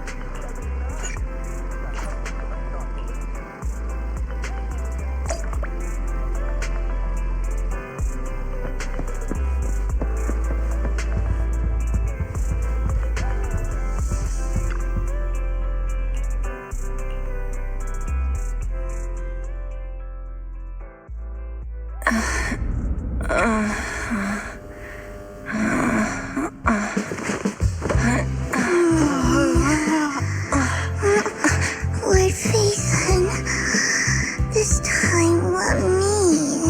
Vivian? Vivian?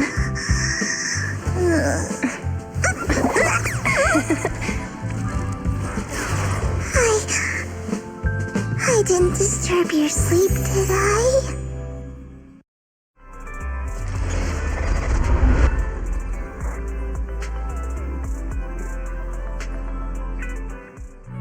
When I got here, the other Lord Phaethon said you were resting on the couch and just let me in. I meant to keep you company while you slept, but then I dozed off myself. Ugh. I was going to sit here looking super cute, hands cupping my face. You know, like the #1 sleepy face I want to wake up to pose. I can't believe I ended up falling asleep myself.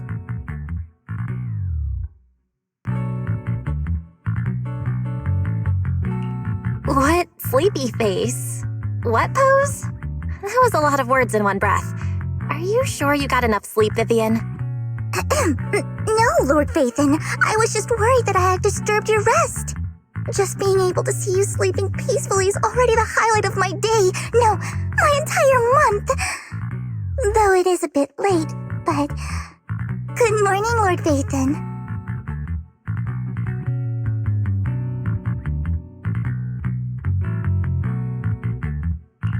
You're here super early today, Vivian. Is there something urgent? Mockingbird's death has stirred up quite the storm. I took some time to gather intel. It seems someone deliberately leaked the story that Hugo is an illegitimate child of the Ravenlock family, but I haven't found the source yet. Could it be Hugo's uncle, Hartman? Maybe he's trying to turn people against Hugo and Mockingbird by playing the illegitimate child card. I suspected that too. He could be using Hugo's background to make people believe Mockingbird is just another Top's pawn. To the upper class, Mockingbird may be insignificant, but it has a loyal following among regular folks. But after some digging, I was surprised to find that the public isn't turning on Hugo. They're actually starting to see him in a better light. Some people feel bad for him, some relate to his struggles, and Hartman's the one getting all the heat. Public outcry against Hartman is growing, with many believing he murdered Hugo for his own selfish gain. Tops is hosting an industry summit this week, a responsibility usually handled by the Ravenlocks. But my sources tell me another family has taken over this year at the last minute. If I'm not mistaken, Tops is intentionally keeping its distance from the Ravenlock family due to the current public sentiment.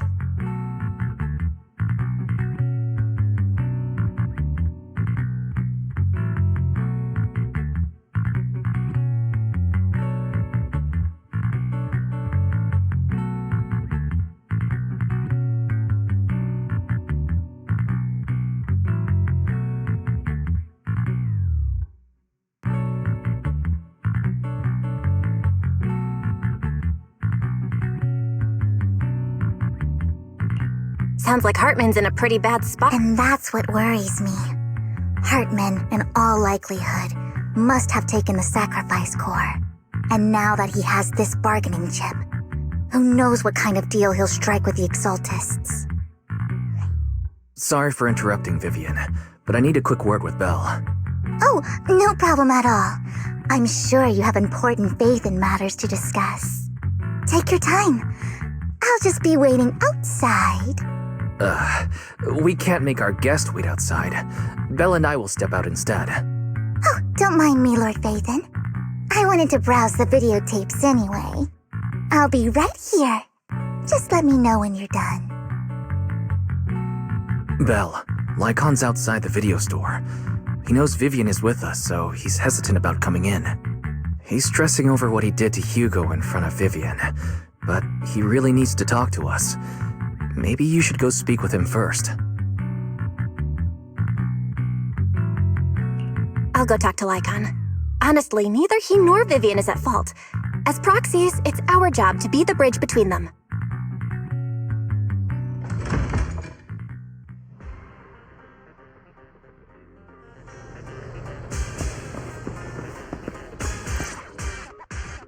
Good morning, Master Proxy.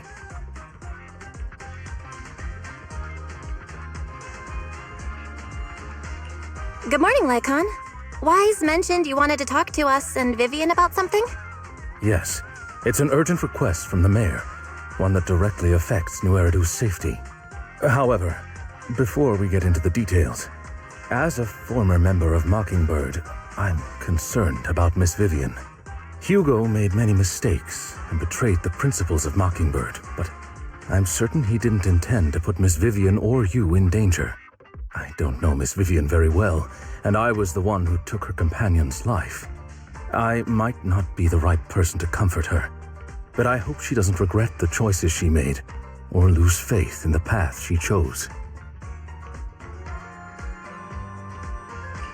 Vivian's doing just fine. She's actually been gathering intel and has a clear understanding of where things are headed. She might be tougher than you think.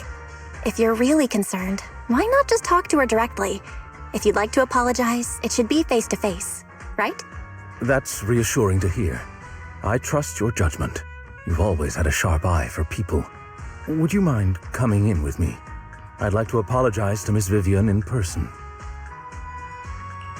No problem. But I'll be staying neutral. Everyone has their own stance on this, and I get where both of you are coming from. As a proxy, I'm just here to make sure you have an open conversation. I'm not taking sides. I respect that. Thank you.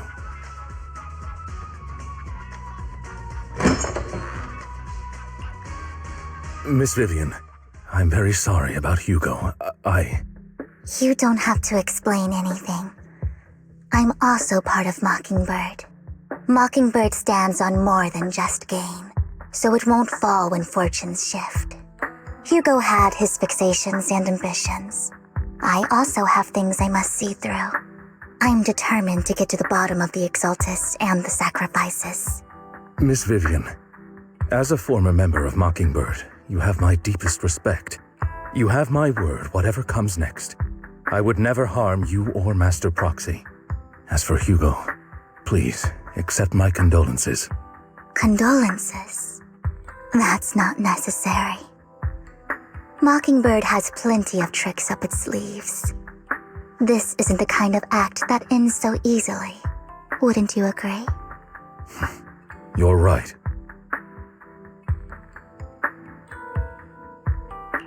Huh? That's it? You two just figured it out? Oh, that was fast. Master Proxy, I believe we all share the same goal. Uncover the truth of the Exaltists and the sacrifices.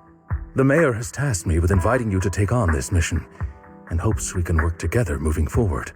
If the mayor wants to work with us, I trust he will demonstrate his sincerity in kind. Mockingbird will not serve as a pawn for the powerful. That will never change. Of course. While the mayor cannot handle this personally, he will make sure we have all the intel and support we need. Miss Vivian, I know you have your own intelligence network, but for some high-profile shady dealings, perhaps the mayor can provide you a different perspective. Please, take your time to discuss. If you're open to collaborating, I'll set up a call with the mayor so he can speak with you both directly.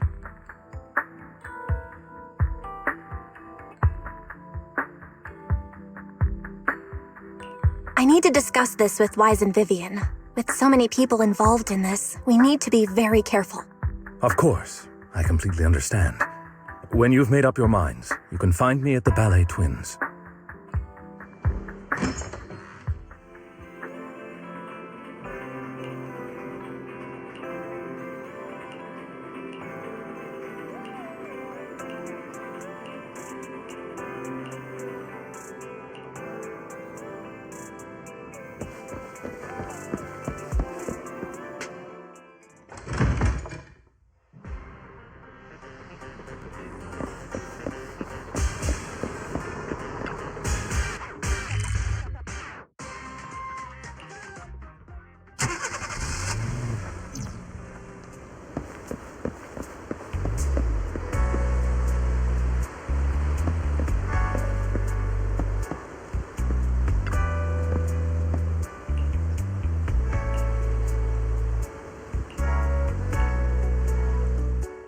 I'll connect the call to the mayor now. My dear friends, I'm glad you're willing to keep working with me. I'm truly sorry about what happened to Mr. Hugo Vlad. I didn't anticipate things would turn out this way. As mayor, I can't fully condone Mockingbird's actions, but personally, I had a lot of respect for Mr. Hugo Vlad. I looked further into Bringer's map. The sacrifices were created by an exaltist named Landon, who was active in Janus Quarter. Mr. Landon passed away in an accident a few years ago. Before he died, he was researching sacrifices and was said to have created a batch of serum that could turn living people into sacrifices. The problem was, the serum wasn't stable, and after his death, the recipe was lost. No one knows what happened to the exaltist in Janus Quarter back then. But it's clear that after the leader died, there haven't been major exaltist activities in the area. Bringer's map marks the locations where the exaltists' most successful attempts at creating sacrifices were.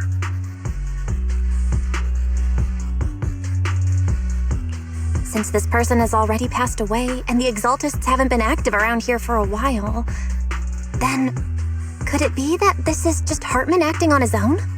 Unfortunately, that's not the case. My sources confirmed that Hartman had been secretly in contact with someone, and they only meet inside the Hollow.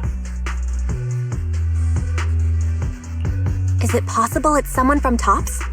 TOPS is a huge alliance of corporations. They wouldn't bother getting their hands dirty. Instead, they just sit back and reap the rewards.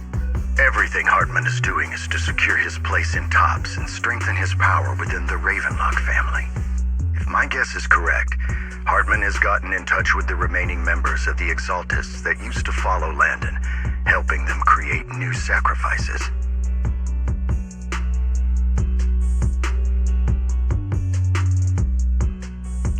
But what's in it for TOPS? There's no way the Exaltists would just hand over their secrets about sacrifices to Hartman, right? A sacrifice outbreak would throw the city into chaos. And that's when TOPS steps in, taking control of the situation on their terms. The public will see the mayor as incompetent, while TOPS comes off as the real protectors of the city. And when that happens, public trust will shift towards TOPS. And Mr. Mayor, you might find yourself in an unfavorable situation. Still sharp as ever, Miss Vivian. So, what exactly do we stand to gain from partnering with you? Please don't tell me you're doing this out of some noble concern for your citizens. I'm not some hero of justice, and I don't believe in lofty ideals or empty promises. We have a common enemy. While our ideologies may differ, we can work together on this. And as proof of good faith, I may not know exactly where Hartman is, but I can fan the flames over Mockingbird's death and escalate conflicts within the Ravenlock family. So it was you behind the rumors. No wonder I couldn't trace the source of the public outcry. I'm not the one who started the rumors. I just helped them spread faster after they leaked. And I pulled a few strings to make sure the story painted Mr. Hugo Vlad as a heroic figure who was unfairly persecuted. As I said before, I had a lot of respect for him, and I'd be happy to clear his name. Now let me lay out my terms for collaboration. After looking into it, I found that the dormant sacrifice you discovered wasn't the only one. There are more places where sacrifices might be lying dormant. Too many eyes are on me right now, so I can't send my own men to deal with it. I'd like to ask you to retrieve the sacrifices from those locations. I'll make sure to dispose of them once you do, so no one will be able to use them again. On top of that, I've asked a friend to help monitor your physical condition, and maybe even uncover more of your potential. Her research overlaps with your teacher's work. You don't need to worry about her capabilities. She's a Void Hunter rank special investigator. Really? A Void Hunter rank special investigator is going to be assisting us? And she's involved in our teacher's research? That's right. She's heading to Janna's quarter for some business. I wanted to set up a formal meeting, but she declined. She prefers to assess things on her own, and will reach out when the time is right. She'll let you know the details then. So it looks like you both are on board with this commission and ready to help recover the sacrifices? Okay. We don't want New Eridu falling into chaos either. We'll do what we can. I know you won't let me down. Given our positions, we might not be friends, but we're definitely not enemies. I'll leave the rest to you then. I've got to go. Goodbye.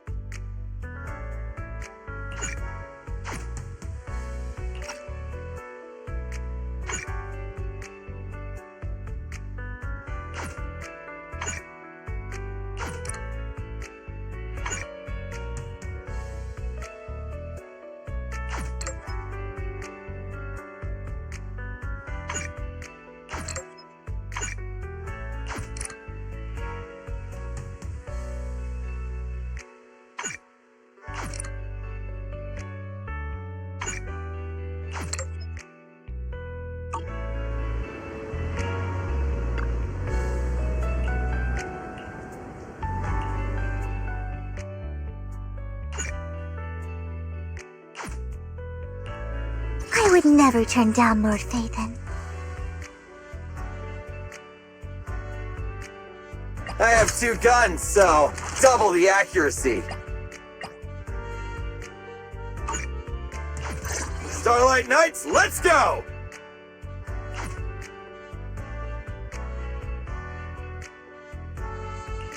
Starlight, it's time to shine! Nothing to fear. I have 2 guns, so double the accuracy.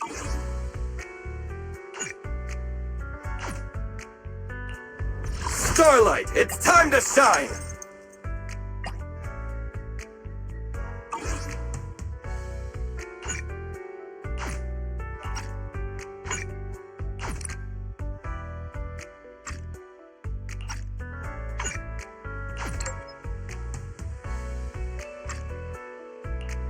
Good day.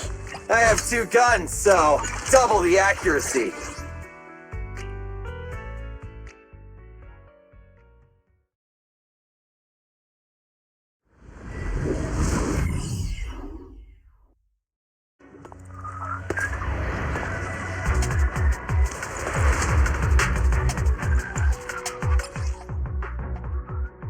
Lord Phaethon, thank you for trusting Mockingbird and me.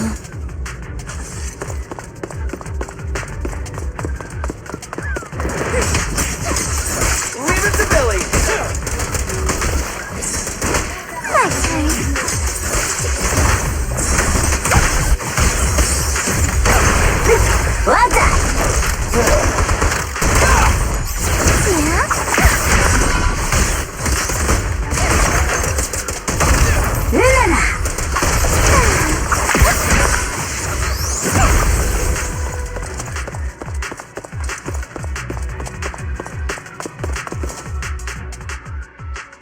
already taken the dormant sacrifice from here?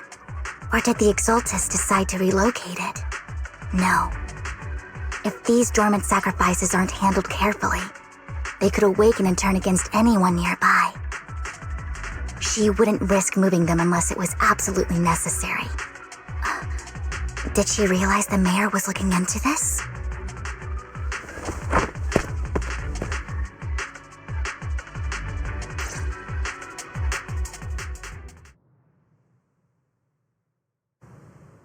Did Hartman just make up this intel to get a shot working with us at Tops?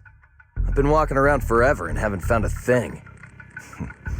The Ravenlocks have always been a shady bunch. No surprise they've gone downhill over the years. I heard they were pretty loaded back in the day. What kind of business did they run? No clue. On the surface, their businesses seemed legit, but who knows what was happening behind the curtain. Probably something with the sacrifices. I mean, how else would he know about the dormant ones left around here for years? And he was so sure that even if those original sacrifices didn't work out, he had a backup plan. Backup plan? What could that be? Well, that's beyond me. I just happened to overhear something while I was next to Mr. Edmund one day. What's Tops planning to do with all these sacrifices, huh? For research? Do you think we'll ever have a normal life in the Hollows? Don't ask questions you shouldn't be asking. All right. There's nothing here anyway. And we'll make it just in time to clock out. Let's get out of here, Fert. Hartman, that fool. He'll do anything to get into Tops, even if it means playing with fire. She's an Exaltist. Human lives have never mattered to her. The more people get dragged in, the greater the danger.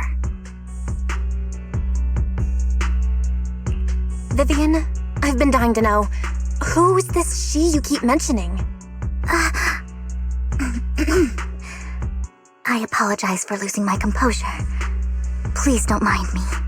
The she I'm referring to is with the Exaltists. Someone I have a history with. That's why the moment I heard about the sacrifices, I felt compelled to uncover the truth. I never meant to hide anything from you. It's just that, for me, the Exaltists bring back painful memories. And I'm not ready to face them yet. So, Lord Vathan, please give me a little more time. Once I've gathered my thoughts, I promise I'll tell you everything.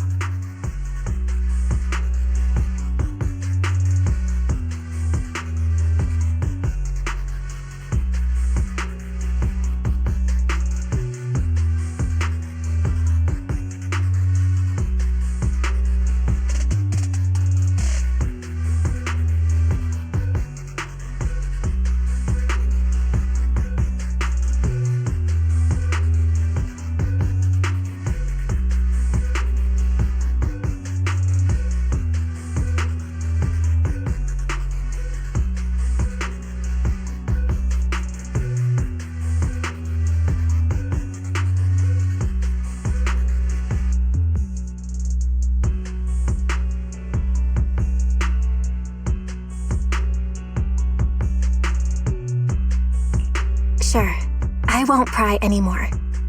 Everyone's got a past, and you don't have to dig up old wounds if you don't want to. I can see the Vivian I know now is super brave and kind. I believe you've really put in the work. Lord Vathan, if we weren't in such a hurry, I'd spend 3 whole hours singing your praises. I'll make note of this and make sure to get it done before bedtime. First things first, let's track down those dormant sacrifices. The Exaltists have probably realized someone's after them by now. I wish we knew what Hartman's backup plan is. I just can't shake the feeling that something bad is about to happen.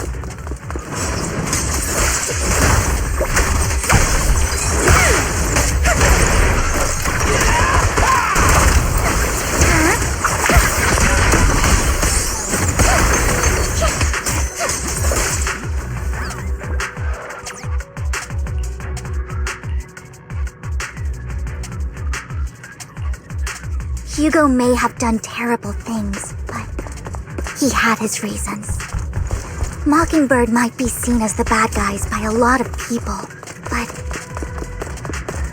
ironically, joining Mockingbird is what put me on the right path. For the first time, I'm needed for more than just my curse.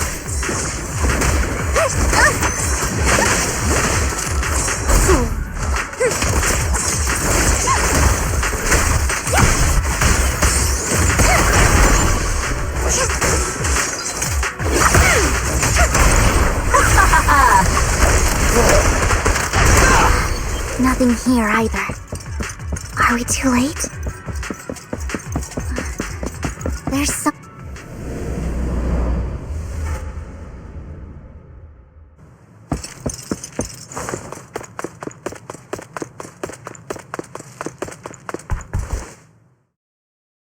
I knew it was you, Vivian. Camille! What are you doing here, sis? Are you destroying the dormant sacrifice? Vivian, don't call me sis. I'm not your sister. Are you trying to stop the Exaltists? I never left the Exaltists. You know what Landon did back then! Lord Landon did it for the Creator. His methods may have been extreme, but they were necessary. Back then, you walked away. You should do the same now. We didn't meet today. Take your friends and leave. What's wrong? Are you being forced into this? I can help you. Help me? Like how you helped her? Vivian, you're crying. You see me, don't you? No, You haven't changed a bit, Vivian. No need to hide your tears. I know exactly what's ahead for me. You've made your choice, and I've made mine. One last piece of advice. Stay out of this. She loathes you. I won't tell her we met today. Don't show yourself around us again. Camille!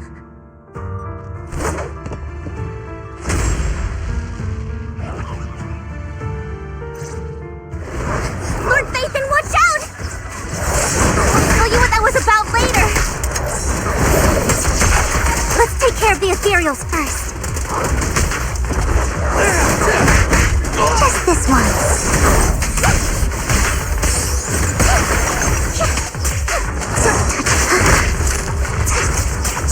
Billy time!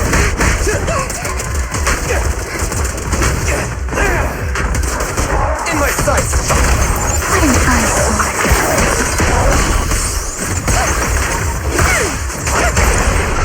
Feel the ultimate storyline! Alright.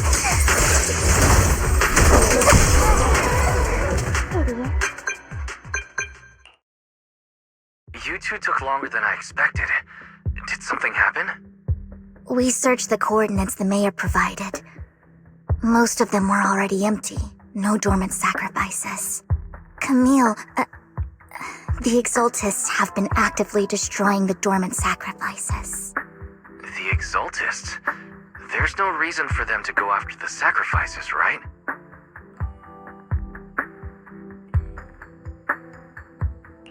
Vivian is telling the truth. I saw it too. And one of them is someone I once knew. I thought she would leave the Exaltists after Landon's death, but she stayed. Do you have a history with the Exaltists, Vivian? When I was a child, I stayed with the Exaltists for a while. Back then, Landon was one of the most respected figures among the Exaltists in this region. A lot happened, and after Landon died, I left. I can't turn a blind eye to the sacrifices. I know all too well how many lives have been lost bringing them into existence. Ever since I learned a sacrifice had appeared in Janus Quarter, I haven't been able to stop worrying. I won't let history repeat itself. That's why I asked Hugo to investigate, starting with the Sacrifice Corps. Vivian. Please stop. I'm not looking for comfort. I'm just recounting the story for you to understand the situation. We've got bigger things to focus on. But when I do need comforting, I'll come straight to you. I hope you'll make time for me, Lord Phaethon. Just so you know, I'm not the easiest to console.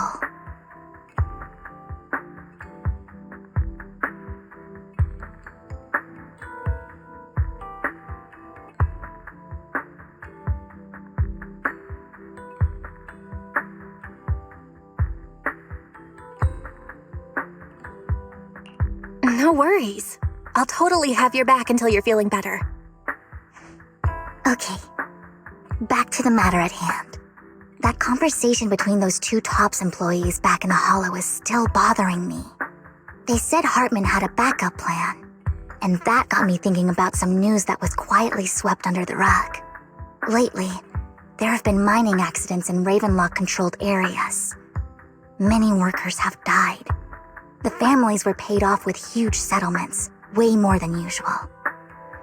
No protests, no controversy, and the issue was buried. But considering the Ravenlock's financial position, why would they be so generous with payouts?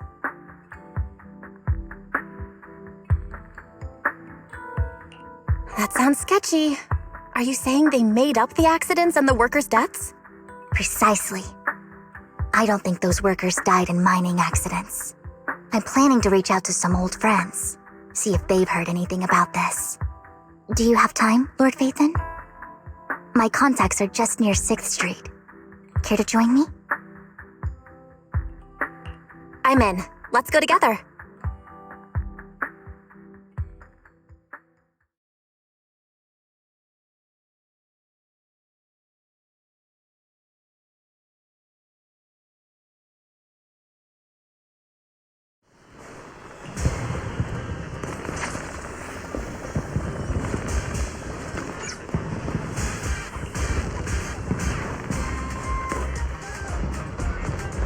An old friend of mine said she has some new intel. She's like a mentor to me. I learned a lot about data scraping on the internet thanks to her.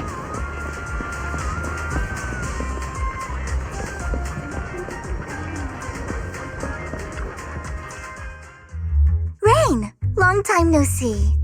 Yeah, it's been a while. Rain? You two knew each other? Yeah, Phaethon. Long time no see. Rain, you actually know that Lord Phaethon is Lord Phaethon? No, I mean, you actually know Belle is Lord Phaethon. I didn't know right away. One time, I needed a favor from Nicole. I only found out after meeting them. I mean, who would expect a legendary proxy to be running a video store for a living? Oh, by the way, your idol... Rain, let's not bring up old stuff. Lord Phaethon wouldn't be interested in that. Why are you all tense? Right, Lord Phaethon lives on 6th Street too and might know your idol. Remember when you traced that post on Internet to 6th Street and actually went to check it out? And you came back all bummed, spouting nonsense. Like there was only a black cat at the location, and maybe your idol is actually a talking cat. Or something like that. I know that black cat. I'm always sneaking at snacks. Lord Phaethon, please, let's drop this topic. Come on, Vivian. It's been years, and you still won't say who your idol is. If you'd just let me, I'd have tracked them down ages ago. I get it. You want to find the person who's important to you on your own. But you've tried so hard already. It's okay to lean on me a little, you know. I'm sure your idol won't hold it against you. I shouldn't have come to see you. Huh? What's wrong?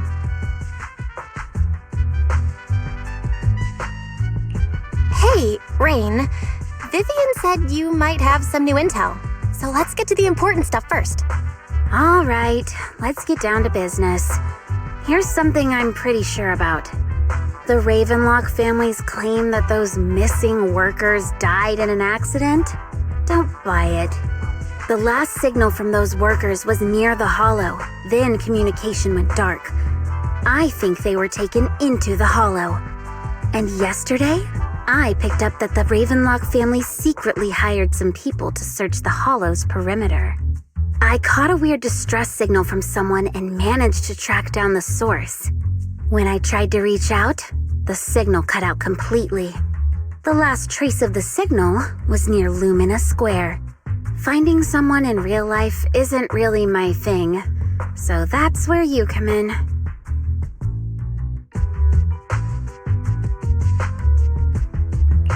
Okay, we'll check things out. You just said this is something you're sure of. Do you have anything you are unsure about? I dug up some info online, and one thing stood out. A few days ago, there were some creepy sounds coming from an abandoned warehouse by the port. The place was locked up, so no one could see what was happening inside. Not sure if it's related to your search. If you don't find anything useful around here, it might be worth checking out. Well, that's all I have for you. Thank you, Rain. Don't get all emotional on me now. I'm just helping out a friend. This one's on the house. Consider it payback for the favor you did me last time. But if you still want to find your idol, hit me up. I've been curious for what... Alright, don't worry about it. I'll manage it myself. Stop being so nosy, Rain. Nosy? Nah, just professionally curious. What kind of person is worth all this searching, huh? But honestly, whoever they are in real life, they've become a part of you. You've come a long way in this search, Vivian. I much prefer the person you are now. So if you find this person, don't chicken out. Go meet them. People will appreciate you for who you are. Rain. I might not care about the real world or what it'll be like, but I hope everyone I know can live a good life. I'm counting on you to save the world, guys. All right, I have other business to take care of, so I'll leave the rest to you.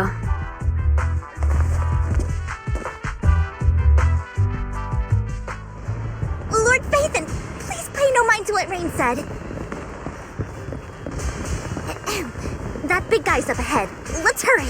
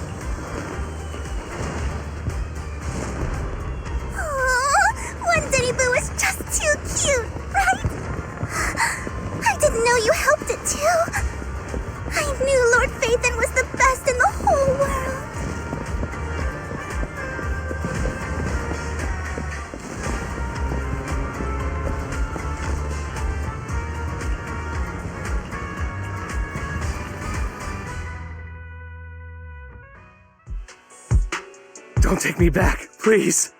I was wrong. I know I messed up. I don't want your money anymore. Please, no. Calm down. Who are you? I won't say anything. Just let me go. I don't know anything. I swear, I know nothing. We are not PubSec, the HIA, or the Ravenlock family. We won't force you into anything. There's no need to be afraid. What do you want from me then? We simply want to know where the Ravenlock family took you and what they made you do. I can't say. I can't tell you. I have a family. They'll hurt them. You never saw me. Please, just stop asking. Don't you wish to see your family? I don't deserve to see them. It's my fault. I was greedy. I did this to myself. But your family must miss you dearly. I'm sure they won't blame you. No, it's my fault. It's all on me. I don't want to drag them into this. If the whole ship is sinking, no one on board can escape. I'm just a nobody. And right now, there's nothing I can do to change anything. If you care about your family and friends, now is your chance to stop the disaster before it's too late. Even a butterfly flapping its wings can send a tsunami surging across the ocean. No one knows how this will turn out. But if you do nothing now, the only thing waiting for you at the end will be regret. We're not here to turn you in, and we won't force you to confront them. You'll be safe with us. I'll help you return to your family. But you must tell us precisely what happened. Hartman offered a huge amount of money, looking for workers to go into the hollow to guard something. The money was way too good. We all kind of figured something wasn't right. I thought it was just smuggling or guarding some kind of illegal ether resources, so I signed up. After we sent in our applications, Hartman's men took us into the hollow. The first place we went, there was a strange box. When we got there, they handed us some pills saying they'd improve our aptitude for ether, for us to last longer in the hollow. But after I took them, everything went fuzzy. Something was definitely off about those pills. When I woke up, I saw my coworkers dead in front of me. And there was blood all over my hands. They said something about me being a good experiment, moved me somewhere else, and locked me up. They wanted to inject me with something. I got scared and didn't know what was gonna happen.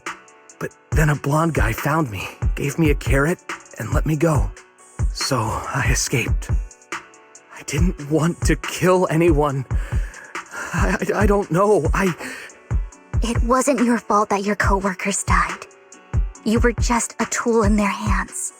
Do you remember the place they first took you? Do you know what was in that box? I only remember the first place was like a rooftop.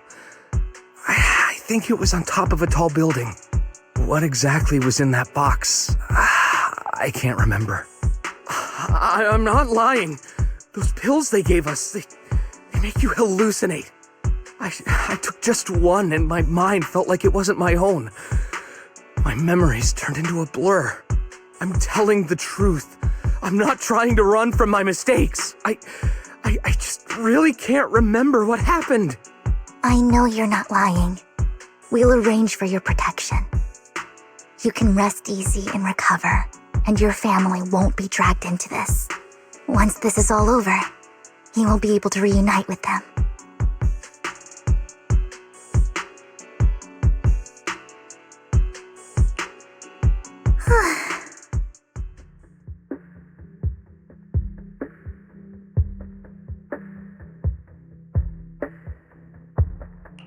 I've been meaning to say this for a while, Vivian. You're just so calm and decisive when things get tough. Totally different from the impression you gave me at first. Actually, I wasn't always like this. I used to run away when things got tough. There was even a point where I just wanted to disappear. As if my very existence was the source of suffering. I wondered. Perhaps leaving it all behind could put an end to the pain.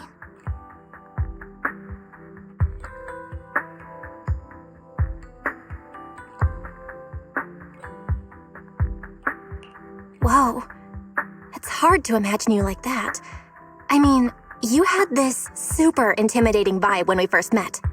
Well, I was on a mission at the auction when we first met. And just as Rain said, I've come a long way from who I used to be.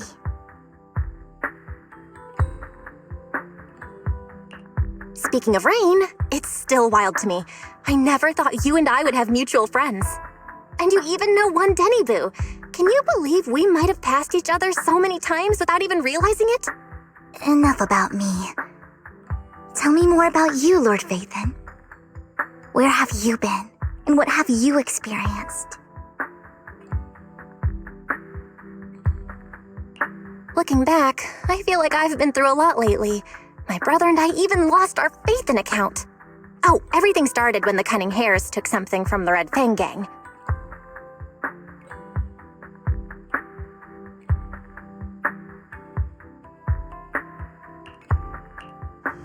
I remember it should be around here. That store's been sitting in my favorites for ages.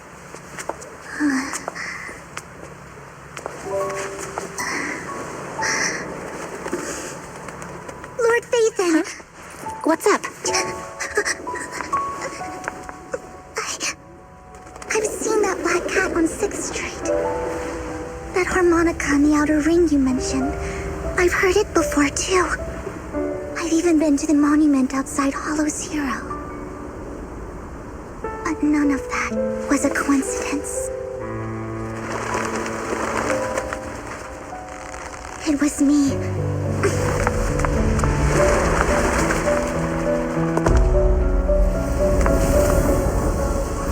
Following you, and now I've finally made it to your side. Ever since I was little, I had been seen as the bringer of bad fortune. I had traveled to many places and witnessed far too much misfortune. Every tear I shed brought disaster. I've heard too many curses to count. I loathed my tears as much as I despised my own existence. Wherever I stayed, tragedy followed. I had roamed too many places, and each time it ended the same way. I didn't know where I could go anymore. One night, I stumbled upon a post discussing me. Whether they knew me or not, everyone seemed convinced that I was the source of the curse. Some mocked me with cruel intent. Some wished I would vanish, and others speculated maliciously. It really seemed that my very existence was a disaster.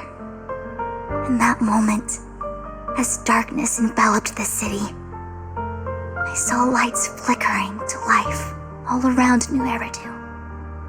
So many lights, and not knowing where to go, I thought, if only I could disappear into those lights. I made up my mind, and right then, my phone rang. I decided to take one last look. I wanted to know who left me my final message from this world. It was you, Lord Phaethon. Wait, really? Me? Yes. And I checked with the other Lord Phaethon. You were the one using the account at that time, but I know you probably don't remember it. After all, it was just an ordinary day, with an ordinary post and meaningless comments online. But for me, it was the night I finally realized where I could go. I wanted to walk the paths you had walked, see the sights you had seen. And then, one day, share it all with you, face to face. What did I even say in that comment? I can't remember off the top of my head. Well, you'll have to figure it out for yourself. I'm not telling you. Huh? No! So, Lord Phaethon, thank you. Not only for that comment you made that day, which was a silver lining for me, but also for giving me the courage to become who I am today. The Vivian standing right in front of you now, Lord Phaethon. I truly like who I've become.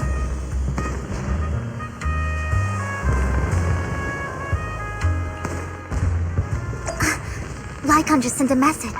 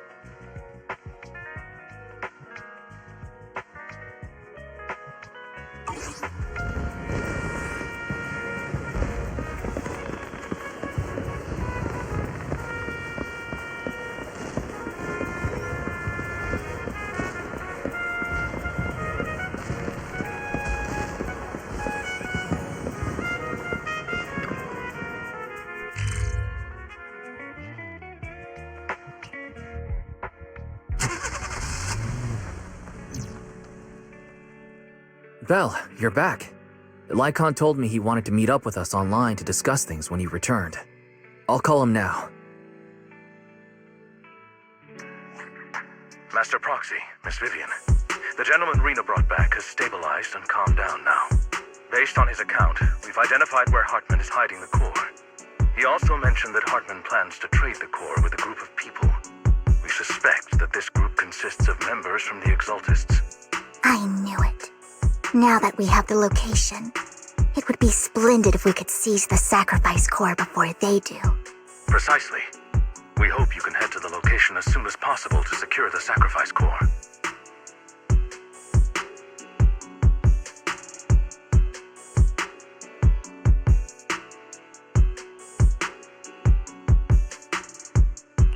We've got this. I have other matters to attend to, so I'll leave the retrieval of the sacrifice core in your capable hands. The mayor's friend that he mentioned before will also be assisting you this time. The target coordinates have been shared with her, and she'll meet you there. Please ensure your safety.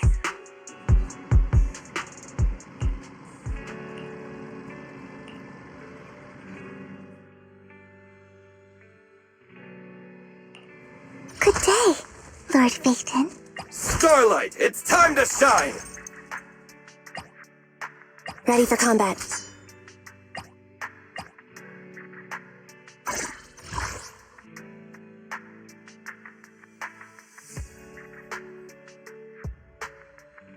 Standing by.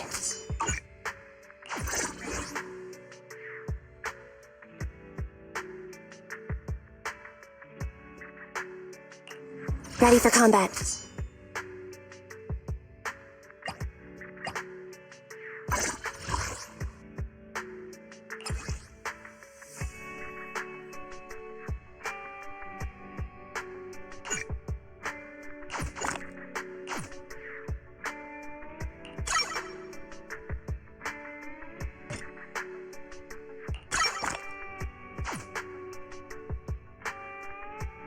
Standing by.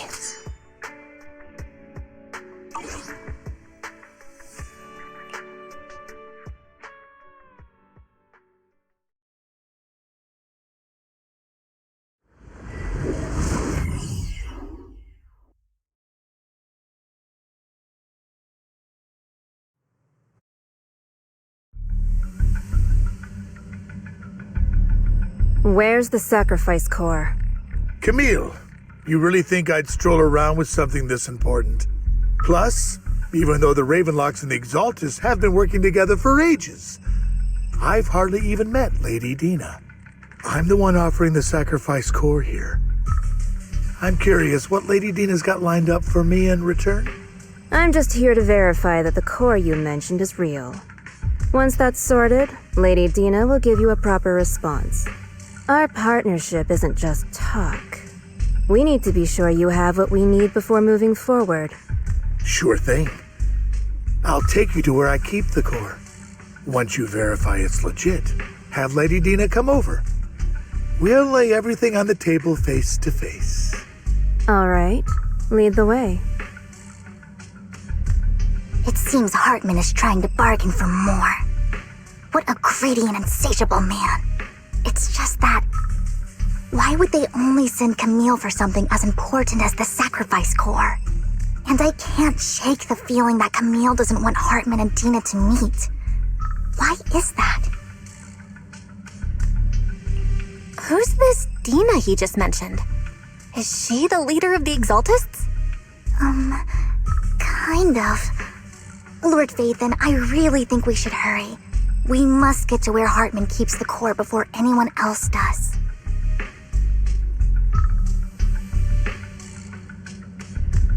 I've got a shortcut planned, but there are gonna be ethereals along the way. I'll let you handle them, Vivian. Don't worry, Lord Phaeton. You're in capable hands. I'll ensure...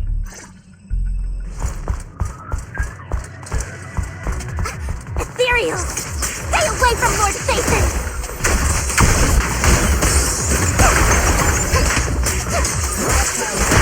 Copy that.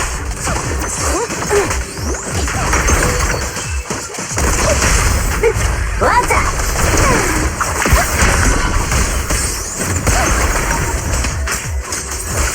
Standing by.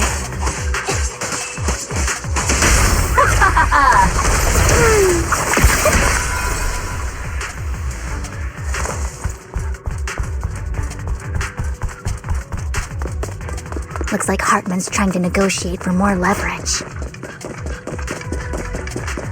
Let's get out of here before we're spotted.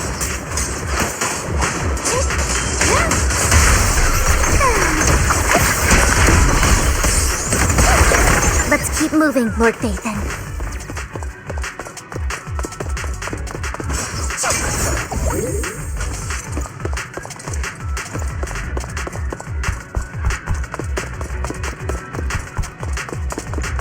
Leave the enemies to me, Lord Phaethon.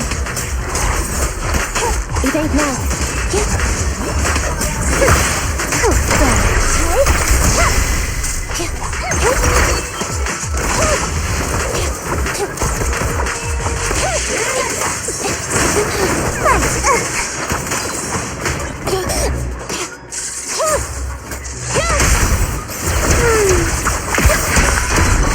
Standing by.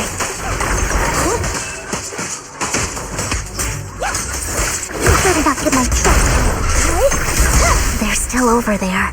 Looks like they're arguing. Allow me. This is our chance. Let's hurry. No matter who has the sacrifice core, Hartman or the Exaltists, it would be... Hand over what's in the box. Or we do this the hard way. You sure talk big, little girl. Let's see if you can get past me first.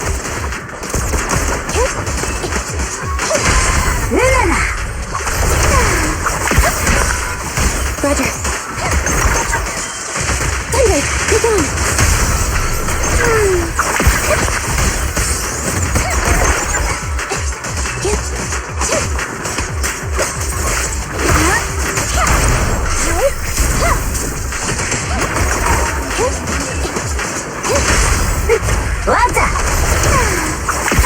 Let's hurry and secure the sacrifice core.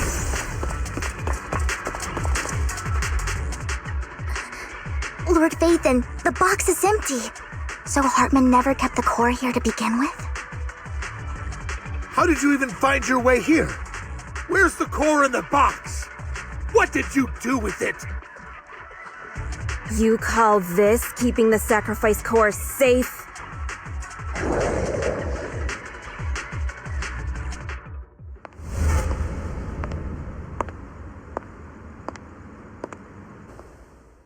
Vivian, it's been ages.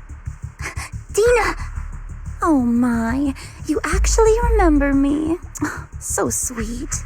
Look at you, thriving.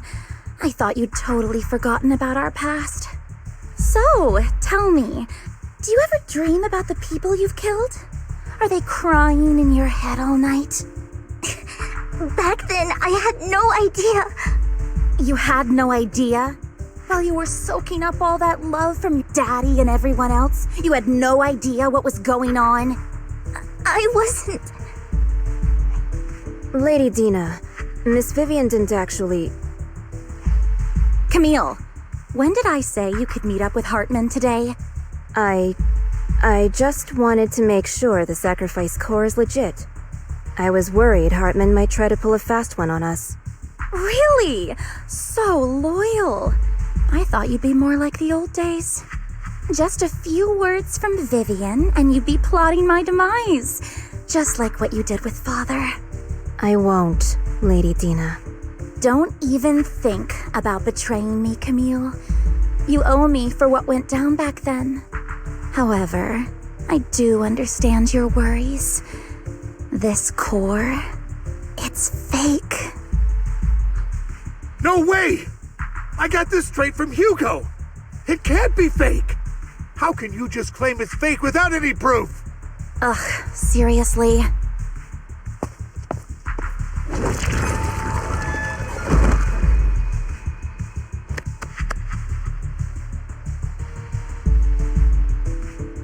The sacrifice core can max out the ether particles within human bodies in no time at all.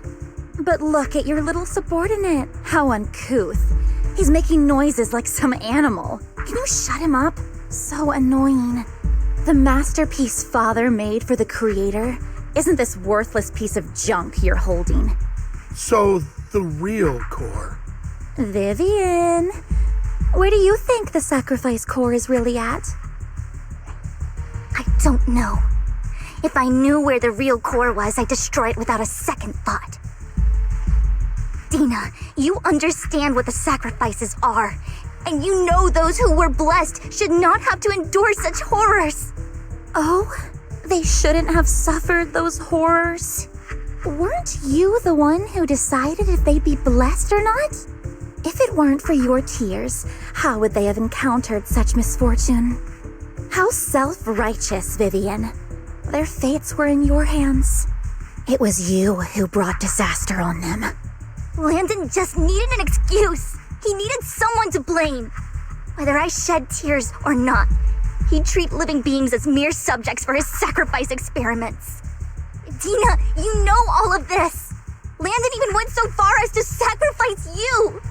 Shut up, shut up, shut up! Father did it for his great cause. Vivian, why do you always mess everything up for me? Everything! You did it before, and now again! You just had to ruin my plan. I was so close to fulfilling Father's last wish. If you don't give me the sacrifice core, be prepared to become food for the ethereals. I told you I don't have the sacrifice core. Otherwise, I would have destroyed it already. Lord Phaethon, find the right moment to retreat. She can be quite unpredictable when her temper flares. Oh, really? You don't have it? Then I suppose there isn't a reason to keep you alive.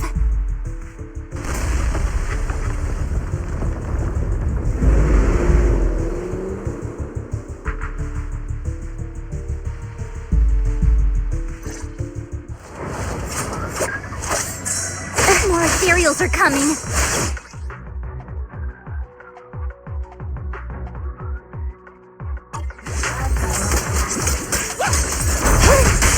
Watch out. Oh, watch you.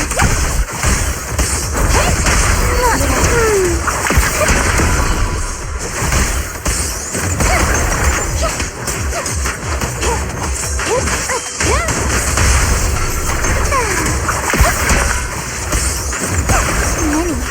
There's no chance to get out of this.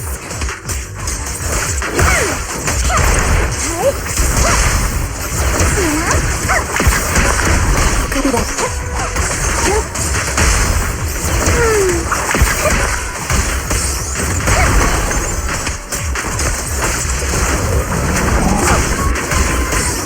Who dares get between me and Lord Phaethon?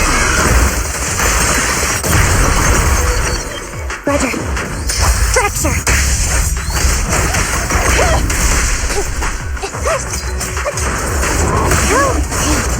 At your command.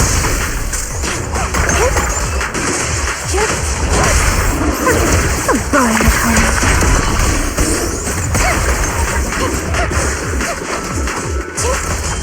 Stay away from Lord Phaethon! There are so many.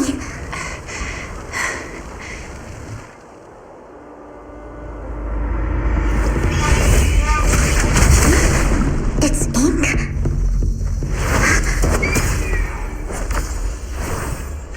Shun Palace, good fortune, closed gate, safety. What? An evil miasma gathers here. Another place of conflict. If you wish to avoid disaster, then head southeast.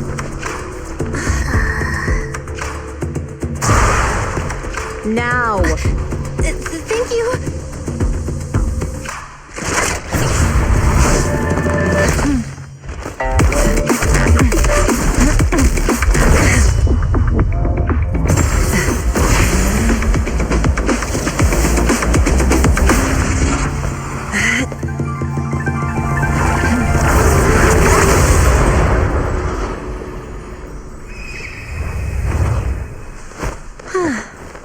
Finally.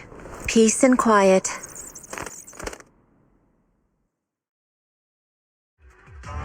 You must be Belle, right?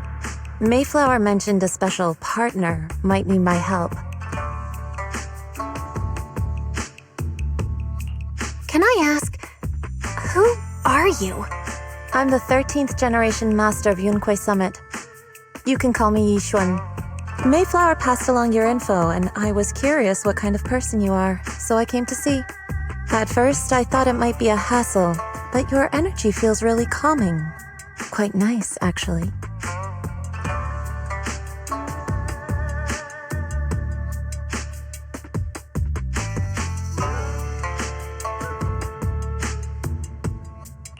Oh, so you're the investigator the mayor talked about.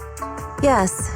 He also asked me to be your temporary teacher and offer you a bit of guidance. Guidance? What exactly does that mean? Unfortunately, this isn't the right time or place to talk. I have some investigation work to catch up on, and it seems you've got quite a lot on your hands, so let's part ways for now. I'll find a good time to visit you soon.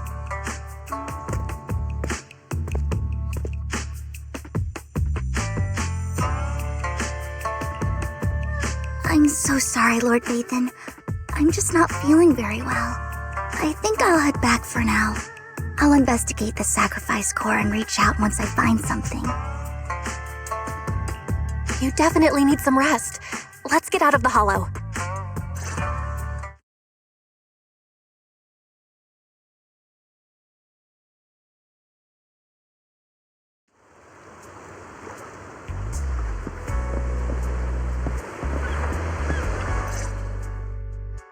Lord Vathan, are you going to rest now? I'm not in a hurry to get back. You've been kind of off since we got out, and it's got me worried.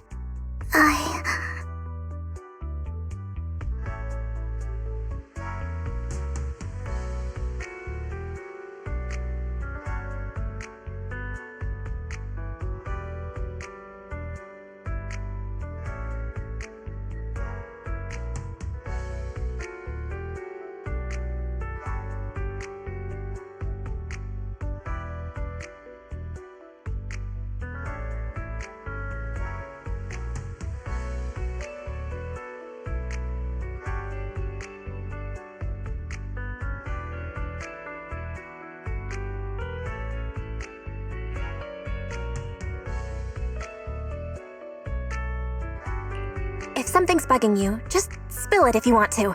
I'm a pretty good listener, you know. I didn't mean to keep my past from you, Lord Vathan. When I was little, people thought I brought misfortune, so no matter where I went, no one wanted me around for long. Then, one day, Landon adopted me and brought me to the Exaltists. There, I met Dina, who was so kind to me, treating me like a dear sister. She told me her father, Landon, was a great man who'd one day make everyone stop fearing the Hollows, so all life could live freely inside and outside of them. Dina helped Landon pick people for the blessing, and everyone in the Exaltists respected her greatly. Those who received the blessing would have a better ether aptitude, allowing them to enter the Hollow freely without fear of sudden disaster. Back then, Dina would chat with me every day, always about the Exaltists and her father. But things between us shifted when Landon asked me to step in for Dina. Landon told me I didn't only bring misfortune, and that if I listened to him, I could actually help people. After that, he'd take me to meet people, and if I shed tears, he'd give them a blessing medicine. Those who got the blessing could dodge calamities. At first, I was ecstatic, thinking I could help others. I shared my joy with Dina, but that was when she started to pull away from me. The blessing medicine. Please tell me that wasn't the sacrifice serum Bringer had? Yes, to be precise, it was an early version of the sacrifice serum. Landon's medicine wasn't stable, The medicine Landon developed could boost abilities quickly, but also sped up the development of ether corruption. In the end, most people turned into ethereals, and a few became sacrifices, losing all human consciousness. The ethereals were killed while the sacrifices were given to the higher-ups of the Exaltists. The Exaltists wanted the sacrifices to hold human consciousness, so Landon's medicine was seen as a failure, and he gradually lost influence within the Exaltists. One day, I saw Dina, and tears streamed down my face. In a bid to save his reputation, Landon decided to let his own daughter receive the blessing. I had always thought that getting the blessing was a good thing, until I saw terror in Dina's eyes that day. That evening, I broke Landon's rules for the first time and followed him out of the Exaltist's residence. I trailed him to the Hollow, where I witnessed someone who had been blessed becoming corrupted. In the end, that person became an ethereal. Then, without hesitation, Landon killed him. Before Landon returned, I went back to the residence and snuck into his study. And there, I uncovered the truths I just told you. And just a few days later, it was time for Dina to be blessed. I wanted to save her and stop anyone else from getting deceived. So, that day, I told everyone present that Landon should be the one to receive the blessing, not Dina. At first, Landon argued, and no one believed me. But, in front of them all, I looked at him and let my tears fall.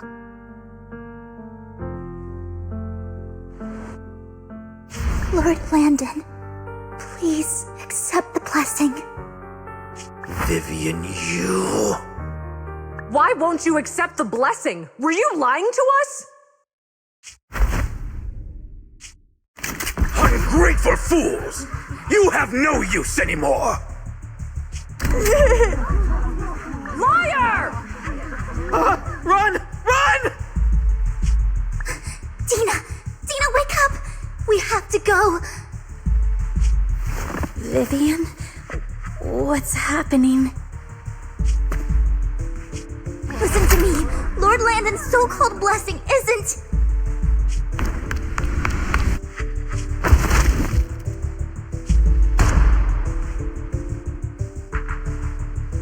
Father!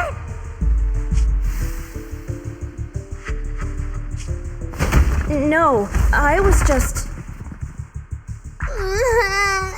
Mom, I want to go home. It's got nothing to do with us. This is just what happens when you don't accept the blessing. Vivian, was this you? Dina, I just didn't want you to accept the blessing. Everyone who does ends up... I just don't want to lose my father. You knew? If you knew what he's done, you... He's my father. He's all I have. Stop being self-righteous, Vivian.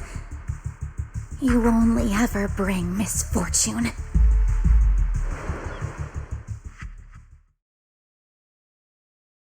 I thought once Landon was gone, Dina would leave the Exaltists. I never expected her to continue his research, or that Camille would stay. Camille lost her entire family in a Hollow disaster, so she's always supported the Exaltists. She's not a bad person. She's just someone searching for hope. She joined the Exaltists very early on, and even watched Dina grow up. That day, she was just so desperate to save Dina that she... All these years, she's been following Dina, taking care of everything out of guilt, I think. But I didn't just fail to save Dina. I trapped her. I see misfortune approaching, but I can never change its course or avoid the bad ending. Maybe I really am a bringer of misfortune.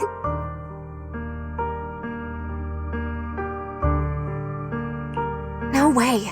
You're not the one bringing bad luck. Whatever went down with the Exaltists, Landon used you. As for Dina and Camille, they know the truth. and they just made their choices. The Hollows and the disasters they caused took more than just their loved ones, but not all survivors cling to obsession and hatred like they do. Lord Phaethon.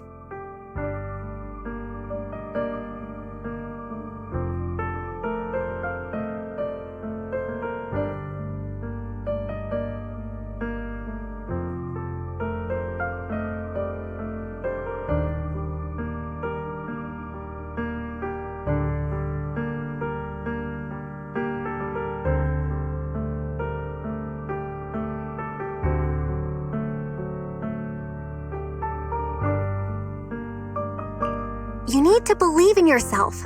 You're currently resolving the sacrifice crisis with your own effort. I remember you saying you really like yourself now. So what's changed? Yes, that'll always be true. Thank you for listening to my story today. Years have gone by, but I've never had the courage to face all this. Maybe Dina and I were meant to meet today, so I could finally spill it all out. It lightens my heart a little. Lord Phaethon, you truly are a wonderful listener.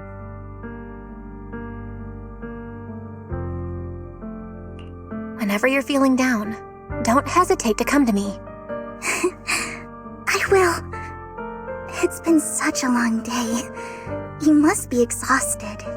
I'll track down the location of the sacrifice core and let you know what I find. Good night, Lord Phaethon.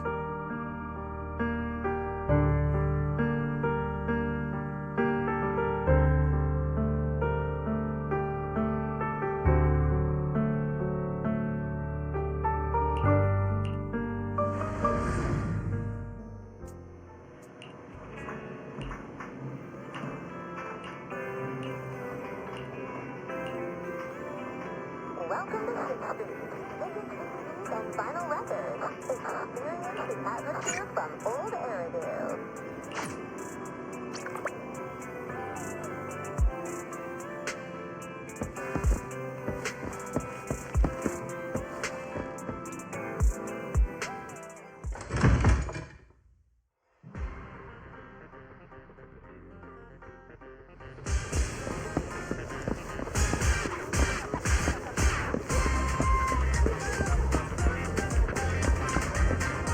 Have a cup of coffee to jumpstart your day. Whenever you feel lost, you can always come back here for a cup of coffee.